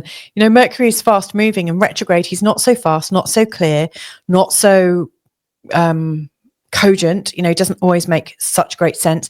In the sign of Sagittarius, he's also not very happy, because the sign of Sagittarius is about expanded knowledge and truth and the adventure, and none of that is necessarily quantifiable. Sagittarius is more about the feeling of the adventure and the feeling of the truth, and so it's kind of like an intuitive knowing, as opposed to Mercury's very sort of fact-based, black and white kind of view. And so Mercury's a little off guard, let's say, and he's coming into a conjunction where he's already in a conjunction with the sun, and I'm going to use two pencils. So you've got the sun here and you've got Mercury. And so actually Mercury has come into a conjunction. He's gone past the sun and he's just coming back towards the sun. Now, the sun is beaming out the sun's rays, his rays. And when Mercury gets close to the rays, he starts to diminish in his strength. And then when he gets really close to the rays, he's getting absolutely kind of burnt alive. And that's called combust. So he's under the rays here. He's not so strong. Then he gets very, very weak in this place where he's called combust. And then when he just seems to pass in front of the sun appears to be illuminating Mercury. Like all of a sudden, it's like this illumination behind the planet. And all of a sudden, Mercury's function seems to come back into play. It's like he's given a chance, like he's promoted. And so we get these flash of insights and this very clear, sparkling kind of like knowledge and ability to work with information. And so it's a very, very different feel. And then, of course, Mercury then moves beyond that, outside of the Cazimi. This is called the Cazimi in here. And he moves back and into that combust position, and he loses his strength again. So what we've got with Mercury going on right now is he's weak, super strong, weak. And then as he moves further away from the sun, he starts to come back into his own power in his own right. We can clearly define what's Mercury and not what's the sun and Mercury. So this is interesting. Now, the window of opportunity for that Mercury Cazimi is 5.5 hours. And if you go back to my Mercury Cazimi chapter earlier in this show, you'll see that there is a slide where I've got the time it starts, the time it ends, and the time in the middle that is most potent, the exact time. So it's all there, and it's in 5 different time zones. So hopefully yours is captured there. If not, hopefully you'll be able to work it out quite easily. So we've got this moment of real clarity, and this particular Cazimi is also at 14 degrees in the sign of Sagittarius, which is actually also where the Great Attractor is, out in space. So the Great Attractor is this place of huge, immense power. It's continually sucking in all these all these galaxies around it. It's kind of sucking it in. It's got this huge gravitational force and energy. It's unstoppable. Irresistible, magnetic. You get captured, you get trapped, and you go into this vast array of, like, who knows what is in there or what happens the other side. Does it get destroyed? Who knows? But all of this information, the galaxial information is kept. Now, this cosmic point, so at the time of this conjunction, you've got the galactic the Great Attractor. You've then got the Sun all in alignment. And then you've also got Mercury making this complete kind of almost like a channel to the Great Attractor. I can't believe I'm doing this with pens. And so I really think that this Mercury retrograde, this small window of opportunity, this Cazimi opportunity, is channeling the energy of the Great Attractor, is channeling this massive cosmic intel that has all knowingness within it. So, you know, who knows what you can get from this, you know? So if I was in your shoes, I should also say the Sabian symbol for this, because Sabian symbols, if you don't know about them, I use them in quite a few of my forecasts, but there are 360 degrees, and each of those degrees of the zodiac has a symbol attached to it with a meaning. So the symbol for this Sabian symbol is about going round and round in circles, but that the answer is right underneath your nose. So if I was in your shoes and you know, and I'm not, because I don't have a sort of Capricorn sun or rising or moon, but you know, the Capricorn energy, whatever is working through you at the moment, and whatever circuitous questioning paths you go on where you can't quite get to the core of what's going on, that's what you want to be asking yourself about. So maybe earlier this week, start asking yourself these big questions like, how can I find freedom from this particular issue? What is it that I need to know about this issue that if I knew it would resolve it gracefully, easily, and effectively? And how can it get any better than this? Is always a really good question to ask, which my good friend Sarah tells me about. And you know, it comes from access consciousness, which I think Mercury Cazimi is absolutely going to be bringing in all the theories of access consciousness to us. You know, it is about opening our mind. So this is huge. This is really, really helpful. Now, so this particular formation with the T square, you know, Mercury, aside from the Cazimi, may well feel quite perplexed by Saturn. You know, Saturn is trying to control things. Saturn's trying to control your environment. Thank you. Mercury and the Sun are showing up in this part of your chart about the unconscious mind. So lots of information is coming out. So self-sabotage would be a good one. How can you build your trust in yourself is another huge factor I would put into there. And that's where this next thing comes in. So there's a couple of things I'm going to talk about. First of all, Venus in a conjunction with Ceres and Pluto. And then the last thing is Mars in his retrograde. So this thing here, Venus on the 7th and Ceres move into 0 degrees of Aquarius on the 7th, meeting Pluto. Pluto is the god of the underworld. Ceres is the goddess of earth, everything above ground level and in, you know, like from the surface of the ground. You know, so all the seeds are coming from that are already planted in the underworld. Ceres is ready to bring them up. You know, and Venus is the energy of love and flow and connection and union. And so what I really see here is we've got this opportunity to connect the inner and outer, the above and the below, and the seen and the unseen, the revealed and the hidden. You know, so whatever is hidden, whatever hidden aspects there are in your personality that you've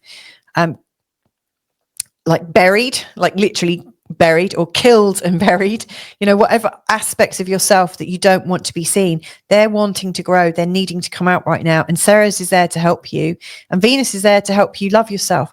I really see we've got this time to come back together, sort of in ourselves, but also in our relationships. You might find that there are some aspects of your relationships that you don't want to be seen, that need to come up and to be birthed, and you know, for the energy of Venus to help in fixing them all together.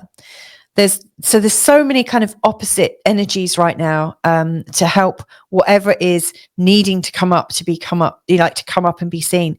You know, so this sort of chaotic energy between Mercury here and Jupiter in their opposition, they are bringing up intuitive intel. They're bringing up so much. It's almost overwhelming and overstimulating. And so to me, the action of this is adding into this particular conjunction, because it feels like whatever's in the underworld, it can't stay there. It needs to burst out. It needs to be seen. You know, it needs to come out so we can heal it in the fresh light of day. So there's a lot going on, and this is really coming out in the area of your self-esteem, your sense of self-respect, your sense of purpose. Like, do you know why you're here? And do you feel that that's a good reason? You know, are you engaged in your own purpose here? Or are you in acceptance with your purpose here? Like, you might be really happy to know that your purpose here is just to look after your family, which is a magnificent purpose, by the way. And you might have a purpose that is to change the world somehow. But actually, I think all of our purposes, when added together, are world changing. You know, we're all here to do something. So I do think as you can acknowledge those darker sides of yourself, you know, this much better sense of who you are comes out. Now, the last thing I want to mention is Mars retrograde. So he's recently gone into the sign of Leo to really help you actually slay a few dragons in terms of maybe people that you've been close with, that you've fallen out with, maybe people you feel a bit of an underdog to, maybe you know, there are people that you feel judged by and let down by, and people who are putting things on you. Mars coming in here is going to clear that out. You know, Mars is also in here to clear out shared value systems and shared values and resources that you have with these people. So, you know, you might be in one of those situations where someone's providing for you or you're providing for them. Wherever there's an inequality in resources, it's going to show up here. And Mars coming into this chart, this part of your chart, is absolutely bringing in quite a lot of fire to make some changes. But he's just going retrograde on the 6th. You know, and Mars going retrograde, he is not he's not so physical, he's not so direct, he's not so like, he's not going to take action. You know, he's turning he's turning his Mars energies inwards. So if you're unlucky and you're not conscious of it, you might find that you're going into self-attack. But I would recommend that rather than attacking yourself, that you are kind of digging into yourself. You're getting your inner resources stronger. So you're not building your body stronger, you're not building your outer world stronger. You are building and taking action about your inner world and your inner experience. And so for that to happen, he's taking a trip back into the sign of Cancer, which is about the mother. It's about our upbringing, our childhood, and also into the 7th house to do with our partnerships. So to me, if you are feeling like you're ready to take action in your life in terms of things being fair, things not being fair, how people perceive you, how you think you're being perceived, where someone's putting guilt on you or not, or withholding resources from you because you're not good enough, anywhere that's going on, you know, right now, Mars is coming back into this area so that you can really make sure you're getting your facts straight, first of all, but also coming back into a place where you might have been nourished, coming back into the knowledge of when you were safe. So I really see that you're kind of on a bit of a vision quest. You're going deep inside yourself to a time when you might have been safe, to reflect on how you might have felt safe and how you're not feeling safe now. You know, what is at play here? What's going on? So I see that it's quite an intuitive, it's quite a big dig, as if you are like literally digging yourself out so that you can like relook at all of your structures and make them work.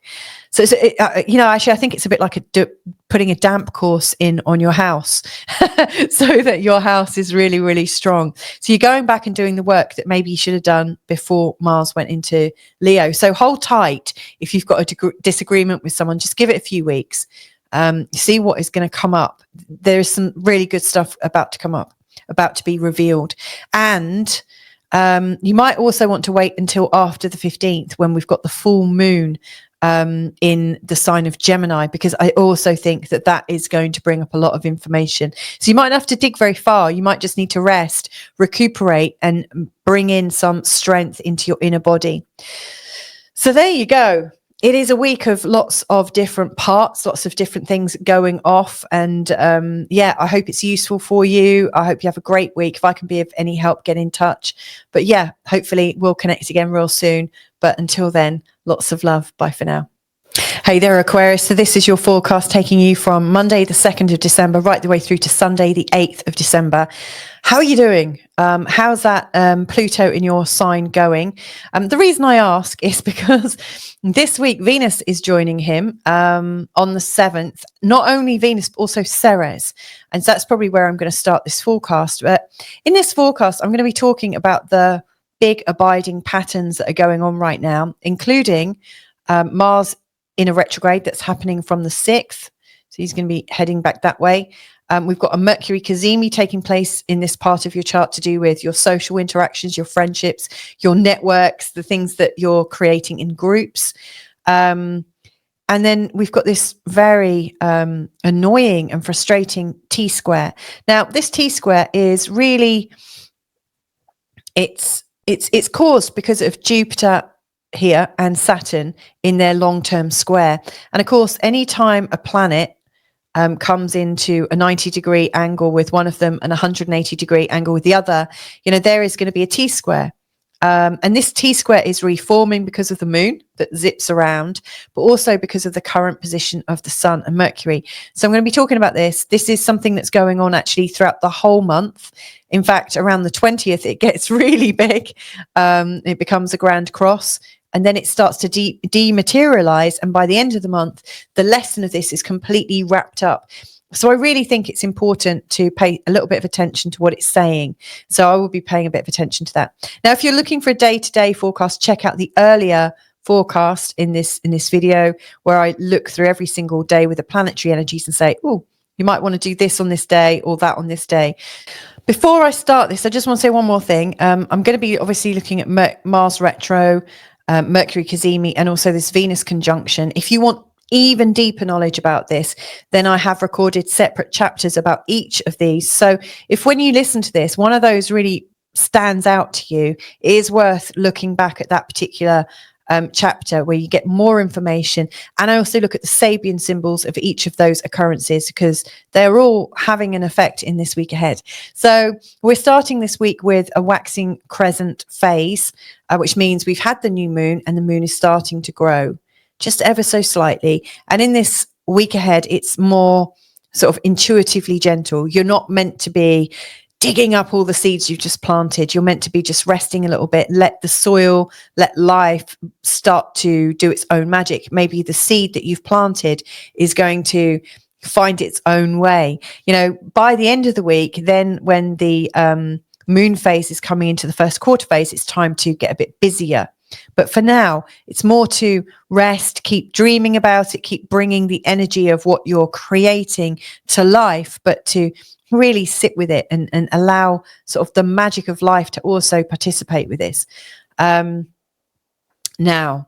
Saturn is one of your ruling planets. So I'm very tempted to start there, but actually I'm going to go to the Venus conjunction in a conjunction with Ceres and Pluto, because Pluto is already at 0 degrees in the sign of Aquarius, went in on the 19th of November.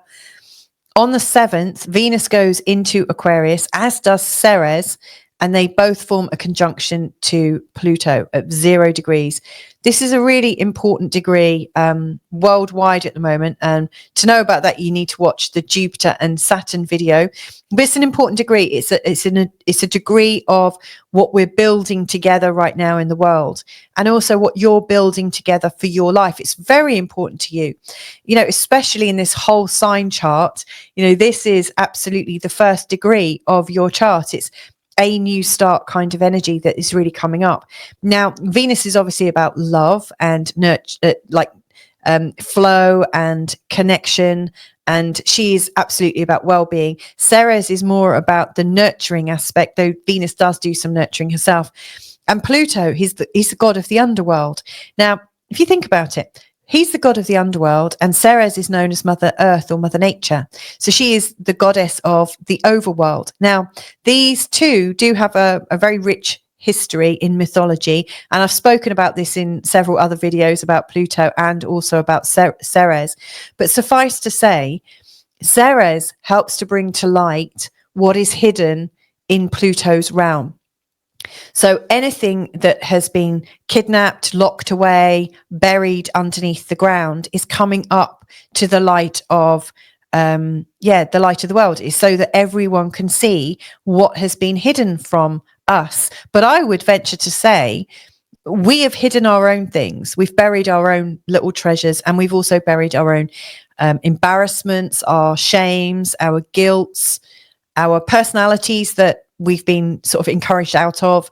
You know, like when people say, oh, you're too much as a child. And then as that little child, you go, oh, I must hide that too muchness of myself. You know, I keep getting told off for that. I must hide that. It's no good.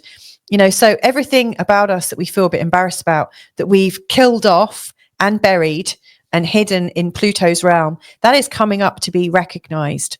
And it's like they're all little seeds in our ground. And Ceres now, who is Mother Nature, she grows the seeds, she nurtures the little seedlings, she's encouraging them to come up. So the truth is coming up to be seen, to be birthed, to be experienced. And Venus is here to kind of love it all back together. Really, I see the as above, so below, the in, the out, the left, the right. It's like a massive hokey cokey song. I don't know if you have that in America or Australia or Canada, wherever you are, but in England we have this, oh, hokey cokey cokey, put your left hand in, your left hand out, in out, in out. It's a bit like that, you know. So we are bringing all these different sides of us into this balance. Sorry about singing there. Like, how are we bringing this union together? How are we bringing our darkness to light? Now, I really like the work of Access Consciousness, and in particular Dr. Dane here, who talks about, and I love this question, what if the wrongness of you is the rightness of you?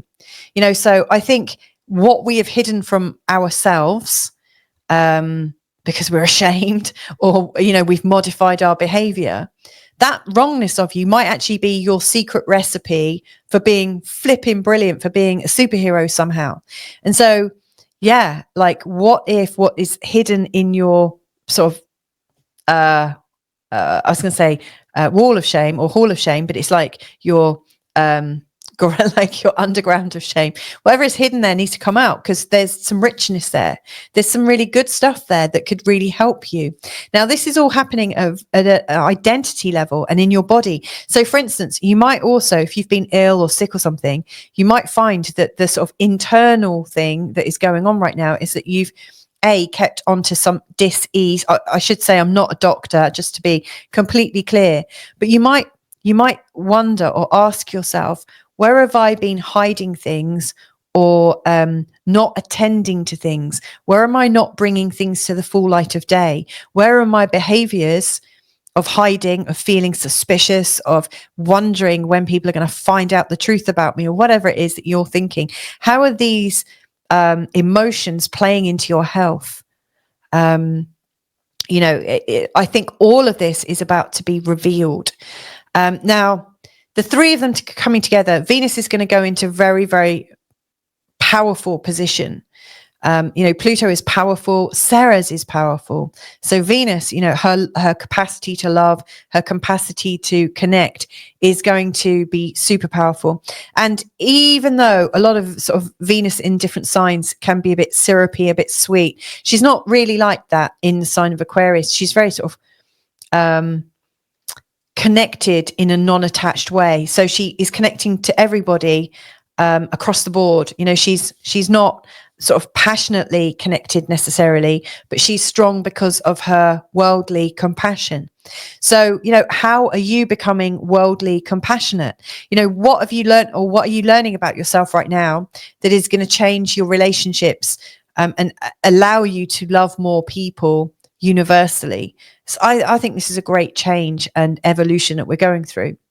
Now, that also fits in with Mars retrograde, because Mars retrograde right now, you know, he's been in the 7th, and often when Mars goes into the 7th, just FYI, you might find that the people around you get a little bit unruly, a little bit angry, a little bit discontented, a bit whingy. And you might also feel a little bit angry towards them as well. So it does bring up a lot of patterns with your relationships. But Mars is going retrograde, so he can't quite be as angry. So you might turn that anger inward You might turn your sort of energy, your sort of life force of needing to do stuff and correct stuff and change stuff because Mars has a mission. You know, you might find that that energy is dissipated. And again, the idea is you're taking action internally. So you might be taking action internally in terms of your relationships, not seeing them at face value, but understanding what's underpinning them. Pretty deep stuff. Now, he's also taking a trip back into the sign of Cancer, which is where he came from. You know, like the last sign he was in the sign of Cancer, which is about the mum, amongst many things, about our past, our history, our childhood, our traditions, our real story of life is really captured here.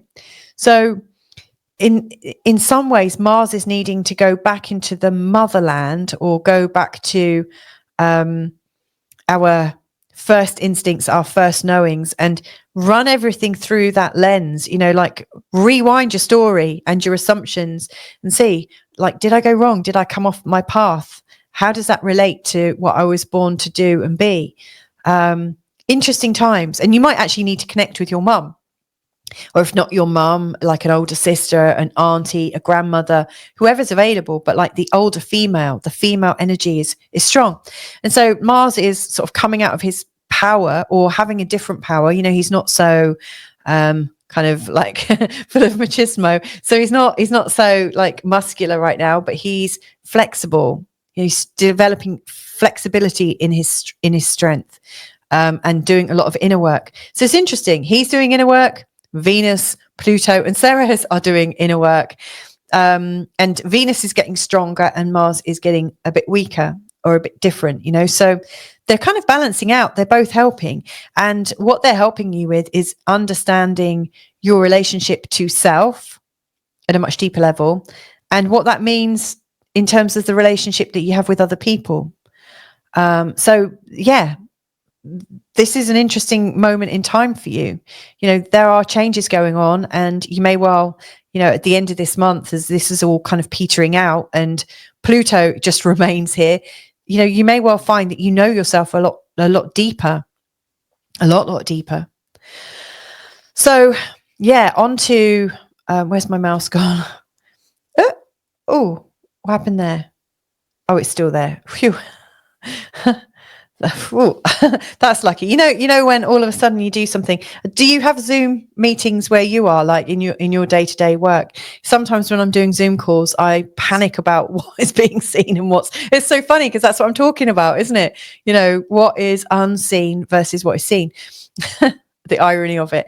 So I'm going to go now to Mercury Cazimi because Mercury Cazimi is in an interesting place. So first of all, there's a full explanation of Cazimis in my video from back in February where I spoke about all 6 Cazimis this year, and this is the last one, and how you might handle them, what they mean, how they're formed, etc., etc.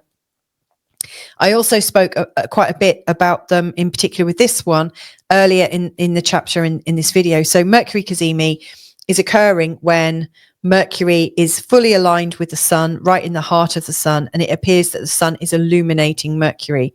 You know, so it's like the sun is shining his light right on Mercury so that we fully see the power of the mind, the power of words, and how we can transmit messages everywhere. Now, obviously, he is retrograde at the moment, and so yes, he's powerful, but in a completely different way. Like we're getting internal insights from Mercury, not external ones.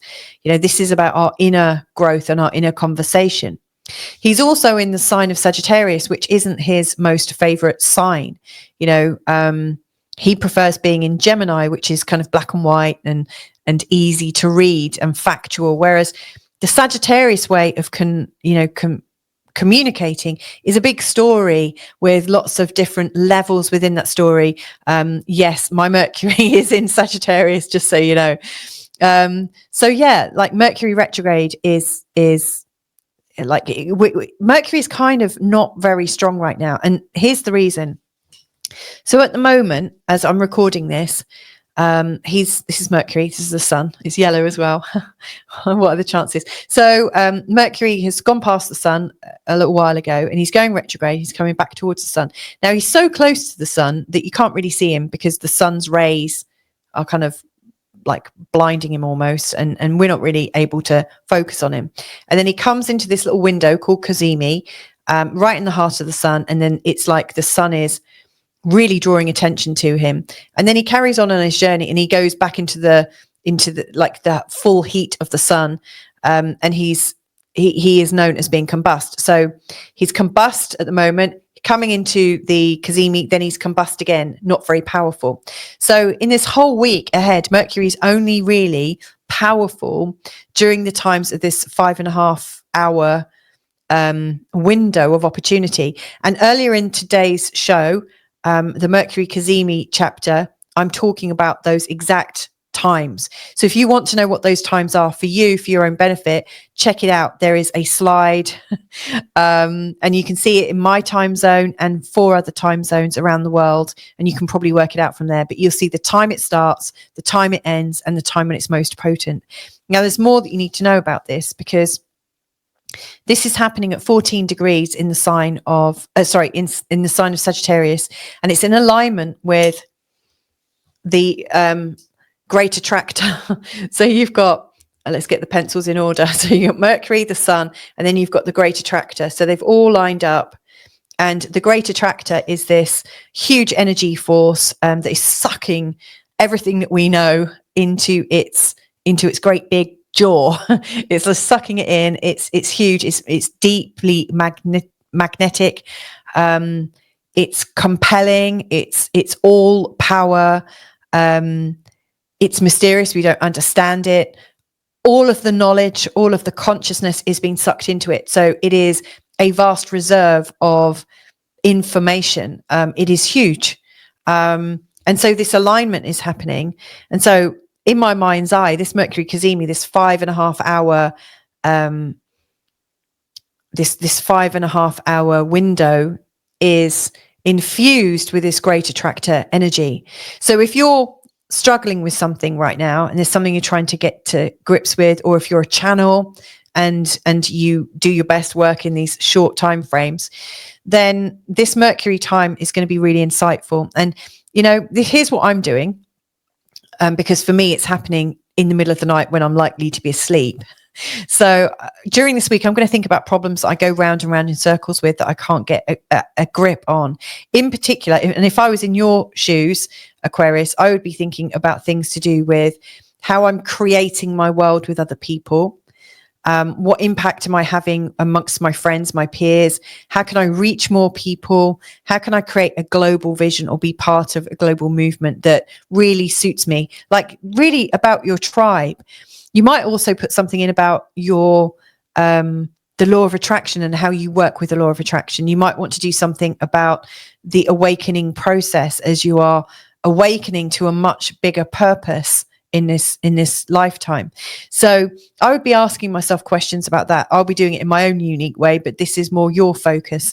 And then before I go to bed, I really ask some open questions and go to sleep on it, and hope that in the middle of the night something drops in. Now, if you're consciously aware and awake during this time, you might want to use it in another way. You might, I don't know, it could be a good time for therapy. It could be a good time to have a great brainstorm. So whoever and whatever circumstances put you into the best mindset and the most resourceful mindset, plan that in for that day.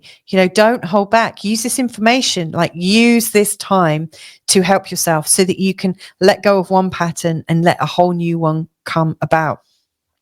Remember, Venus, Ceres, and Pluto, it's all underneath the surface, and it's all coming to be put into a union. It's all needing to be disclosed and understood.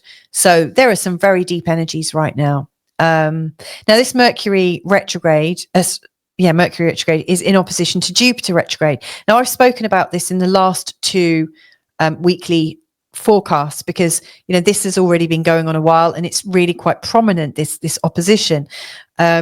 Jupiter in Gemini and Mercury in Sagittarius, whilst usually they have very different ideas. At the moment, they're both bringing lots of ideas to you, lots of information, so you're getting lots of information and ideas about you in the social respects and in terms of what you're creating externally outside of yourself.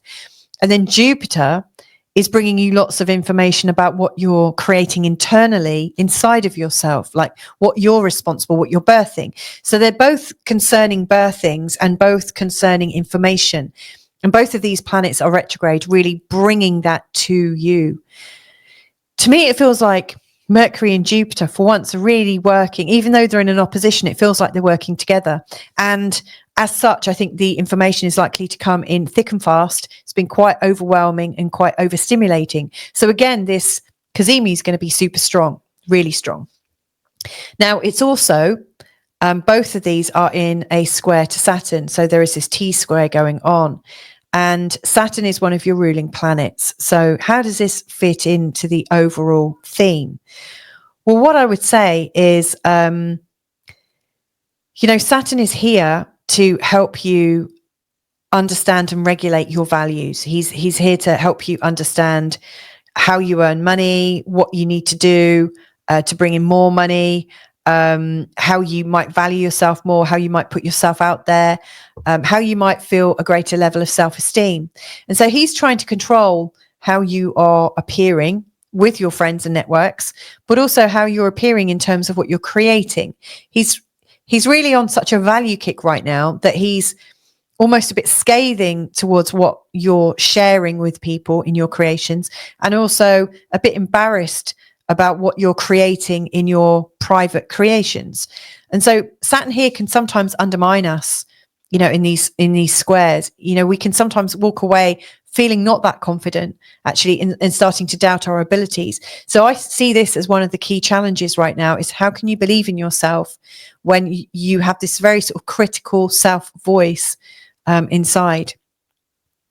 So that's definitely worth paying some attention to.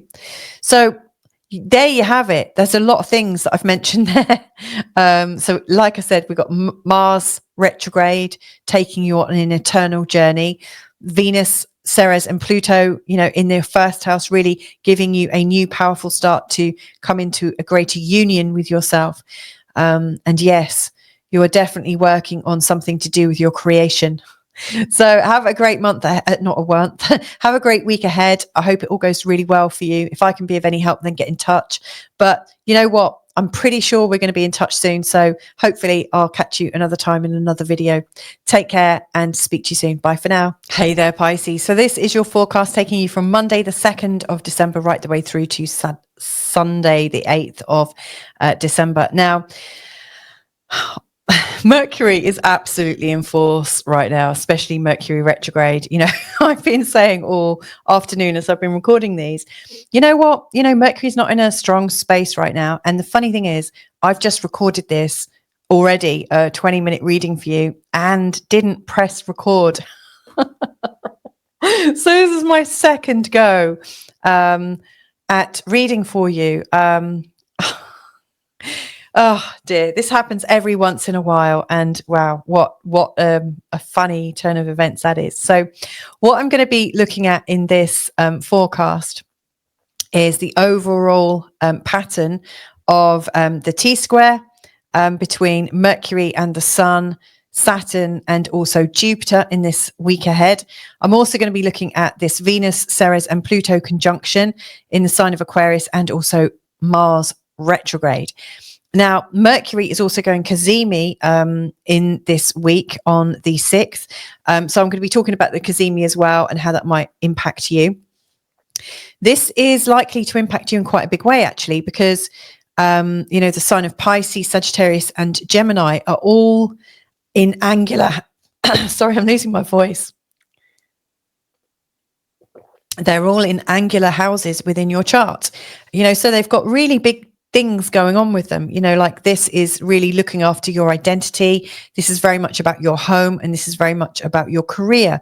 They're all like part of the 4 things that are epitomizing your experience, like you versus everyone else, then your home versus away, your private and your public. So it's really, these shifts that are going on in this week ahead are immense. Also, there is a very strong conjunction here in the 12th house, which is absolutely really going to bring in some big changes for you as well. So I'm going to spend some time doing that. Before I really dive into it, though, I just want to make you aware of the fact that, and I'm just checking that I am double checking that I am recording this. It's all good. If you're into more of a day-by-day forecast, then check out the earlier chapter in this whole video where I really talk about the energy on a day-by-day basis, like what you might choose to do, how you might best use these energies. I have also put in,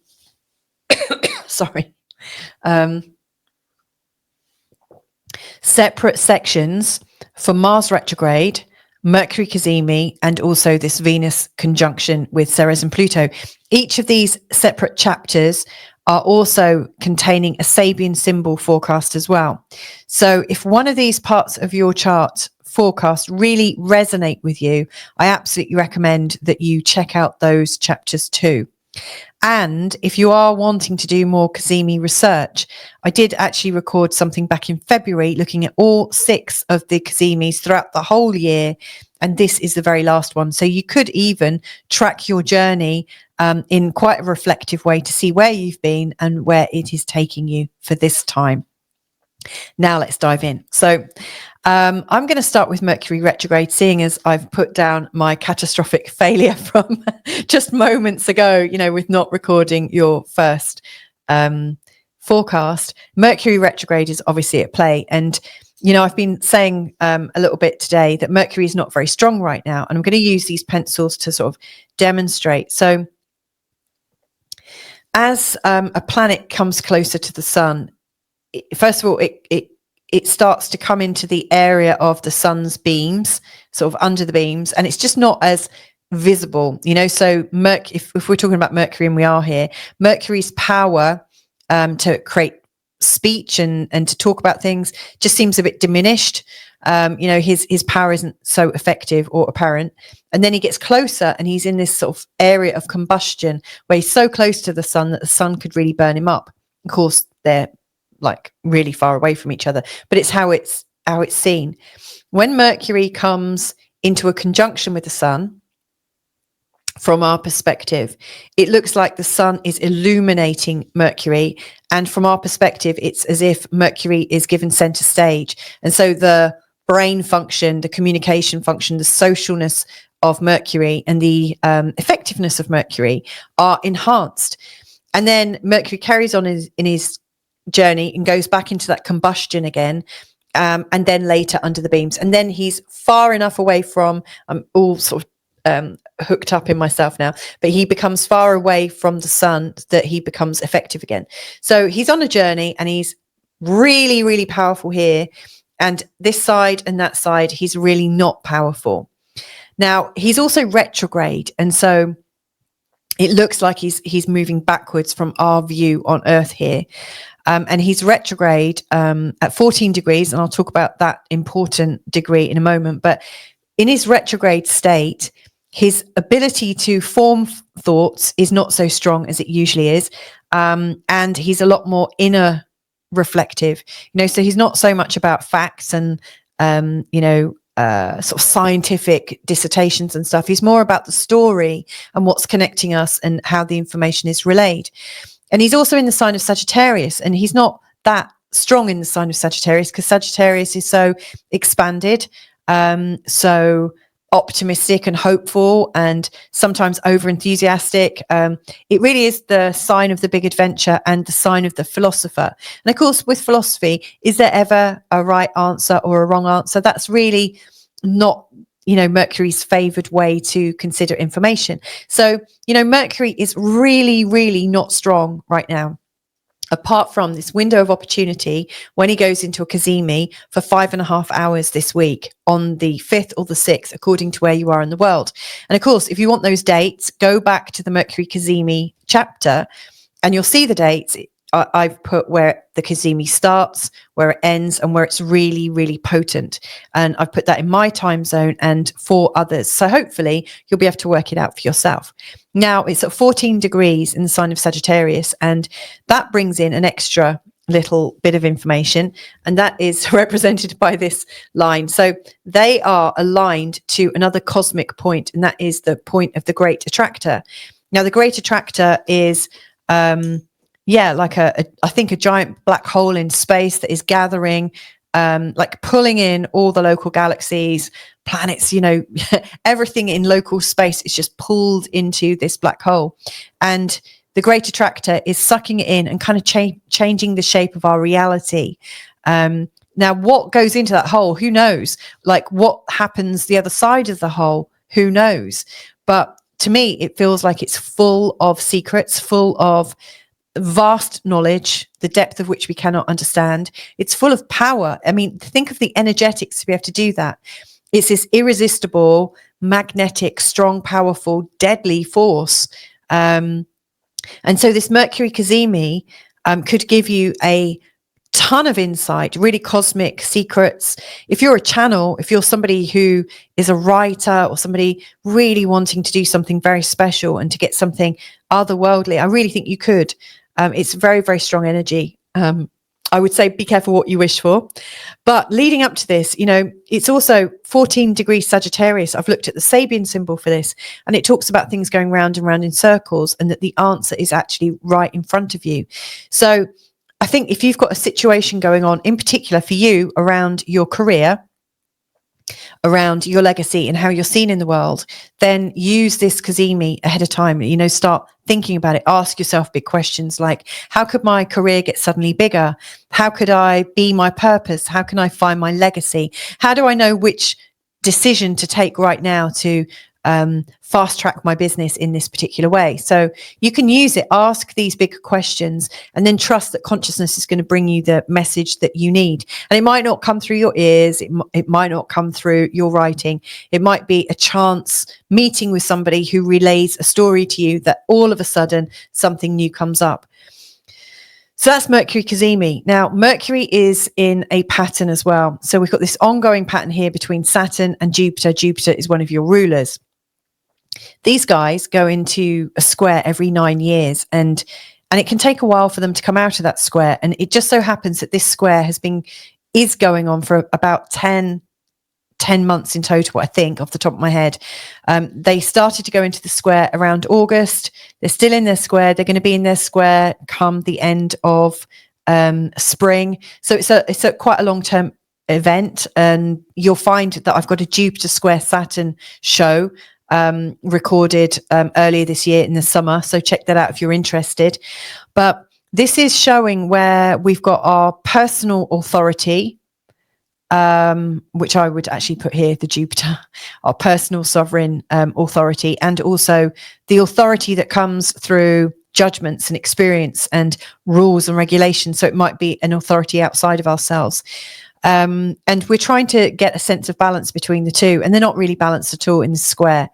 Jupiter feels put down by Saturn, and Saturn feels irate by Jupiter's carefree attitudes. So there has to be a balance point somewhere. And so, this square is really, really strong. And because of the position of the sun and the moon right now, this square is made more important. It's made into a T square. So now the sun and Mercury are in a square with Saturn as well. That can lead us to feel a loss of confidence in the way we're talking, in the way that we're being in the world. We might feel like we're being judged in our careers. And we're the ones that are doing the judging. This is the funny thing. We are our own inner critic. Your inner critic right now, Pisces, is pretty strong. Saturn here is really wanting you to get serious about your identity, be serious about the brand that is you, to know who you are, to get serious about your body, your health, to get serious about how you are perceived in the world. And so, Saturn is just trying to keep things in stasis, trying to keep things the same, keep things stable so that they don't move or topple or shift. So Saturn is trying to root you. And right now, like, you are as rooted as you can be in your identity. You're going through a lot of changes, and Saturn is trying to keep you safe. and to give you some familiarity. But Jupiter down here is also retrograde, is in the 4th house, and he's bringing up the sense of optimism, a sense of hope, and a sense of exploration in terms of your family, your childhood, your home, your sense of belonging, your past, what you associate with being safe and secure. And because Jupiter is retrograde, it's an internal search. So, and it's quite an expansive search. You might find that you're healing a lot of your past and coming to a new understanding about yourself, which is fantastic and formidable. It's amazing. Interesting that Jupiter and Mercury are in opposition. You know, they're both highlighting, bringing light to different areas of your life. So one is home and one is away. We're looking internally at home and our security, and at the same time having these brain waves and an exploration about how we are in the world where we're unsafe. And so, you know, you're being pulled in these two very different directions. And at the same time, Saturn is saying, pipe down, boys, you know, because actually here's what you need to do. And he's trying to rule the show. So it's quite an interesting conundrum. You might find that you're aging quite considerably, most likely because you're being too serious and too mature, and you're bringing on an energy that is not really you. It's an assumed energy that you think you have to have right now. So this theme is ongoing in the whole month. So just watch out for that. Start dealing with it now. If you can see these archetypes showing up, like, be ready to work with them. Now, we've also got Venus and Ceres and Pluto in a conjunction. And here the theme is, you know, like Pluto is the king of the underworld, and Ceres is above ground. She's like Mother Earth. And so everything, like what goes in the earth, like the king of the underworld. So our dead, our rotting matter. We bury people. We put in foundations for things that get locked in place. Anything that needs to be hidden, like people used to hide treasure, didn't they? So they would hide treasure, like bury it where nobody would find it. A bit like a dog burying, a bone, or a squirrel hiding its nuts. You know, this is like what is hidden is like, what don't we want people to know about? And also, what might we be a bit ashamed about, and what part of us has died that we are hiding? You know, so the depths of what we're hiding right now are coming up to be made conscious, because Ceres, she grows what is in the soil. And so along the way, there's lots of little seeds that you've left behind without noticing. And there is a push. There is a push for things to grow up. And, you know, Venus is also loving into this, you know, and wanting everything to come together. So I really see that there is a unification of what you're hiding and what is to be revealed. And I think we can see this around the world right now. There are so many themes about disclosures of different things and information about hidden events that are really coming into the fore right now. So I do think a lot of the dark and the dirt and the stuff that we don't want to look at is going to be in our faces quite soon. And, you know, that is, I think whatever is going on the outside is also going on in the inside. And the sooner we deal with our inside stuff, the easier it gets on the outside, you know. So, the easier it is for the world to manage its outrage about things as things come to light. So there is, suffice to say, it's a lot of information. And of course, Mercury and Jupiter in their opposition, their really long opposition, is really leading to that, is really adding to that, you know, that there is too much for people to process right now. But there is, I think, a concerted effort right now for all of us to get clean and clear. If you're feeling it in your body, do a parasite cleanse. You know, obviously I'm not a doctor. Don't take that as, or do a detox. You know, I mean, that's what we're doing. We're getting rid of our filth, anything that doesn't feel right. And of course, there is always a pot of gold somewhere within the land. You know, there are lessons to be learned. There is wisdom that can come out of this very sort of like dark Plutonic energy. It's transforming. You know, in many respects, it's about integrating the sides of us that we don't like, not about being all love and light all the time. It is about the shadow work. It's about seeing all of us you know, the bits we don't like as well as the bits that we do like. You know, otherwise, you know, we're sunlighting. That's something I heard from my husband. You know, he's talking about gaslighting, where, you know, people are persuading you about a different reality, but we sunlight as well. Some people sunlight so much that they're all love and light, love and light, love and light, that, you know, we bypass, you know, what is really real sometimes. So yeah, there's a very strong energy. And where that is in your chart, Pisces, is in the place of your chart of your fears, your anxieties, your mental health, your memories, your self-sabotage, your imagination, your psychic abilities, your intuition, your connection to all that is. So, you know, I am anticipating that your psychic awareness is just going to come on in leaps and bounds, that you might even be connecting into all sorts of other lifetimes or realities, and lots of memories. You know, there's a lot coming up. And how do you make sense of that?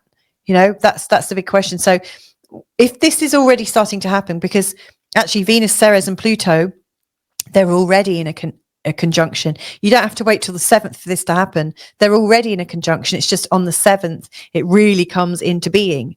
But this is already happening. You know, everything is being stirred up right now to come out and release and to cleanse us. It's fascinating.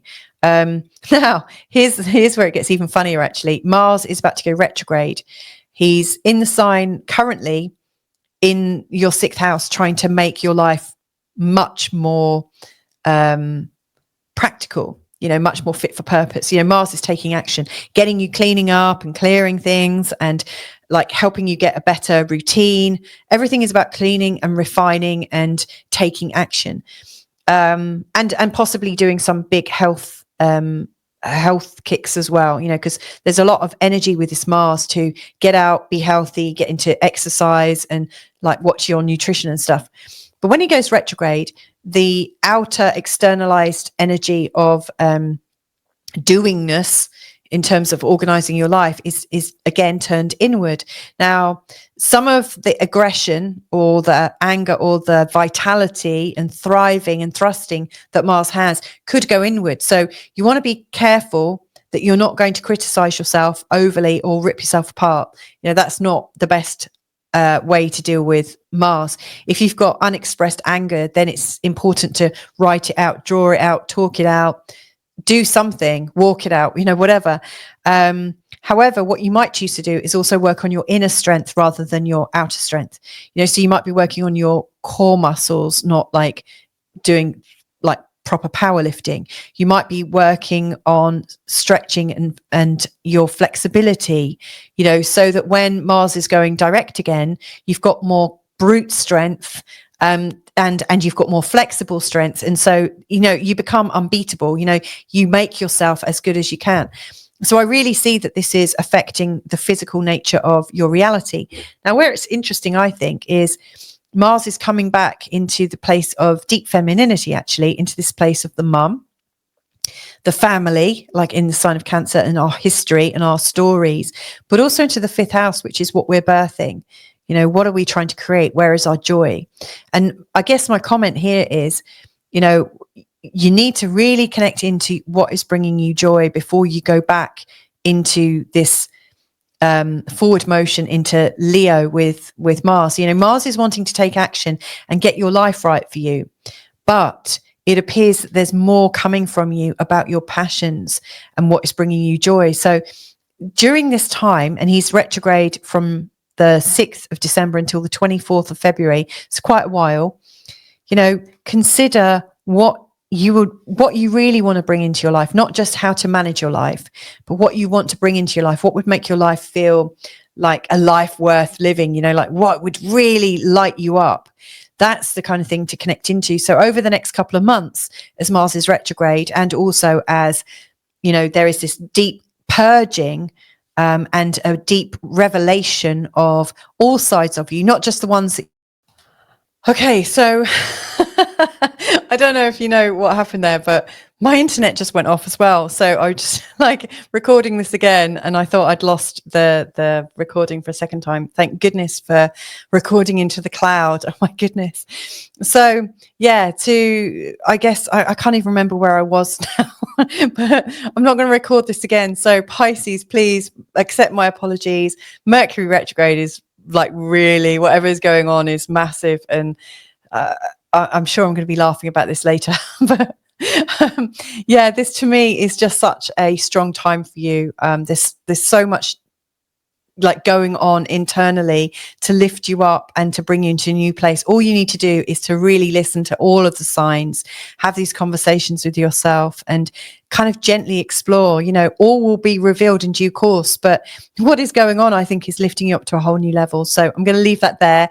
I daren't do any more or lose any more. So sending lots of love to you. Have a great week ahead, and hopefully speak to you all soon. Bye for now. I cannot believe this. So I've had quite a few hiccups in recording this. One of the hiccups is getting my words out. It's been such a challenge. It really has. I've got into word pickles and got confused and flipping heck. I've never known anything quite like this. And then I recorded the Pisces forecast, only to realize afterwards, after I'd recorded it all, that I hadn't actually hit record.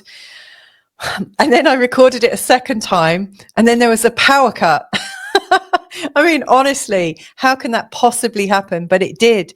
And then the power came back on, and I managed to finish this. So I'm not going to dawdle. I'm not going to hang around here and go into a long diatribe, but I'm very, very grateful if you've managed to listen to this. There's so many big energies going on right now. I think even the internet seems to be a bit stressed.